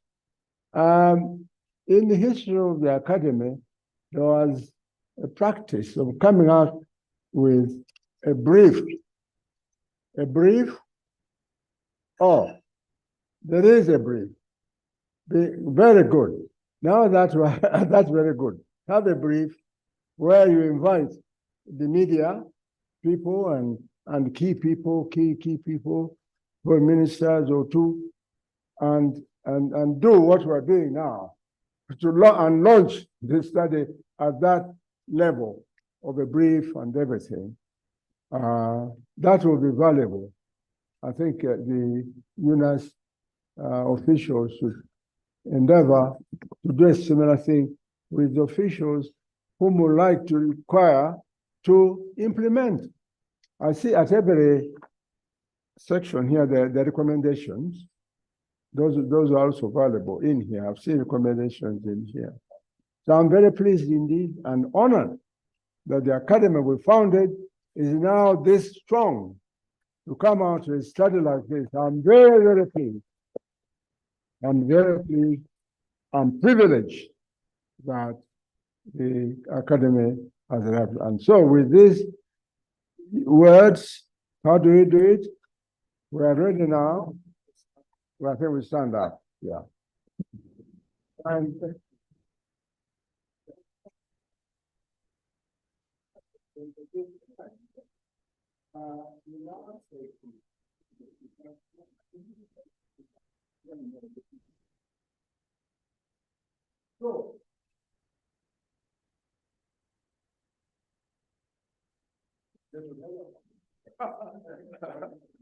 well, so ladies and gentlemen, we are pleased. Professor Sewankam and myself, it sounds like American. Let me not joke about it. This is serious. But we're very pleased to have this opportunity to launch this important consensus study on realizing community action for climate change in history. I'm very pleased.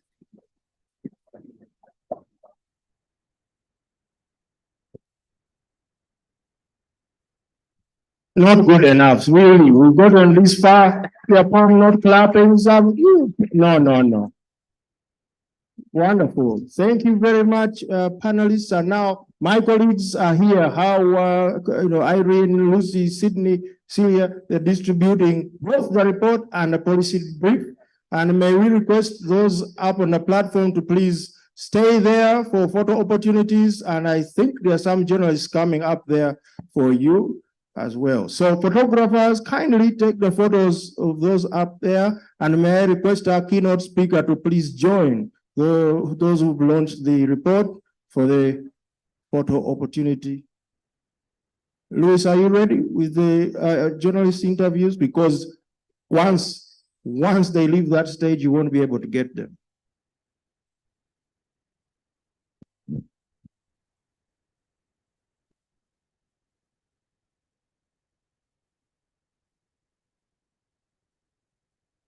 Fantastic. And everyone else, please, you're welcome for photo opportunities.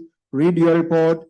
At lunch is served next door, and we'll reconvene at 2:30 p.m. for the afternoon session. But thank you once again, distinguished guests. One more round of applause for all of us.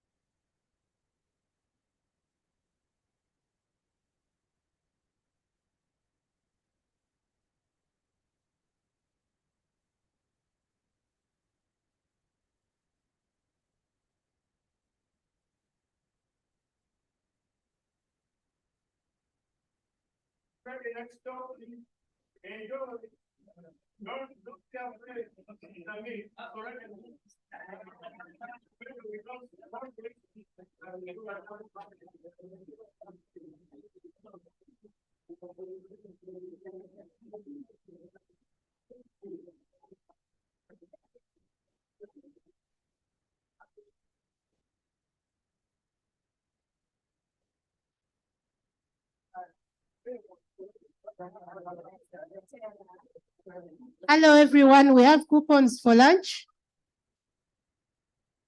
Yes.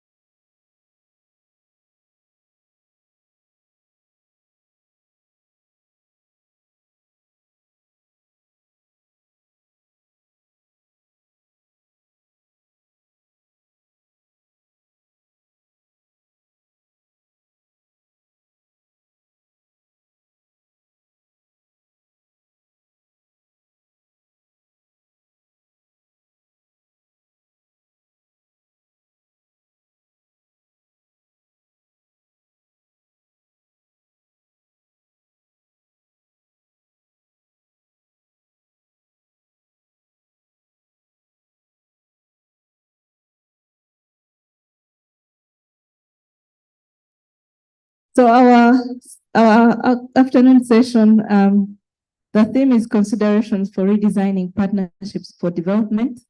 And we're going to have three quick talks on human rights, financing, and energy. The third talk has been changed. Christoph will talk to us about the energy paradigm to climate change. We will not be having the talk from Professor Patrick Mangeni, as he's unable to join us this afternoon. We'll then have an interactive session from the three discussions and close, and then we'll have our reception. So I'd like to invite the representative from Uganda Human Rights Commission, who's going to talk to us about human rights and legal practices in the context of climate change. This morning, we talked about the multi-transdisciplinarity of climate change. And so this afternoon, we're going to hear about the human rights and legal context of climate change. You're very welcome. I'll let you introduce yourselves with the details as the technical part is set up. Good afternoon, ladies and gentlemen. I hope it's a pleasure to be here, and I hope you're fine. Presenting in the afternoon is very tricky because when the digestion is taking place, people are sleepy, they are tired, but I'll try to make the best that I can. I love human rights. I'm a lawyer by profession. I'm a human rights lawyer. I've been at it for 20 years and I'm still going. I hope they extend the retirement age. Because I feel like, well, how many years do I have left? But I feel like I still have the energy. So today we are going to talk about climate change, but the younger ones I've mentored and educated and trained in law school, they look at me and are like, when is that woman still living? She's still there. I am still there if any of you is in the room.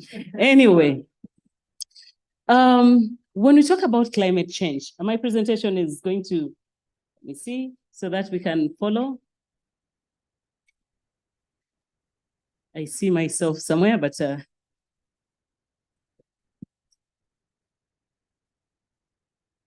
when we talk about climate change, as I believe you have you discussed this morning, it impacts on everything, our livelihood and everything that relates to us. It impacts on our land. It impacts on the crops. It impacts on the yield. It impacts on the water levels. You have seen flooding around the world. You have seen bushfires and all these things. All that is climate change. We are seeing diseases that we never saw before. We are seeing like everything that you have heard this morning. Because I was wondering, I'm sorry I wasn't here in the morning. I had another meeting on access to justice. And so I missed out on this. But everything around us is being impacted on human rights, sorry, by climate change. And yet it impacts on human rights. Your right to health, your right to access to water, your right to housing, your right to own land, your right to do businesses. And who is doing this? Well, the US, Europe, and China are making money and they're emitting a lot of whatever it is. The ozone layer is being affected. But do you know the continent that is most affected? Africa. Africa is the most affected in all this. And yet we contribute 1% or less than 1% onto the emissions that are causing climate change. The question is that how do we access justice? And where does human rights come in? Especially in view of the fact that some countries have a thinking, some leaders think that human rights is a hoax and that climate change is a hoax, that it does not exist. They just want to stop us from producing. So the more we are emitting, the fossils and all those things, it's impacting on all of us. Have you seen the levels of cancer? So can you sue and say, I got cancer, or the levels of cancer are as a result of this. Do you know where it came from? Can you actually bring a legal action? There's a case that we were handling. How many minutes do I have? Because when I start 20, I had better start my presentation. I had not started.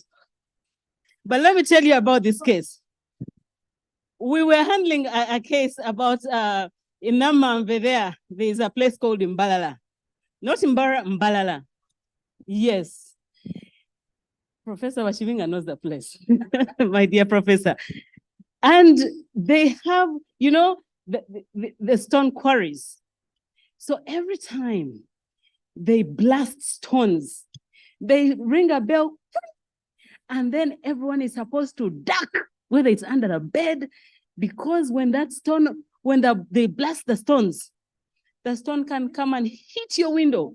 So they brought cases and people's roofs, you know, they went through iron sheets, a big stone like this, kids had died, and the community, you know, the poor, access to justice is elusive to the poor.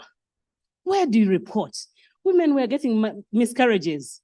That blast was, you know, it shakes the womb. Even the dogs and cows were getting miscarriages. Yes. Or they were just not giving birth. So you have a goat that goes for a year without giving you kids. So they brought a case and I'm like, where do I start?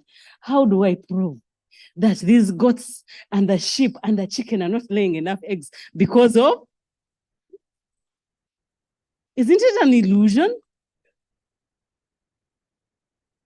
So when it comes to litigation and human rights, sometimes it is so hard. And when we're dealing with climate change, it does not come overnight, that your yields are going to reduce overnight. It takes years and years. And then you're like, in my days, when we were younger, things used to happen. So at what point do you say, I need to bring an action? I need to hold someone accountable. And who do you hold accountable?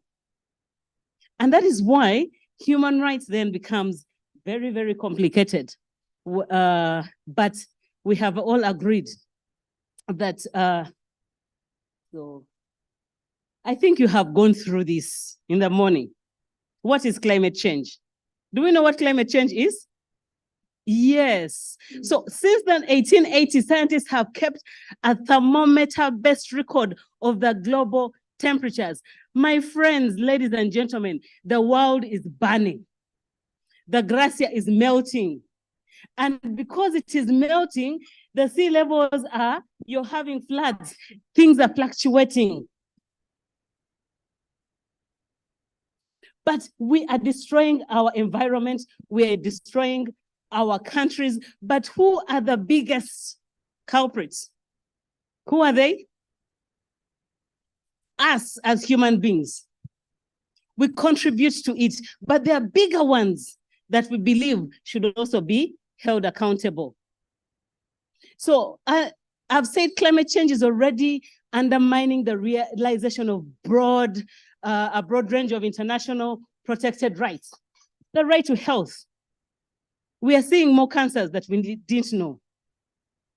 Our judges did not know. People were living up to 100 years, 70 years. They had never heard of cancer. And if it came, it didn't even have a name until later on. The right to life, the right to food, the food yields, the right to water, the right to shelter, the right to property, the rights associated to livelihood and culture. We are seeing more migrants, people moving from one place to another because of the effects of climate change and personal security. Unfortunately, the worst effects of climate change are felt by individuals and majority of who are here in Africa. So we know there will be more natural catastrophes in future. It is a fact. We know that it's going to happen, okay? But they will not always involve, headlines. If they come slowly, they may not hit like, oh, there was a hurricane, or there was a big storm. Not necessarily. But things are gradual. Climate change is very gradual.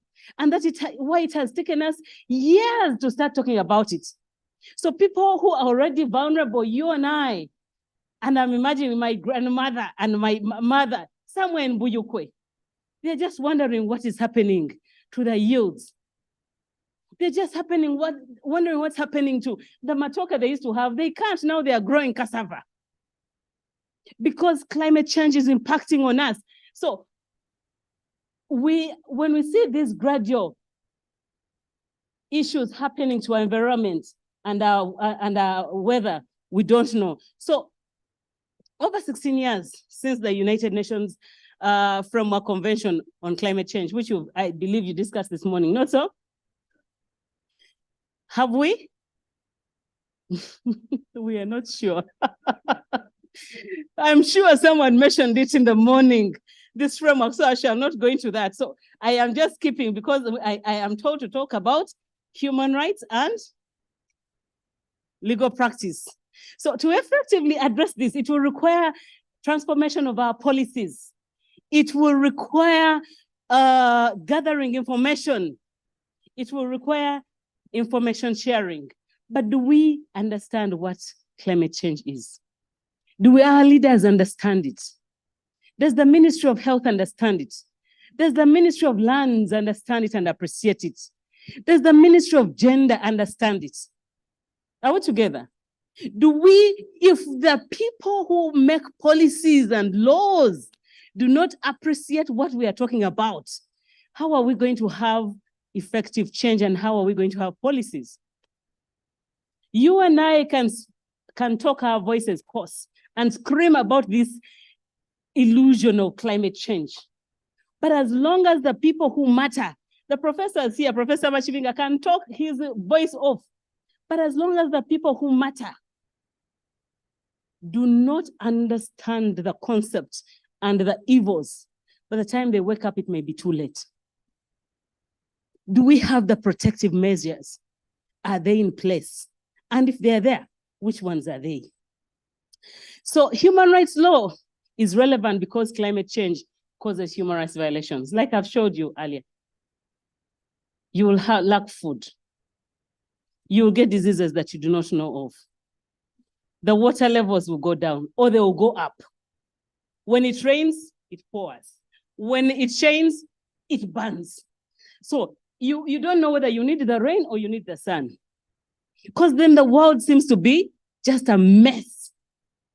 We used to know seasons. How many seasons did we have? Those of my age and older. How many seasons did we have? Do we know anymore? No, when we see the rain, we plant, and then the sun comes the next day. It is climate change, the inconsistency of the earth. Okay? So human rights framework reminds us that climate change is about suffering, about human misery, and that results directly from the damage you and I or human beings have done. So many communities already feel the adverse effects. We feel it, but we do not know. We don't have a name for it. The fish is disappearing. Yes, there's overfishing, but it has disappeared. The coral reefs are gone. The breeding places are gone. We used to have a lot of plentiful of tilapia. Where is it gone? Now it is now parched. Even we who have lakes around us cannot afford fish. It is as simple as that. But then you feel it on your plate and in your pocket. You can't explain it. Because it seems like it is far-fetched. You can't put a name to it. You can't explain it, but things have just changed. The weeds that you used to see, the herbal medicines that you used to see, my Jaja would have malaria, she goes and picks up a leaf, the next day I'm okay. Where are those leaves? You can't find them anywhere.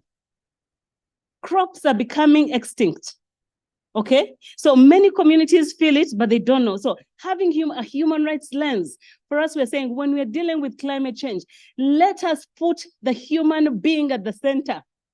Let's have the human rights lens and say, this thing impacts on the human being.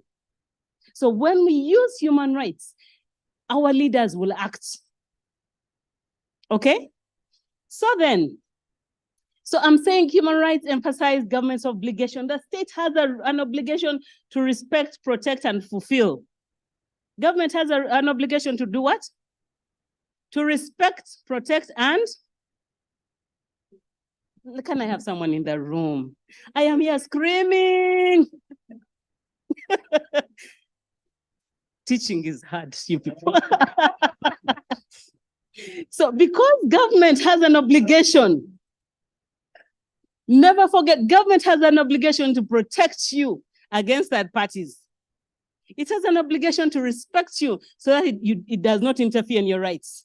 And it has an obligation to fulfill. So if it has those obligations, the state here, I gave an example, has a special responsibility to monitor and regulate private entities.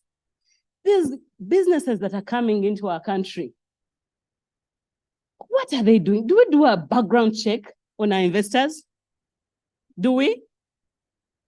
Who comes in to mine our gold? We are rich. We are a rich country, despite the poverty. How does that relate?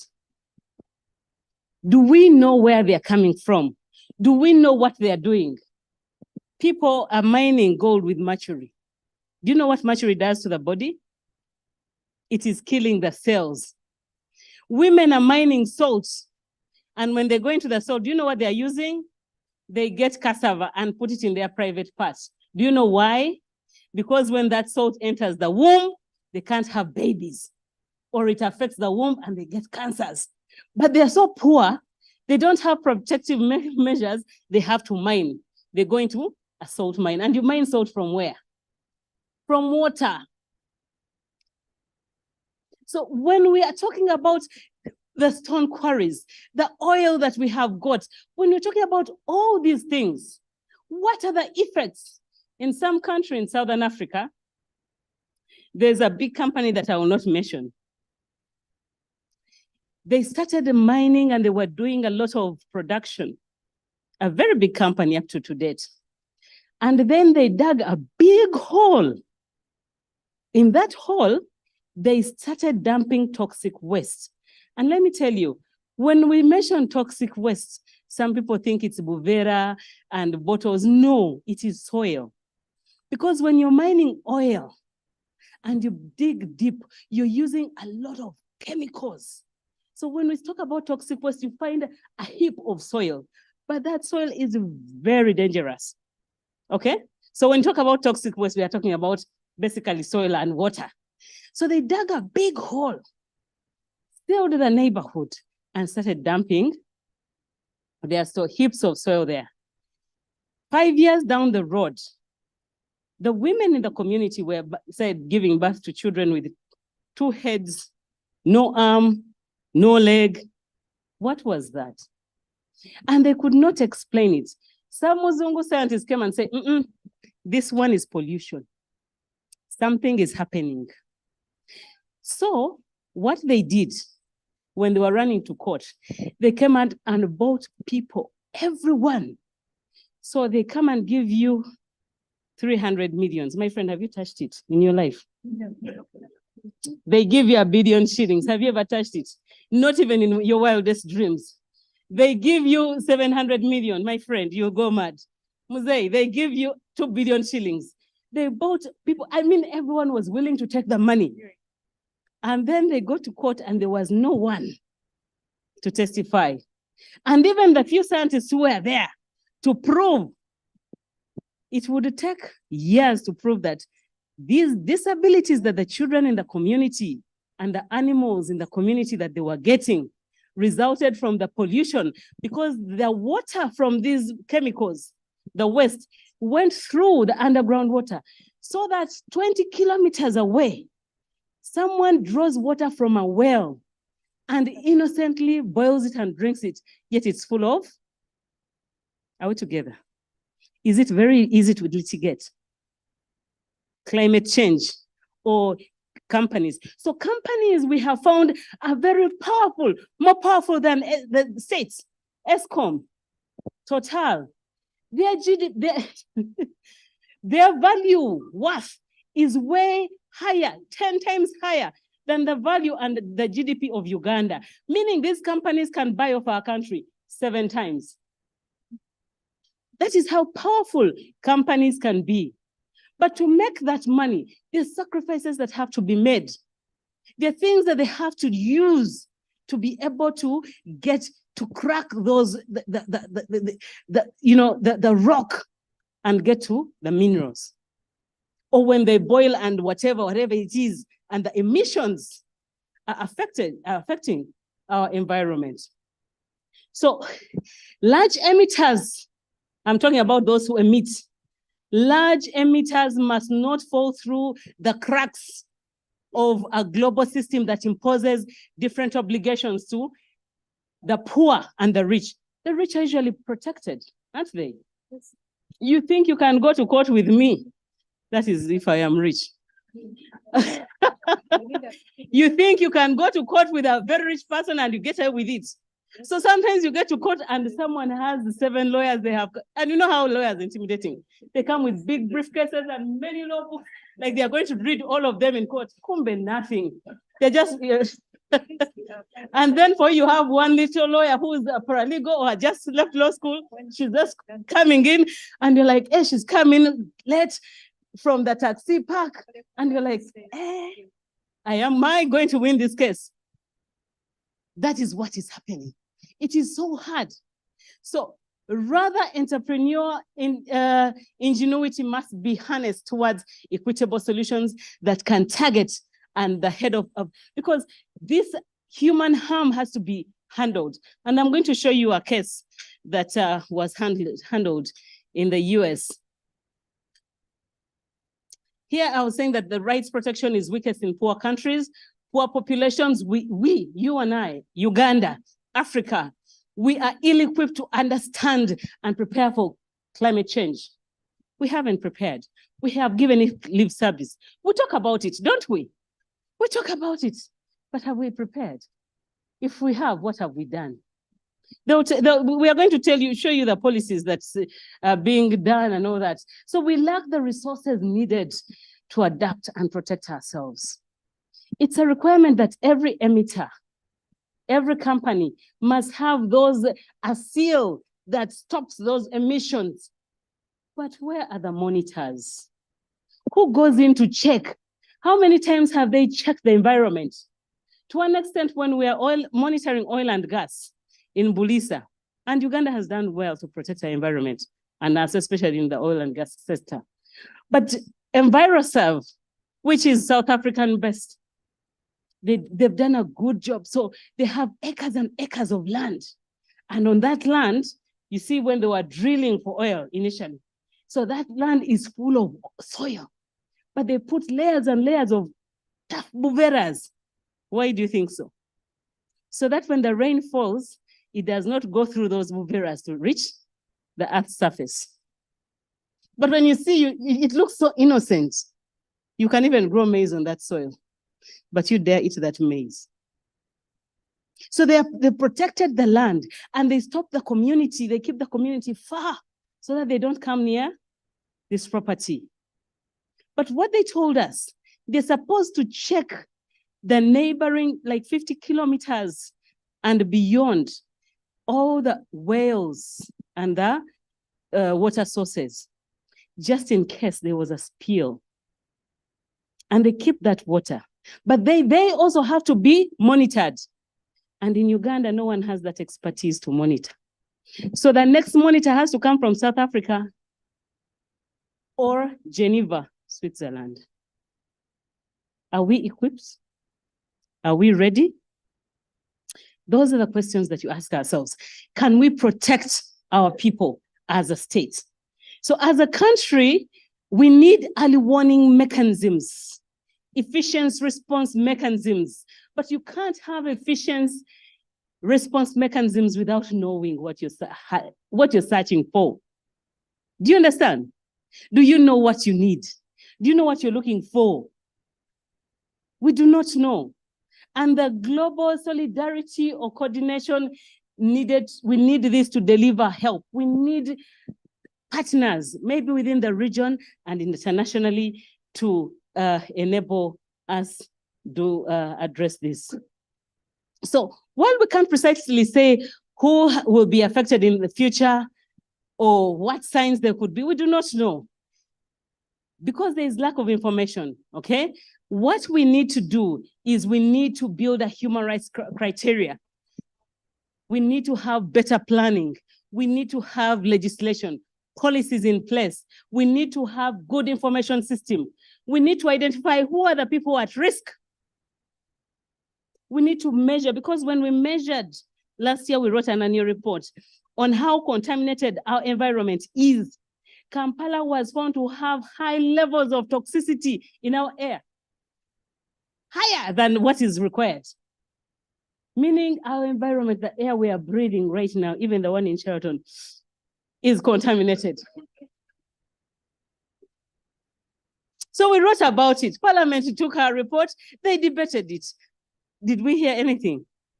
It ended there. But for us, we said there's a record. We invited our scientists, we wrote, we said, let us test. But that is an early warning sign.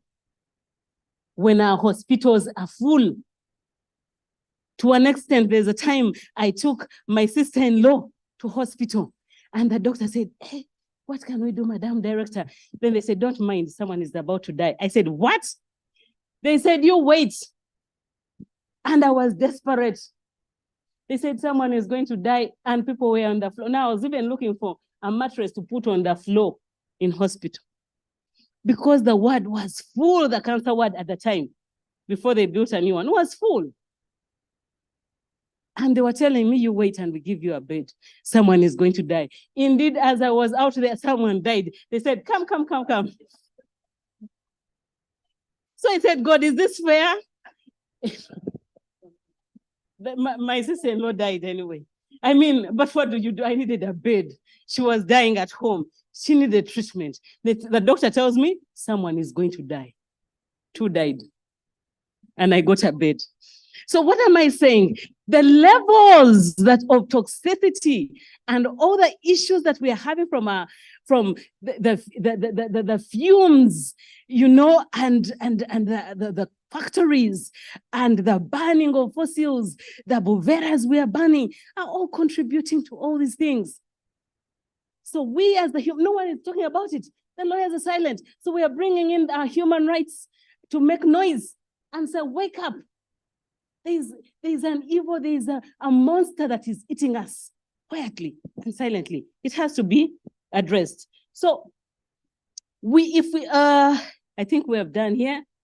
Please, you said 20 minutes. So we must, here I'm saying the earth is burning. You see it burning. You can even roast bacon. So we must design with care global, regional, and national programs in terms of preserving our forests. Who has been to Mavida Forest? Is it there, Professor? It's a joke. Who has seen Bugoma Forest and the issues around Bugoma Forest? The forest cover every year has reduced. It has reduced by 70% from what we had 10 years ago. And yet, every one of you here, except for him, has a kasigiri at home. Who doesn't have? Are you sure you don't have a charcoal stove? Now, meaning that 99, this one is the exception, 99% of Ugandans depend on wood for fuel. That's 90.4, they didn't count properly. Because for me, when I have asked every Ugandan, everyone has a kasigiri at home. It is only her, and I don't know how you survive it. But even then, so where do you think that wood comes from? Okay, so at each step, we must ask where the heaviest burden should be. But now I want to take you to here. I think we addressed that.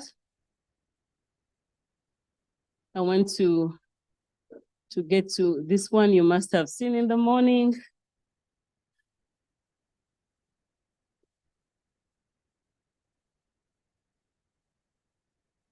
Here I was talking about Africa, but because I have 20 minutes, now climate justice here.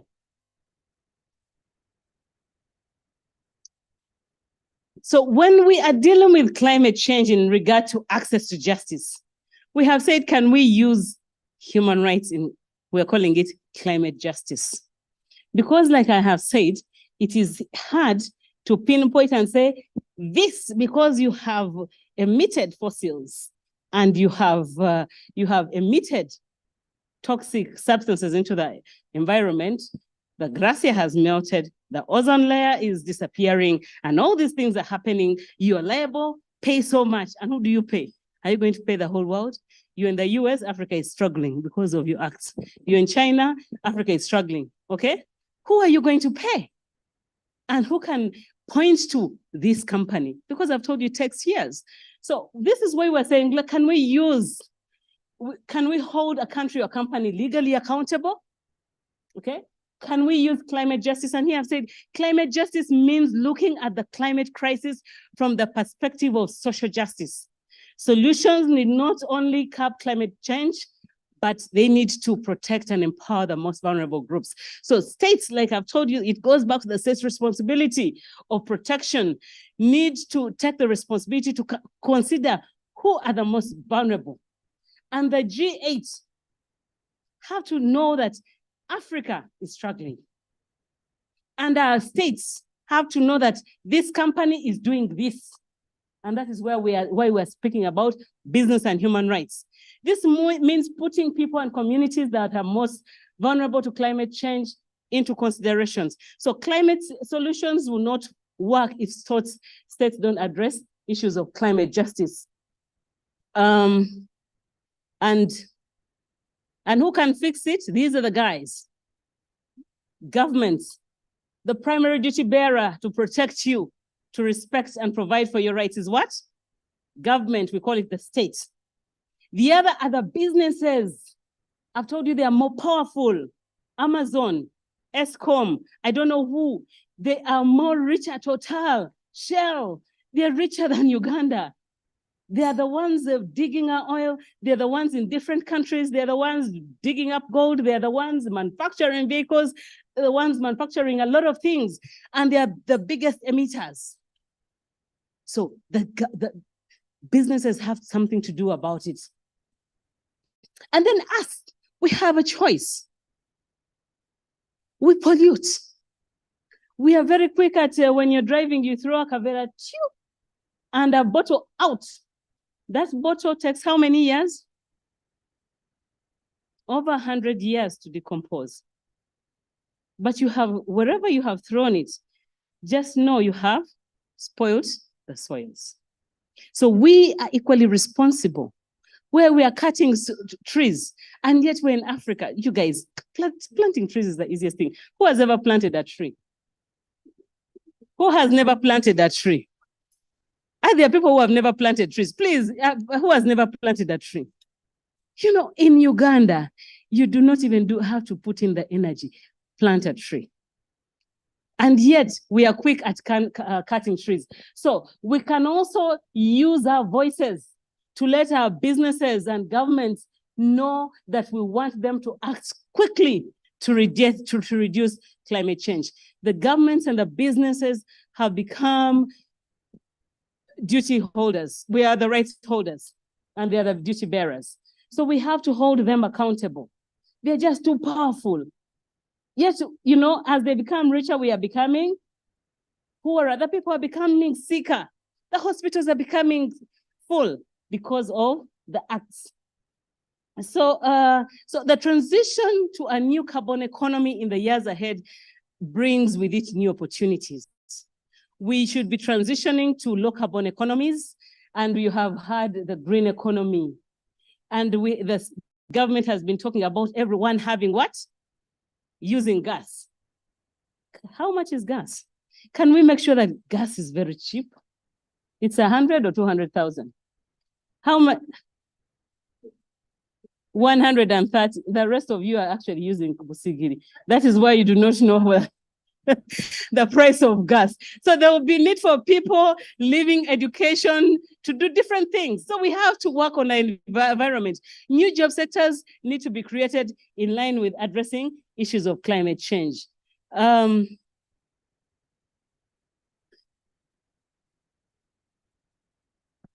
So, oh my God, okay. This is a place that my time is long spent.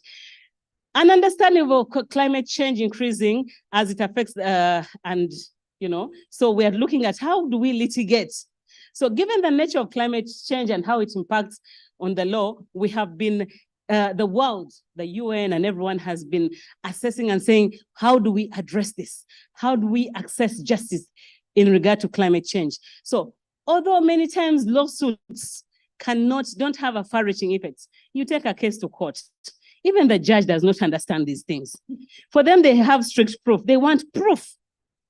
Can you be able to prove that that cancer that your friend had is a result of the pollution in the US or in China? Can you prove that the miscarriage you had is a result of that noise?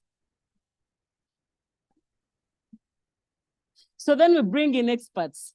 Then one doctor will say, yes, there was a trauma and the trauma causes this. Then this one is like, the trauma was not of such a magnitude that it would have affected the and then you're like, so you're there, and then the judge is like, what?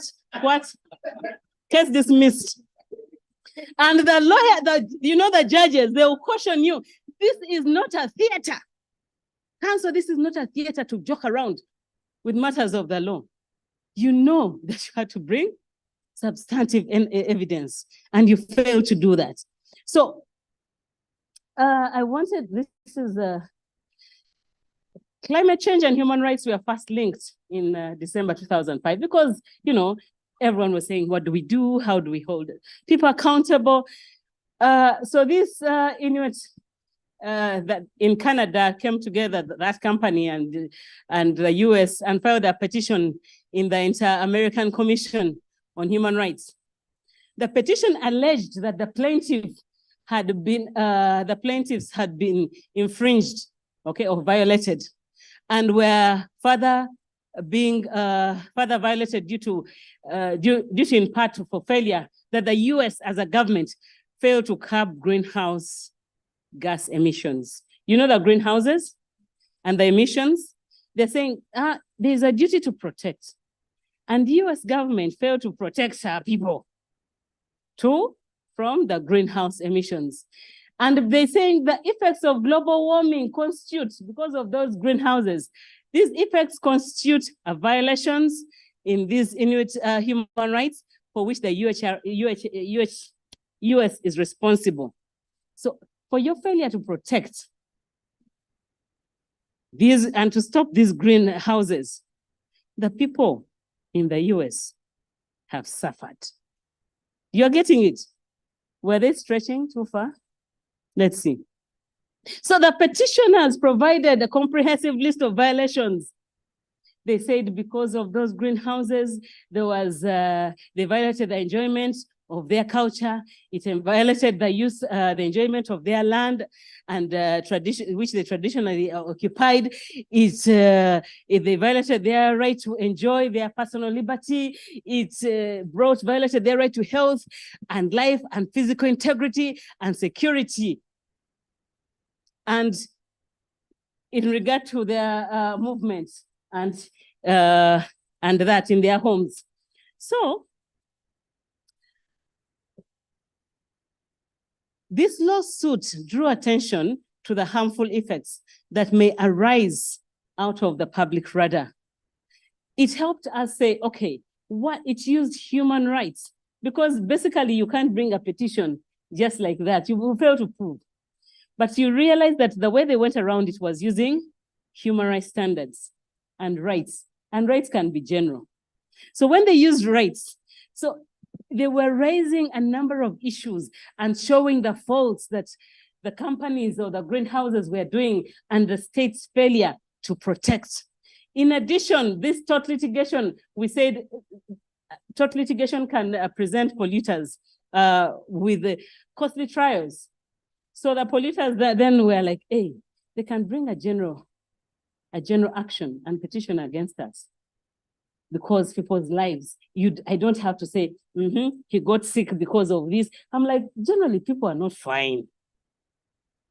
And I can prove that, okay, they've been to the hospitals more often than they used to. Well, the Inter-American Commission dismissed the matter. Someone is relieved. They dismissed the matter.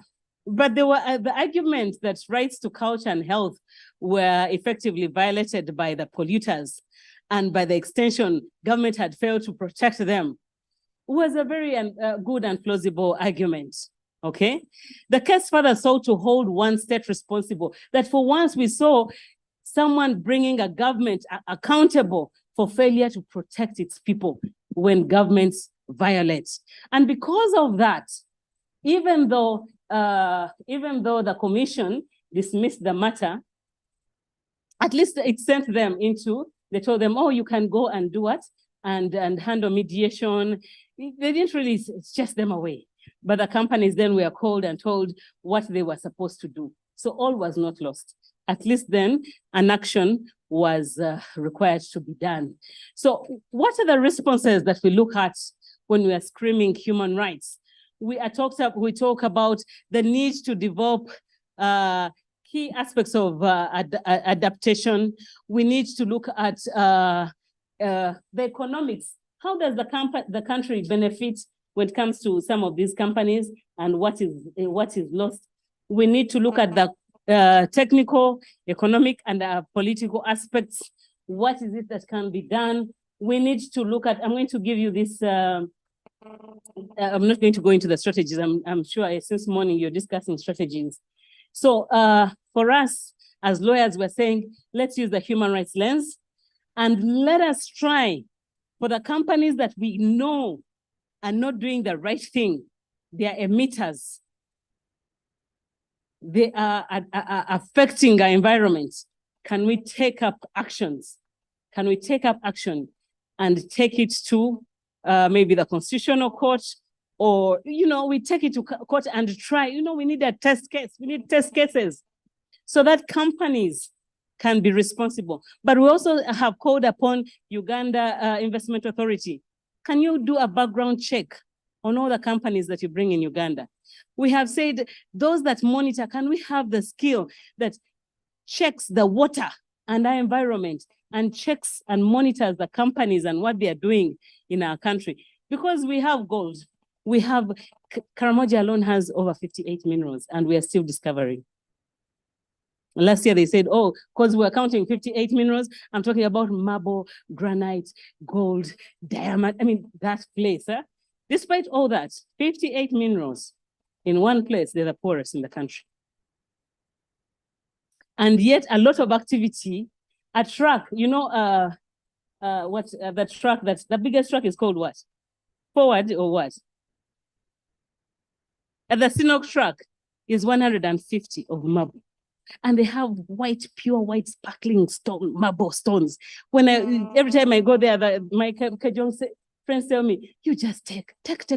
There's so much. So I'm like, where would I put these stones? They're just stones, take. And I'm like, my friends, but when do you drive from Karamoja? The money I would use from there to here, But this is what I'm saying. The communities are ignorant about what they have. And yet, if we come and start mining, they are prone to being affected by the mining activities and the production activities. So you can identify a community and say, these are at risk of having issues affected by business and human rights. So the key is adapting a long-term climate change and addressing current climate variability risks. How do we assess when even our meteorological department sometimes gives us wrong information? When was the last time you listened to the meteorological predictions? Or you do not even know it exists? They tell you it shall rain in Kampala, and the whole day it is scorching hot, and you're like, Let me tell you, and then I lived in Switzerland. When they say it rains, you carry it will rain. Then I'm like, meteorology, what are you saying? It shall rain, and it is scorching hot till evening. Wrong prediction. So how will I trust you when what you're giving me, I am not sure? So we need to up our game. We need an early warning system when it comes to climate change. We need to make predictions. The scientists should help us. I'm running out of time. I'm finishing. Honestly, this time, yes. So in view of everything that I've said, it's very important to use the human rights lens in regard to climate change. And let us have litigation if we can. Let us hold our states accountable, and let us monitor businesses and hold them accountable. I thank you.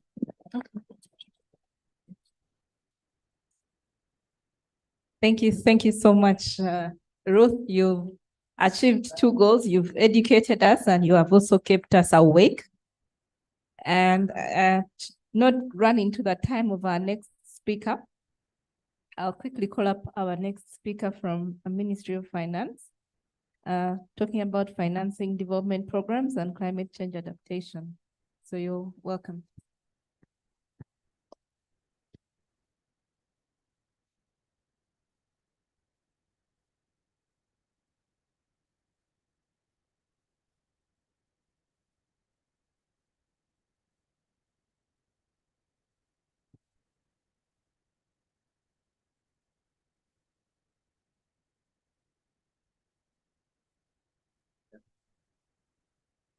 So as the technical team set this up, two very, very quick questions for Ruth.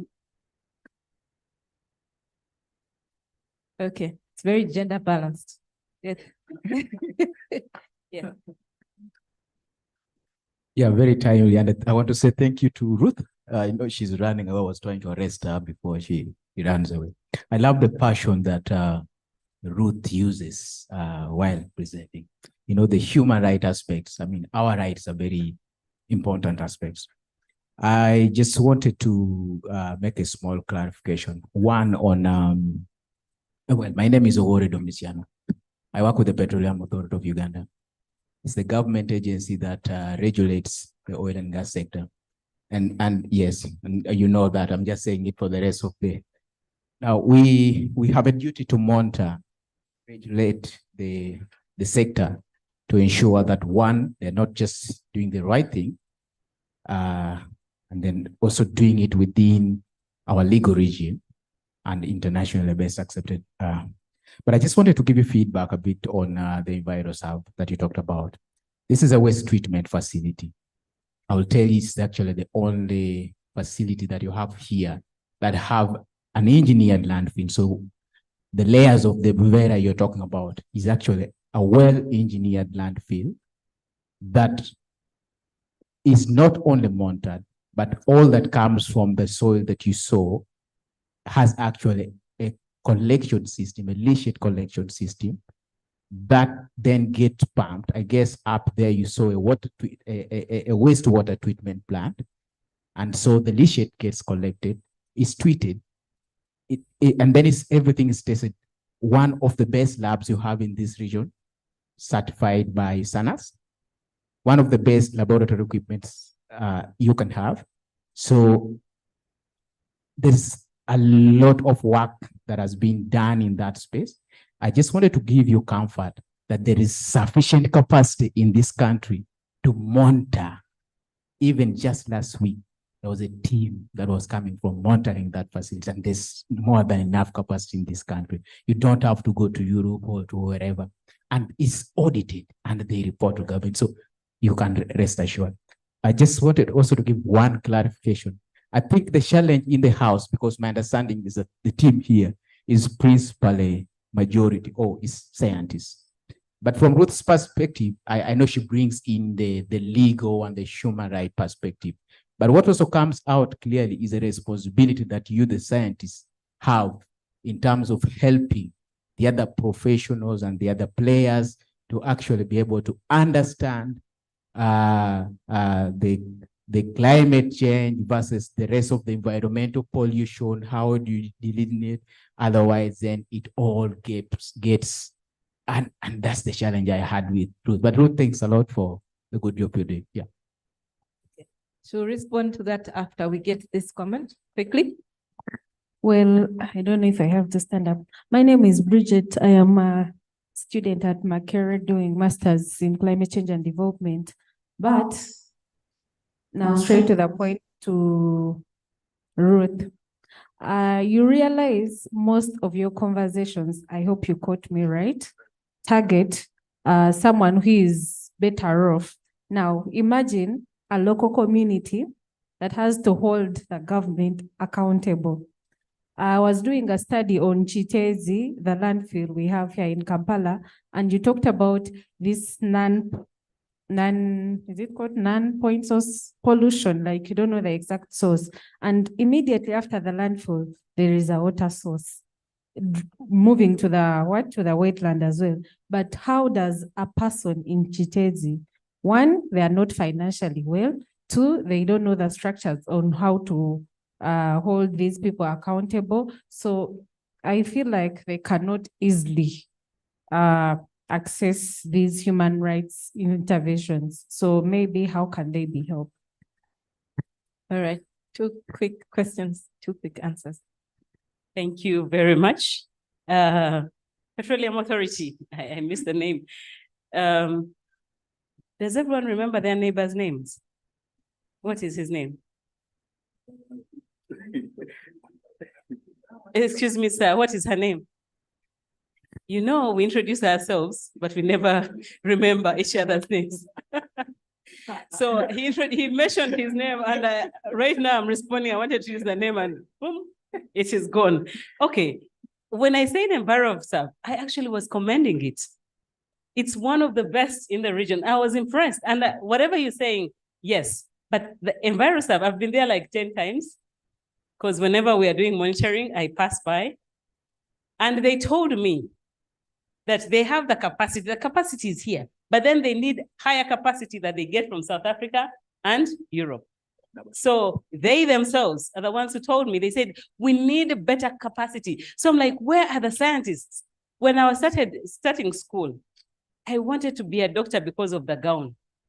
I admired the scientists. I actually still do. I said, if I can't be a scientist, let me get a man who's a scientist. No, and I wanted physics and chemistry and all that, but all I could do was read and do literature and Ruari, and I ended up being a lawyer. So I am saying, where are the scientists who can do the calculations and the physics and compute all those things? I'm saying there is so much potential, and yet when we are monitoring, we are using the law, we are using human rights. But we have noted that when it comes to climate change and business and human rights, the scientists have to be able to be part of our monitoring teams, because we need people to test the environment, we need people to test the soils, we need to, so that we can bring action against these companies. But me going and saying good things, and then I'm like, what is that all for? They explain. Then I go here, and then this agent tells me this. I can't take it literally, but I need people to be able to test this so that I know that if we're talking about compliance, it's real compliance. Okay? Finally, you asked about Chitezi. You asked about, I'm trying to remember what the other used. It was about the public interest litigation, maybe. How yes, Chitezi. Yeah. That is why institutions like mine are there. The ordinary person cannot take on a big company or the state. When you look at the cases that we have that gives us sleepless nights, majority against government of Uganda, UPDF, police, you can't. They're against Total. Okay, Total is no. They are trying, they've done, they're against big companies. The ordinary person, you can't. So when I'm pushing my weight and they are stopping everyone, and I'm like, open the doors, the constitution tells me this, in Asian tells me, what do you mean? They call State House. State House says, let them come in. When the whole community cannot, it means that there is some power that they give this institution that can help me access and help me ensure that you get access. There was a flower farm, I don't know whether you heard about, a flower farm on Entebbe Road. They wake up one morning and they start spraying. Ooh, well, these girls are busy. You know, these beautiful roses you have. Mm-hmm. And then the toxic chemicals, they were falling, they were fainting. Everyone over 20 or 30 girls were fainting. No one could bring an action against that company. Very powerful. Who comes in? Then UHRC comes in, feeder makes noise, the women make noise. And then they compensate the girls, but they had even refused to take them to hospital. So when we are talking about business and human rights, we are dealing with very powerful, or human rights. This is where there is a balance of power. Human rights is a balance, about balance of power. Because if you have your own, you with your neighbor or your employer, you can manage that. Thank you. You can take Thank on you. the state. So, That yes. is where we come in as the state. I told you, give me a microphone to interrupt. That is where we come in as Yes. the state to help for the ordinary persons. Thank you. Thank you. We shall have more discussions at our reception, but now would like to give our next speaker a chance to make his submission. Thank you. My name is Dennis Mugaga. I head the Climate Finance Unit in the Ministry of Finance. But if you look at the program, it was supposed to be the Permanent Secretary giving this to. So I'm doing this on behalf of the Permanent Secretary. He sends his apologies because he has some other pressing issues. I know Ruth raised a number of issues that I'm going to try to the number of issues here, but I'm going to focus mostly on our development ambitions vis-a-vis climate change adaptation. I know there has been a lot of discussion on climate change. So in terms of climate financing globally, we really have a big task. Under the UNFCCC, we are talking about 100 billion, a target of 100 billion annually, but in actual sense, we should be raising 4.3 trillion if we are to get to the 2%. Under the East Africa Finance Access and Mobilization Strategy, we are looking at 212 billion until 2030, of which Uganda has committed to raise 28.1 billion. So the financing gap is big. So our NDCs actually are looking at raising a 17.7 billion until 2030 for adaptation action and 10.3 billion for mitigation action. And 15% of this should be coming from our own revenue.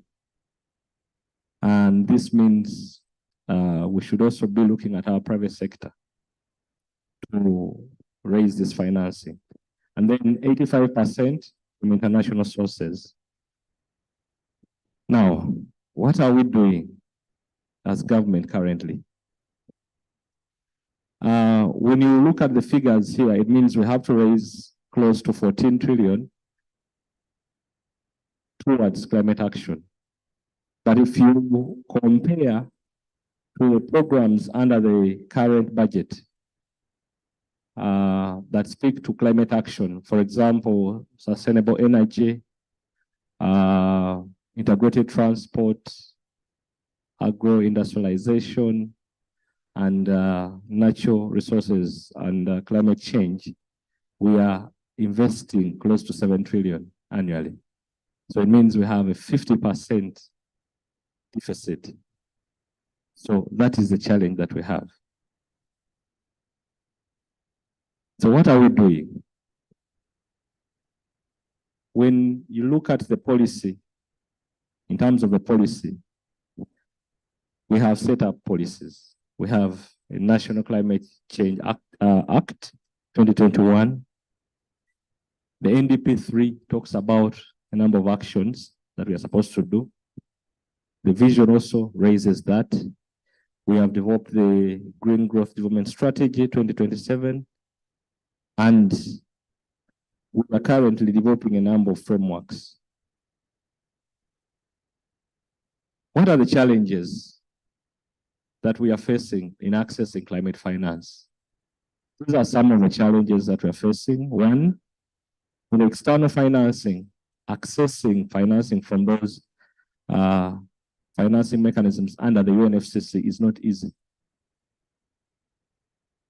I can tell you one project to be approved by the GCF, it will take us maybe 3 years just to get that. So imagine you are planning next budget to invest in something, and where you're going to get the money, you're going to take 3 years to access. So it means some of these are not going to be undertaken. We still have institutional capacity gaps in terms of implementation. Even when the money is there, we still have that. And imagine I've given you 5 million today, and I want you to invest, and you come back and you say, I managed to undertake 2 million. It means I can't give you more because you haven't even managed to use the little that I've given you. So that is a challenge that we have. And when you look at institutional capacity, it also means the coordination. How do we coordinate climate action?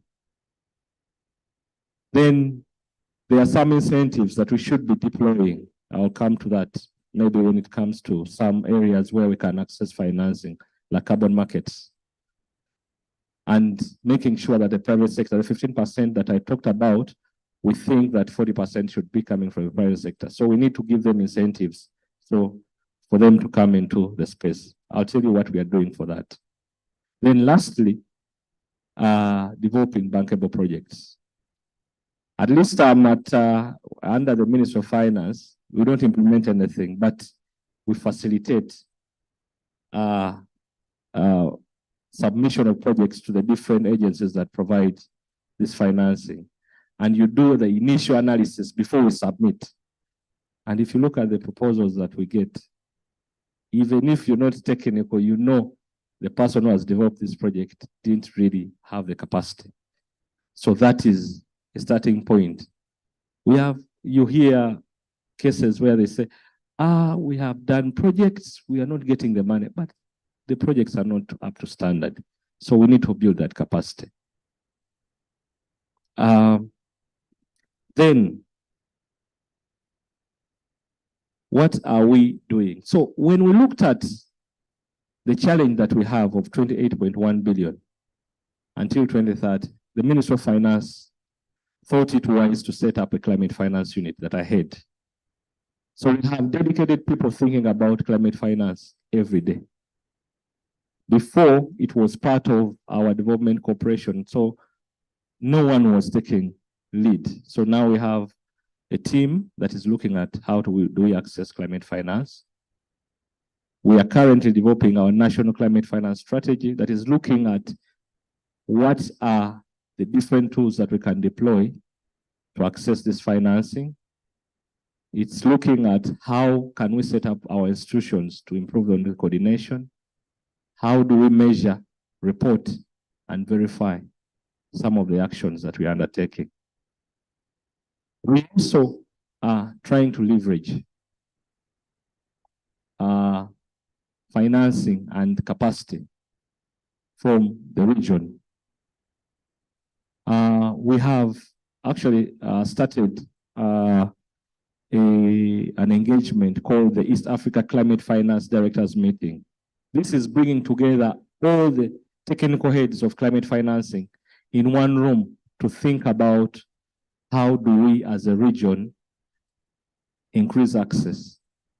Some of the countries in the region are ahead of us. We are also ahead of others. So we need to learn from each other.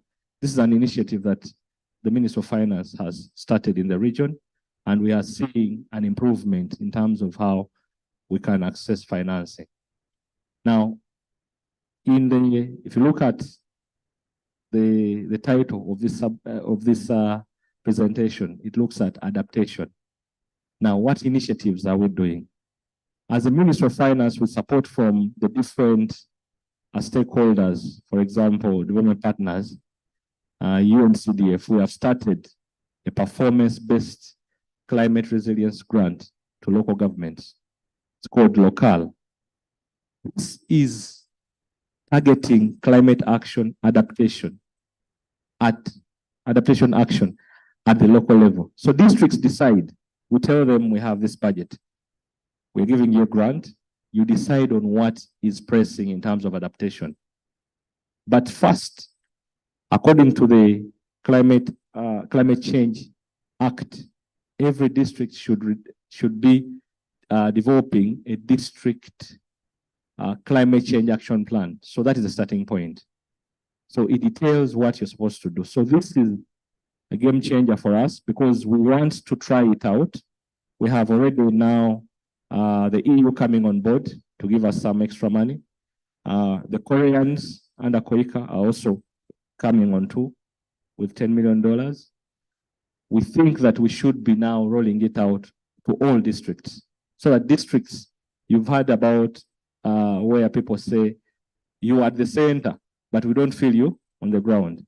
So this is now deliberate. This is what we're doing.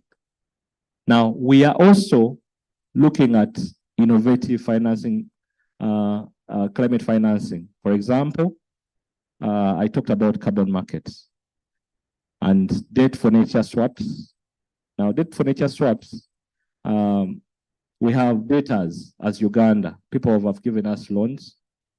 We have an example during the HIPIC, Highly Indebted Countries Program initiative in 1995, I think, 1999, between there. Spain had a loan with us of $24 million. So they said, no, we are not forgiving you the whole amount. At least provide 40% and put it in the health sector. I think some of you who know Kaolo and Bosore hospitals, this is the money that we've used to improve them. So instead of paying back the loan, we have improved Kaolo and Bosore hospitals. So we want to use the same mode with some of our financiers, telling them that let's use what you had given us as loans for climate action. And we see some of them are interested and we want to use that. Then we know our debt is not good, but we're already issuing bonds in any case.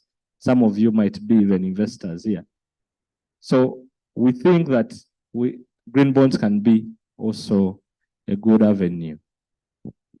And lastly, on this one, we are developing something called a country climate development report with the World Bank.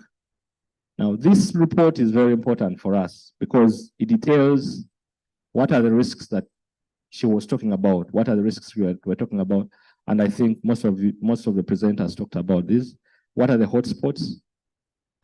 What actions can we undertake? How do we sequence them? And it is a condition actually for some of the financing. For example, there's a window under the IMF called Resilience and Sustainability Facility. And the condition to access that financing is development of this report. So imagine, and other countries actually are accessing money from other development partners because of that report. So we think that by June next year, we'll be done with it. We started yesterday. We had the first inception meeting yesterday, here actually. And now we think in the next 6 months, we'll have it and we can unlock. I think IMF actually can provide up to $1 billion if you finalize this. Now, I wanted to emphasize this. There is a lot of opportunities in carbon markets, but we need to have a whole government approach. When we talk about carbon markets is not trees only. In every sector in Uganda, there's an opportunity for carbon markets. Let me give you the widest idea. Oil and gas, what she was talking about. She has talked about the fact that we're not going to emit a lot. And these are the things they're doing. The National Oil Company, in all the production they are doing, there's nothing like flaring, because there are two modes of production. One, flaring, and then the other where you have to burn. Now, we're not going to do that. Now, there's a methodology for you to calculate how much of carbon you have avoided, and you get money out of that. So that is an opportunity. Even before you go into planting trees, in the agricultural sector, even without planting the trees, You having a fruit, maybe garden, and you are deliberate about it, that these trees are going to stay here, you have a livelihood, but they are carbon sinks in a way. So all the value chains, we should be thinking about that. In the energy sector, when you look at these cook stoves, improved cook stoves, you're reducing on emissions. So we want everyone in each of the sectors. In the transport sector, we have to be deliberate in the actions that we're going to take. UNRA, if you make a road that is going to reduce congestion by this, be deliberate when you're doing it and say, we calculate that when we create this Ginger Expressway, we will have a reduction in CO emissions to this tune. You get money. So it is important for us to know that climate change, we are looking at it as a problem, but it can be an opportunity for us to raise financing. This is the green bonds. I've talked about it.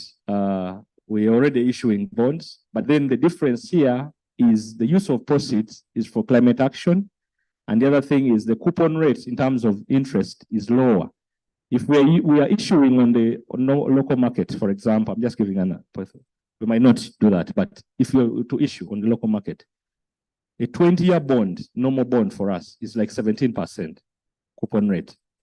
This one would be like 9% because the investors are willing to give you to gain lower because you're using the proceeds for something that is going to benefit everyone.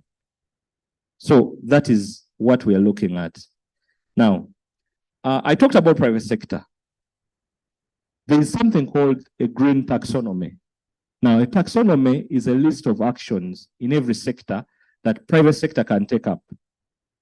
So what we're going to do, already we have done one for agriculture. I think some of you know Abi Finance.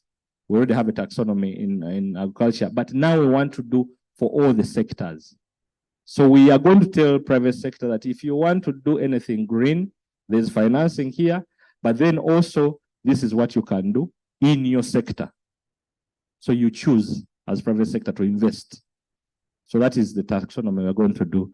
Then when it comes to carbon markets, the other step when you start trading the credits. So we want our capital markets to also think about an opportunity here. Because those credits, I can sell them. Because I was saying, I'm going to have these credits for the next 10 years.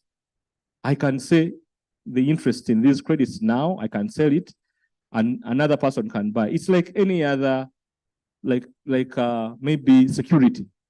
So we will trade them. So, but then, and then it means more people will be willing to come into the sector. So we want also capital markets and the Uganda Stock Exchange to also be part of this. Now, we want to also build a business case for adaptation investments. What is happening is, on the mitigation side, it is easy. But then on the adaptation side, we are not deliberate in terms of the business case. And that means that private sector will not also come in. So we want to do all that. Then lastly is we want to make sure that the financial sector, which is a driver of action, understand that it is important for them to move green. Because as a bank, they have a lot of bad debts because of climate change. For example, those in agriculture. So it is important for you to make sure that you understand the green space, you understand that climate change affects you, and you deliberately have a strategy in your work plan or strategy to make sure that this is also taken care of. We are starting with a roundtable for CEOs, for these big ones, the big banks, but then we'll also move to all the other players in the sector. You start with the big ones and then you come down. Sorry. So in conclusion, the financing in climate financing in Uganda is largely dominated by these modes of financing, but we want to also make sure that we go into other sources of financing and other instruments. Then, owing to the robust climate governance regime, Uganda will position to tap into the diverse climate financing opportunities. That's what we are trying to do, including from extractives. I talked about the oil and gas. And then we want to also make sure that we track. Actually, we are developing something called a National State of Climate Finance Report. And it's going to be annual. So it will be giving you details on how much are we investing as government, what are the other partners giving us, what is the performance of that financing, and then what are we projecting moving forward, and the performance in terms of meeting our NDCs and global obligations. I thank you.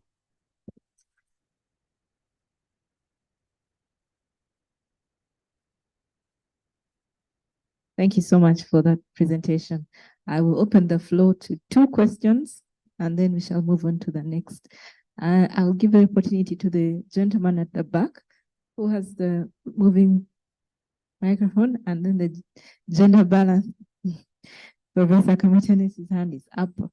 I hope our speaker is going to stay behind, and we'll have a chance to chat with him during the reception. So. Yeah, thank you very much for that eye-opening presentation.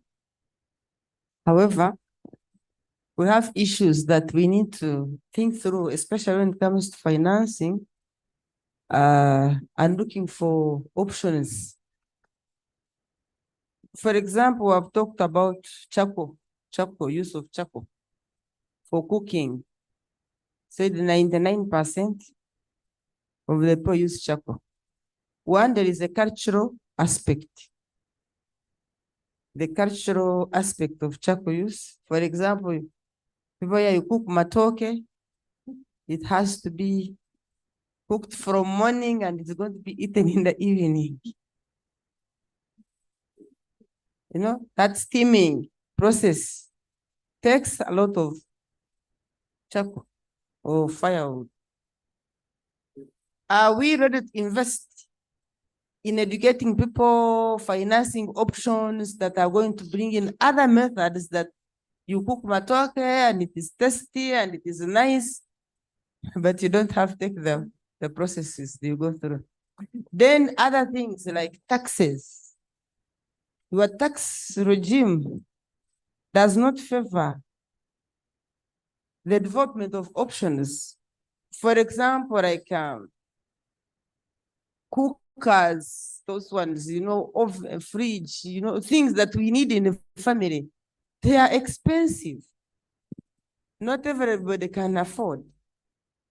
And in that reason, because if I have a fridge, I may cook beans and I keep them for a whole week.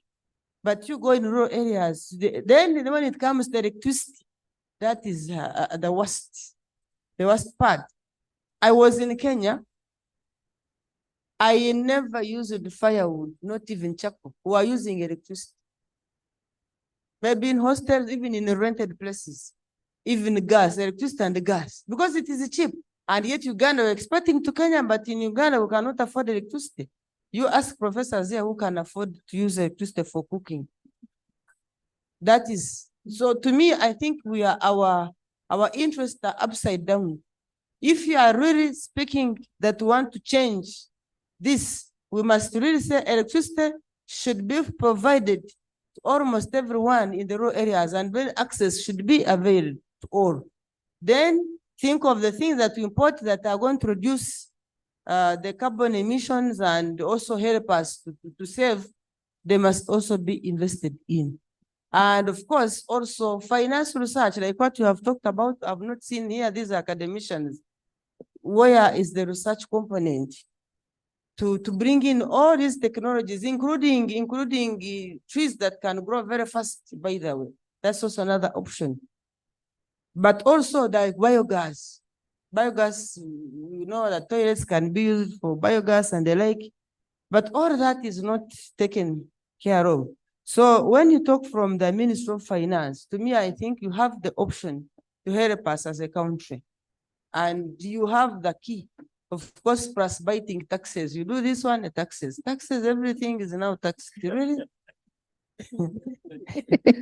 Yes. I stop there. Thank Thank you, Professor. And Professor Ezedi has a question, and then we shall move to the next one.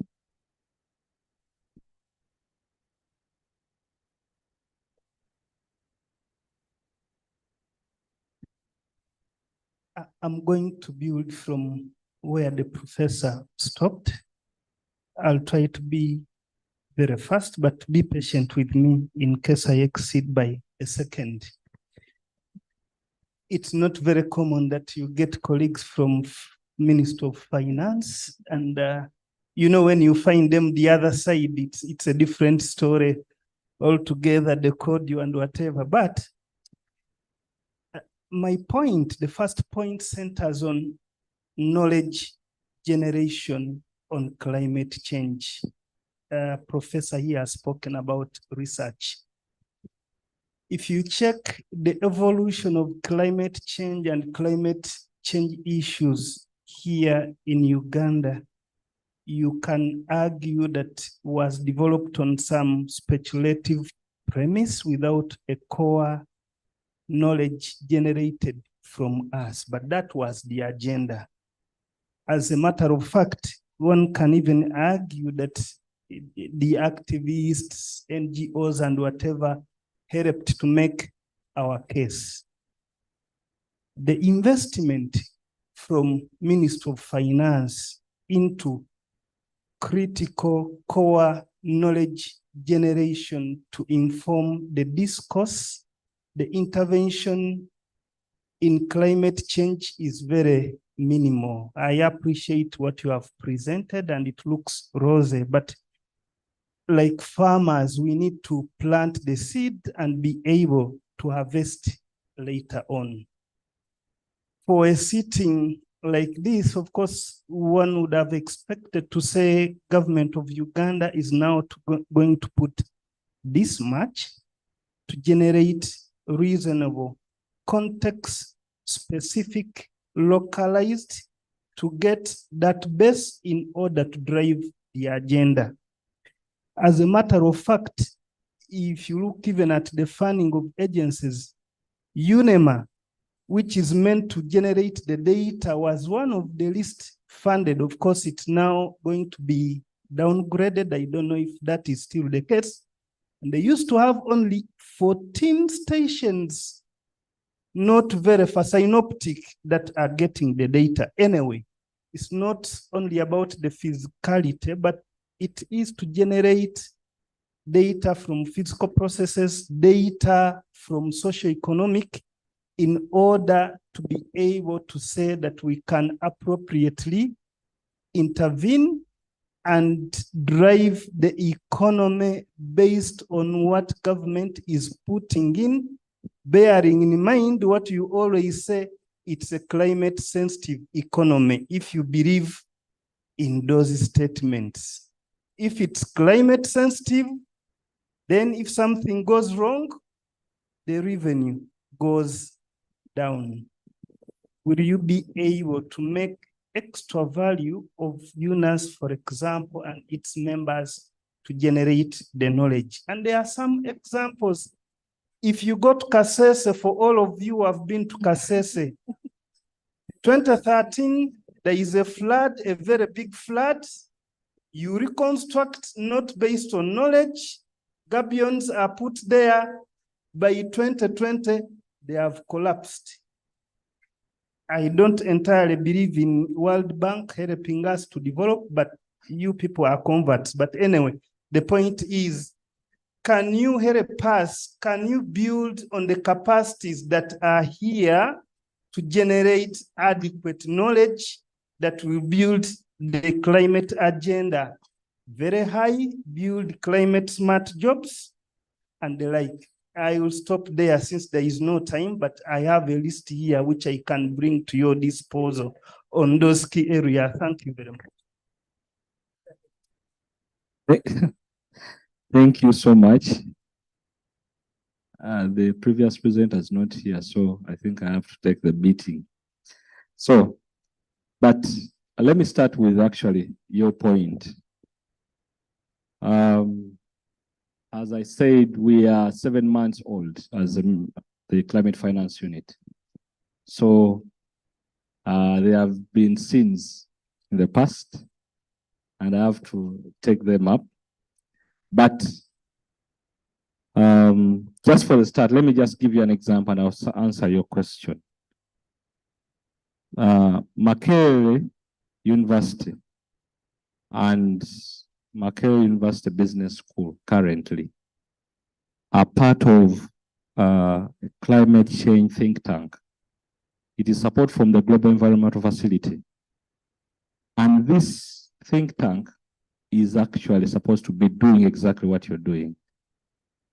The Ministry of Finance actually provided a pitching for this financing, because in any case, for you to access any money from the Global Environmental Facility, the Ministry of Finance has to give an endorsement. So we gave an endorsement to the think tank. But I remember in the first inception meeting, this is what I told them, that the unit, the climate finance unit and the Ministry of Finance in that case, we want to work with academia. Actually, one of the key stakeholders that we have is academia. And the reason is we want applied research. So I told them, I'll be with you as long as the research you're doing is applied. It is going to help people adapt. But if it's just to write about something, knowledge, then I think we are missing something. I have a friend who did electrical engineering, but did a PhD in Germany. He told me the people there, the lecturers, the professors, are business people. As they are teaching you, these are projects of companies outside. And that is how you're learning. Now, we also have to have the same mentality.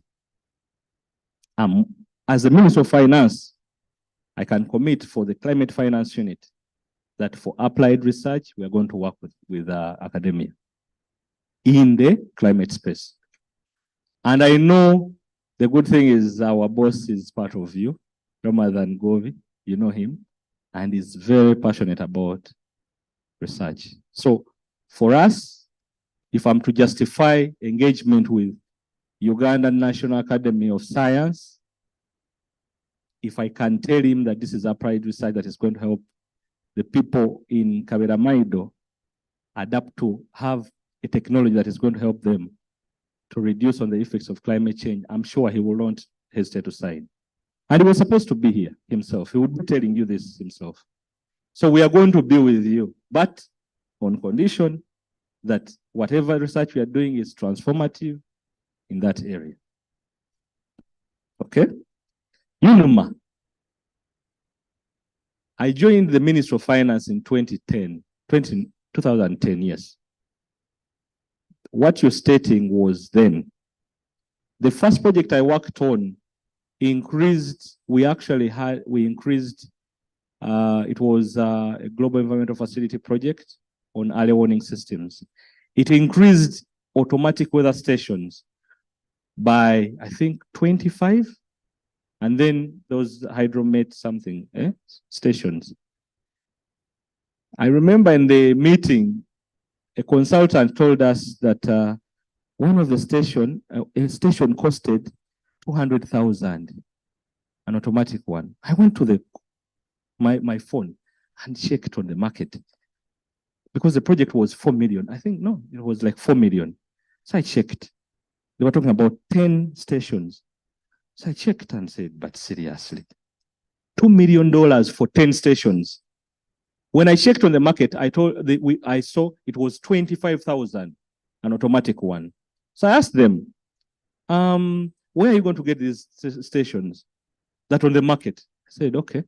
Are you getting them from a different market or this international market? They moved from, as I said, 10 to 25 and then another like 15 for Met. So we have to also be mindful of that. But we have moved with UNMA. although now the changes in terms of rationalization of agencies has come in, but UNMA actually has now the data that we need. We might not be there, but we have tried. We are at a certain level. Now, the professor, your questions are so hard. I wish my colleagues from energy were here. But I will try. The research component, I have tried to address it. We are willing to work with you. We are willing to work with you. Access, yes, that is true. We are still low on access, but I think now the issue is on the transmission part. Because even when you generate and you don't transmit, then your access is not going to be attained. So I am actually in the Ministry of Finance, what we are trying to do, how can we use climate finance to also work on the transmission? Because this is renewable energy. So we are trying to develop a project that is going to address some of the lines that we have, but with a carbon side, but then with the private sector. So we want to see if we can have a model where we have PPPs, carbon markets, and then government also to address the transmission. And the access, the last mile connections, I think, are easier if you have to move to the substations, this electricity. Taxes that don't favor development of options. That is very true. You talked about the appliances being very, very expensive. That is very true. But we are trying to see how to help companies that come here and they have technologies that really can prove a reduction in use of energy, one, and emissions. In our ministry, we have a top technical. One of the technologies we are trying to see if in the next budget, at least some of the components, we have already some exemptions on some, like solar, some components in solar, but we want to move them to other components that make up the units. So we are trying to see as a unit to lobby for that, but it is not easy because we still need money for the budget, for health, for what. So all those, so it has to be opportunity cost. How do we reduce here, but then how do you find resources? But I know indirectly, if you work on the emissions, health is also addressed. So we have a justification for that. Then lastly, education of the masses, that is very important. It's really actually in our work plan, this is what some of the things that we're going to do in terms of engagement of the masses to understand what we can do to reduce on our emissions and the others. Then 99 charcoal, that's mindset shit. So we shall try. And energy, I think, is doing already that. It's doing a number of engagements at a local level. Thank you. Thank you very much. I'm sure the line at the reception towards this gentleman is going to be long, so book your spot early. I will move us to the next talk, which is coming in very nicely in line of energy. So you're welcome, Christoph.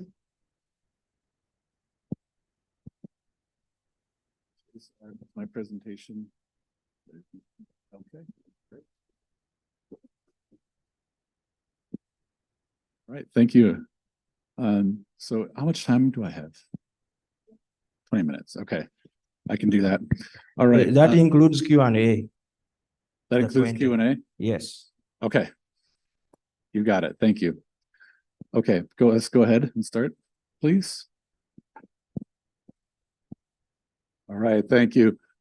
So I think what I've got to say here will be, fits very nicely with what's been discussed here already. Up to this point, I think we've been talking quite a bit about potential, we've been talking quite a bit about what things look like on the ground and what things look like, how important it is for different groups, different stakeholders to be speaking to each other. And so what I'd like to talk about today is kind of how to understand the patterns with which groups can speak to each other and understand the importance of getting a handle on this, both in the academic sense, but also in the applied sense. So next slide, we'll get started. All right, so just a brief introduction to who I am. My name is Christopher Hoyt. I come to you from Denver, Colorado in the United States. I'm a consultant and I do evaluation research. But in somewhat former life, I was a academic and I did a lot of research into media framing. And so what I'll talk about today is I'm generally here talking about frames that we see in the media, but we can also think about them in terms of, how they are applied in political and other kind of public spaces. All right, so first we'll talk very briefly about climate, talk about energy justice, then we'll get into what framing and power looks like. So in here I'm thinking about social power. And I'll also get to talking about what framing energy looks like. And so I'll get into a little bit of my own research there. And then next we'll talk about those two things mixed, what social power looks like in terms of how we talk about energy. And then last but not least, we'll get into some implications. All right, so first here, we'll kind of lay the groundwork just a little bit. I won't tell you anything you haven't already heard or don't already know, but I will talk a little bit about climate change as a polycrisis. I know it's a little bit of a buzzword right now, but what we want to be thinking about here in terms of how I'm talking about this issue is polycrisis, as if you don't know, kind of refers to it's a term that applies to kind of overlapping crises. So climate itself is a crisis, but as we've been talking about today, it's much deeper and much broader than that as well, isn't it? Of course, it's economic, it's social, it's tied into everything that we do. We've been talking about this all day, right? It's tied into everything that we do, and so we can think about this as a overlapping and interlocking crisis. And of course, just that alone kind of implies some different solutions. And so in terms of energy inequity, we're talking about more than 10% of the world's population without energy, electricity. At least 50%, if not more than close to 80% of folks here don't have access to reliable electricity. And in terms of global supply, renewable energy itself is only about 12% or so, according to the IEA, in terms of just what gets used every day. So we're talking about electricity and all energy sources. So we're talking about a pretty significant jump we're going to have to make if you're thinking about models that say we need to get to about 30% or more in the next 10 years. So we've got some work to do there. But what I'll be talking about today, and it's a little bit removed from the very applied work that we've been talking about thus far, is about how meaning making is implicated in this process. So what I'm thinking here is this, thinking about meaning making in terms of how it applies to energy justice in just a couple of ways.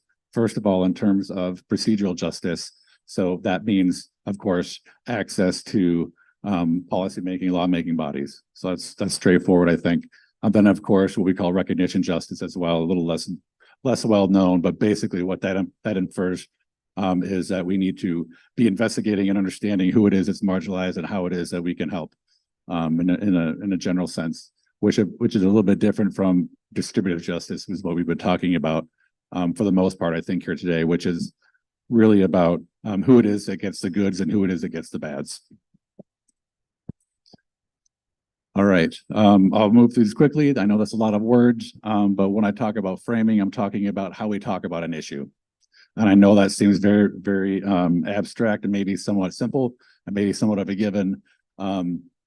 But I have, and a lot of other folks have been doing research about this for a long, long time. And basically what we want to understand is how meanings are patterned and both across space and across time. So where is it that we get, how do we start talking about, what plastic means? Well, the way that we talk about it comes from somewhere, right? And that's what framing is supposed to get at, framing research is supposed to get at. An important part of this, of course, is that we both use frames, right? We talk about frames. So we can talk about climate change as an opportunity. That would be a frame. We can talk about climate change as a catastrophe. That would be a frame, right? A frame is very much, as that picture indicates, a frame is meant to kind of encompass, it's supposed to be like a heuristic for making sure that we understand what we're talking about. There's a unified kind of form to this thing that we're talking about. And so importantly, these frames are longitudinal, they last across time, but they also are changeable by us, right? We don't have to talk about anything in a particular way, but we can all change these things, right? And that's the direction that I'm going here. Okay, and so what does this mean in terms of social power? Well, there are some terms in sociology and social science and philosophy, and I'm sure some of you are familiar with them, that deal specifically with this, one of which, of course, is called discourse and discourse theory. I won't spend too much time talking about that, but mainly what we're talking about when we say that is we're talking about understanding the power relationships that exist in terms of defining a particular entity. So what we're doing here is not thinking about a frame or an issue as a unified like point. We're talking about a particular idea as a result of a lot of dynamic processes done by a lot of people and a lot of institutions. Okay, and so it's not quite as simple to say, oh, we're just going to start talking about renewable energy differently or climate change differently. We have to understand who it is that's saying what and why that matters in a bunch of different contexts. Okay, and so one particular way that we understand this is we can think about these two things together, and that's what I've used in my research in the past called critical discourse analysis. And basically, what we're trying to do here is if framing tells us, if we understand frames, if we research frames like I have, we're allowed to say, okay, well, this is what the content looks like. This is how we know how politicians, how reporters, how other important folks are talking about energy, are talking about renewable energy, are talking about climate change. But what discourse allows us to do is understand who is not talking, what is not being said, and what processes drive those facts. Oop, other direction. One more. There we go. Okay, so applying this to energy. So like I said, there's a number of ways we can think about energy relevant frames. So we can think about how we use energy. So are we powering televisions or lights or power plants or whatever, or steel factories or something like that, right? Or we can talk about the amount of energy something used, what source it comes from, whether oil or wind turbines or solar panels. We can talk about access, who has it, who doesn't, what kind of rights they have.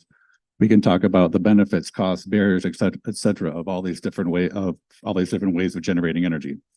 And so it's a really kind of complex thing once you really start getting down to the meat of it. And that's what we're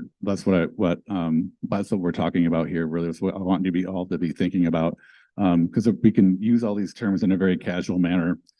But when we say something like climate change or renewable, I think there's maybe 50 of us in here now, and I bet there's at least 25 or 30 different ways of thinking about each of those two things, right? And so understanding the patterns is really, really important, especially if we're talking about how these meanings drive political action, and not just lawmaking, but also how it is that we all think about things, unify around particular ideas, and then bring those ideas to policymakers to turn into law, right? So we need to really understand these patterns. So some common frames that I've come across in my own research and that are still out there and have been found by other researchers are, thinking about renewable energy as a economic issue, as a technocratic issue, and one of maybe inequity. But frames that we don't see in this space tend to be renewable energy as associated with community, as associated with hope, or generally anything more than 50% optimistic. So the general idea here is that the way that renewable energy is talked about by important people, that is people in the news and politicians and things, this tends to drive public opinion. And if your hope is that public opinion in some way drives policymaking, then that's a real problem, right? And so we need to be thinking about what that looks like. And also, of course, some of these are not going to look strange to anyone. Climate change as a population issue, right? This has been an issue in development for a long time. And of course, this ignores issues of affluence and power. And so, of course, there we see what is unspoken. And you can read through the rest of those. All of those have been found by by myself and other researchers. Mainly, and the last one I'll point out here is the use of what we call the conflict frame. And the conflict frame is what qualifies what we call a master frame. And so basically what that is in reference to is just understanding that in a lot of ways, when we read about energy in the news, a lot of the times and a lot of different social issues beyond energy are thought about and talked about in terms of conflict, right? As opposed to, again, hope or unity or learning or something a little bit more kind of socially productive. So conflict frames are very common. And of course, that way it's easy to get, if you're in politics, it's easy to get, other folks behind you if you reference somebody else, if you reference a conflict. If you're writing for a newspaper and you're trying to balance your news, then you're likely to use a conflict frame of fossil fuels versus renewable energy, right? When there's not necessarily a reason in all of these articles to be talking about those two in conflict. Okay, so conflict is a huge way to think about this, and I want to get us kind of thinking past that. And also there's some issues about this term renewable itself, because as I've mentioned before here, there's a number of different ways we can think about energy, renewable energy, climate change, etc. And so this thing that we call renewable energy is very complex. And because it's complex, it can be ambiguous. And so what I mean there, of course, is that we can have a conversation about renewable energy, but we may not all be meaning the same thing, right? Some of us might be including hydro in that, and other folks might not be, right? And so this is a really important debate, because I think there's, especially, with the emergence of that term in the 80s and 90s, renewable energy, I think there was an assumption that it was inequitable, it was just, it was, better than fossil, so it was good. But of course, we know that there's plenty of energy use that is quote unquote renewable that is not, we wouldn't say is fair or just or equitable to communities who are displaced by dams, for example, or who have to burn fuel that makes them sick, right? So thinking about how renewable is used is a really important part of a really important consideration here. All right, go ahead. All right, so thinking about these two together, there's a number of different social processes that we can reference in social theory to think about why this happens. And I won't go into all of them in too much detail, but there's quite a few. And I think ultimately what we're looking to do here, we've talked a lot about education today. We've talked a lot about the public sector today. And I think what I'm trying to offer here is just a way to think about energy in a different way, and to think about how, again, the structure of meaning making around energy can be affected by a number of different things. So, of course, a centralized media is something that globally we deal with, and locally we can deal with as well. A closed media system, hegemony more largely, which is a term that's basically used to refer to a situation where an economically and politically dominant class uses the ideological realm to convince people that they're correct about whatever it is that they're saying, and of course create the conditions where people won't question what those folks are saying, right? And so hegemony is a term in social science that has a long and storied history, but that's basically what it means. And so we can think of a lot of the work that global capital has done in the form of private institutions as somewhat hegemonic. I know that I've heard quite a few critiques in here already about World Bank and IMF stuff, and I don't think I need to go into too much detail there. But ultimately, again, what we're talking about is not just that political and economic power. It's about what that power allows those people to say, right? And what kind of meaning they're able to apply to particular situations. And that's my kind of humble offering here. Certainly not looking to solve the world's problems by talking about how to talk about something. But when we're saying, we need to educate folks, we need to build coalitions amongst the public sector, part of that is going to be being strategic and thoughtful about how it is that we use words, right? All right, so I'll leave the most of that stuff, the social processes stuff alone. I think mainly we do want to give some mention to social media. Like I said, this is an important one. It's, it's a way that, recently people have been thinking a lot about and been referencing a lot in terms of, the conflict in Palestine and Israel, right? Like there's tons of information out there, and there's a deluge of information, and there's plenty of people taking sides there. But of course, in terms of what's missing, of course, this gets coverage in the New York Times and every other paper, but nobody's talking about what's going on in Sudan. And the second one, I guess I'll just talk quickly about is the news, because I know more about that one. And this one, what I really want to emphasize here is the importance of the process and what that means. So when I'm talking about what that says there is the institution of reality. What that means, what's that meant to reference is that how an institution works will help define what it says about a particular thing. So for example, in some of my research about energy, one of the things that I did was I asked journalists about how it is they define the news. And so ultimately, after I did all these interviews, they said news was new, which is not a shocker. It was important, or it was interesting. And one of those three things had to happen for them to write a story. And so why does that matter? Well, that matters because most of the time when they talked about renewable energy, they talked about it as being something new or something interesting, but not something important.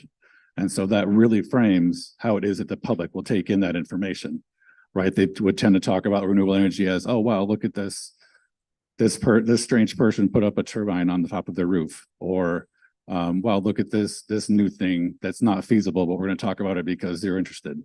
But they're not talking about things, again, they're not talking about community action, they're not talking about hope, they're not talking about the politics of possibility, if you will.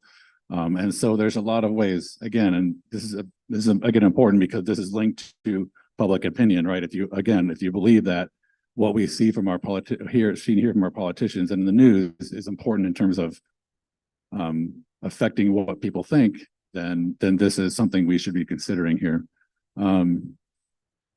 And a couple of different processes here, of course. Developmentality is an interesting one. I won't go into too much detail there, but it's basically the idea that that development groups are able to kind of define the rules with which development gets done. So it's a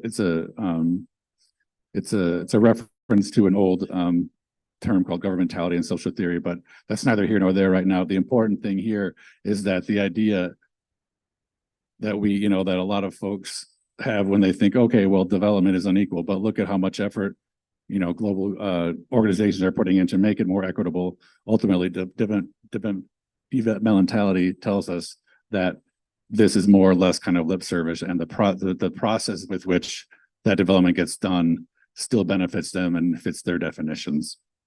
And then, of course, we know about greenwashing. I won't go into any detail there, but one of the drivers of this kind of research about and understanding why public opinion is so important is this idea of the social gap, which is basically the concept that refers to a gap between what public opinion indicates people want and what policy actually does.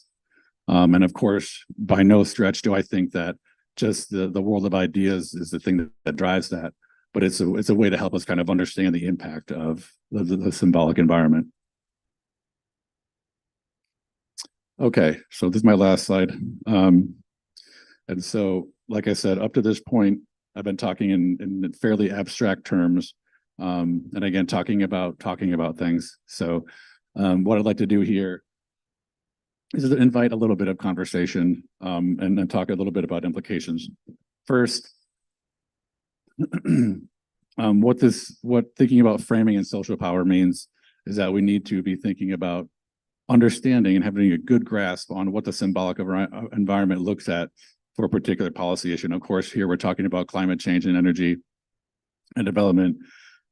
and understanding what that really encapsulates, who's saying what, where do they live? Why are they saying this? To what end? How are they benefiting? In what way?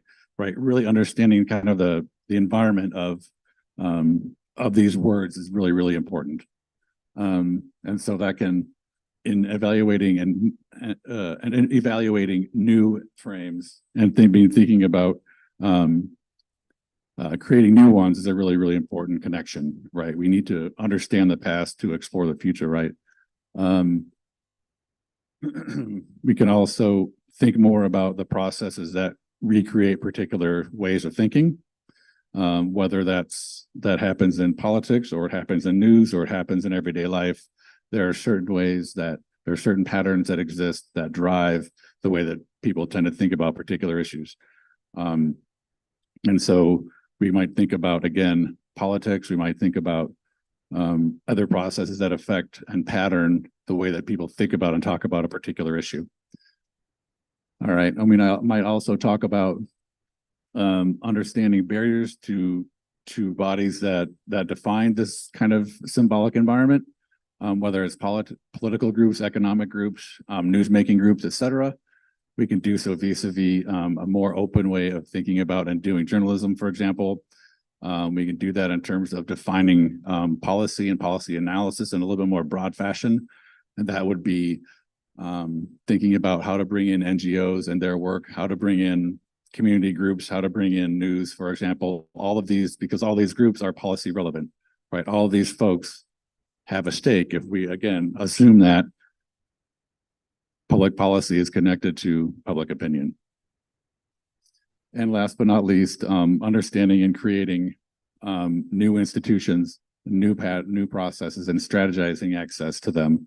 And basically what I'm trying to get at there is just kind of thinking about, well, okay, if these particular patterns and institutions led to particular ways of thinking and thus political and policy outcomes, then maybe there's ways to do that differently. And so that could be something as straightforward as changing the way that people write the news, and doing our best to change the way that people take in the news.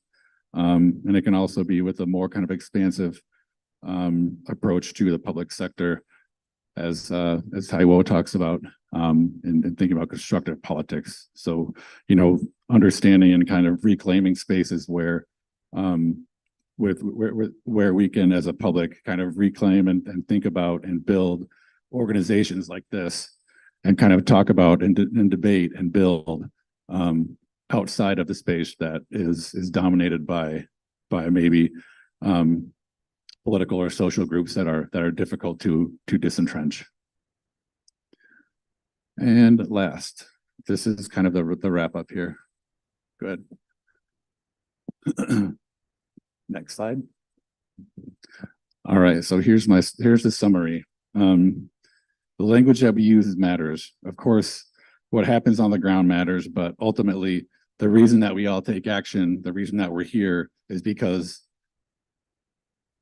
whatever we're here for means something to us, right? And it means something to us because of the words that we use to describe it, right? We've heard a lot of very eloquent folks here speaking today, and a lot of passion and a lot of intelligence, and that all comes from somewhere and means something. But of course, what we're trying to do here, right, is redefine a problem that's been frustrating people for a long, long time. And as you can see there, when language changes and new frameworks of meaning become part of the public domain and are routinely used, then social life has indeed been changed. And so words matter. Words matter. When we're talking about, again, we're talking about policy, we're talking about politics. Understanding how to build new things is important, and thinking about how to build those things and what we talk about when we do is also important. Thanks. Thank you.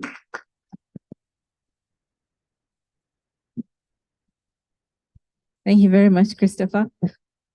Yes, you did hit your time. We'll take two questions. And Christopher said there are some people who are not saying something and we're wondering what is it they are not saying.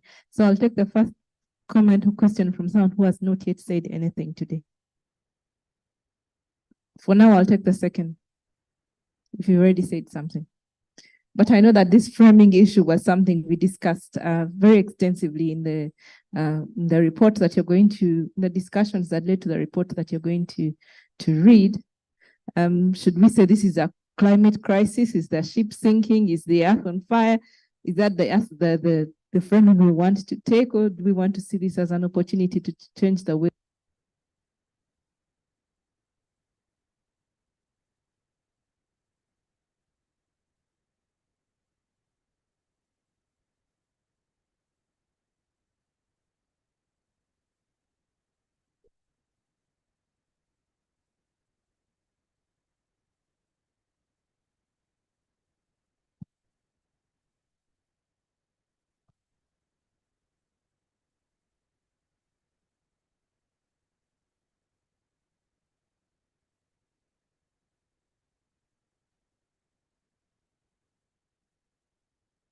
Okay. Well, distinguished guests, thank you very, very much for showing up and participating in this annual scientific conference.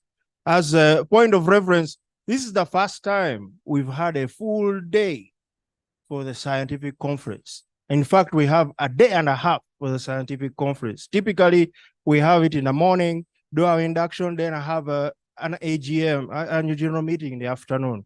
This is the first time, so you are part of UNAS history in a positive way. So thank you very much. And if you don't clap for that achievement, I'll keep talking and keep you from your reception. Thank you. Thank you very much to the committee that put together this consensus study report. My colleagues at the UNAS Secretariat who typically stay in the background, thank you very much for everything. Nothing would happen without you here. Our founding fellows, our present fellows, the first two presidents of the academy, thank you very much for gracing us with your presence and also real full participation, including the challenge not to eat meat. So there we are. So we'll do better next year. We'll have pots with boiled water in them. That's the best, isn't it?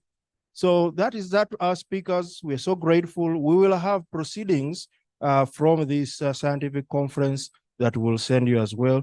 Any questions you have about the report, about the academy, about any of our processes, please contact us, and let this one not be the last time for those who've joined us for the very first time. We have a reception. Where's the reception? Right outside the ballroom. Fantastic. They've made everything convenient. We don't have to walk around the Sheraton maze to get the reception, which means the reception is mandatory and must be enjoyed. Everything out there is sustainable and climate smart. So thank you very, very much, everybody. Thank you for coming, guests.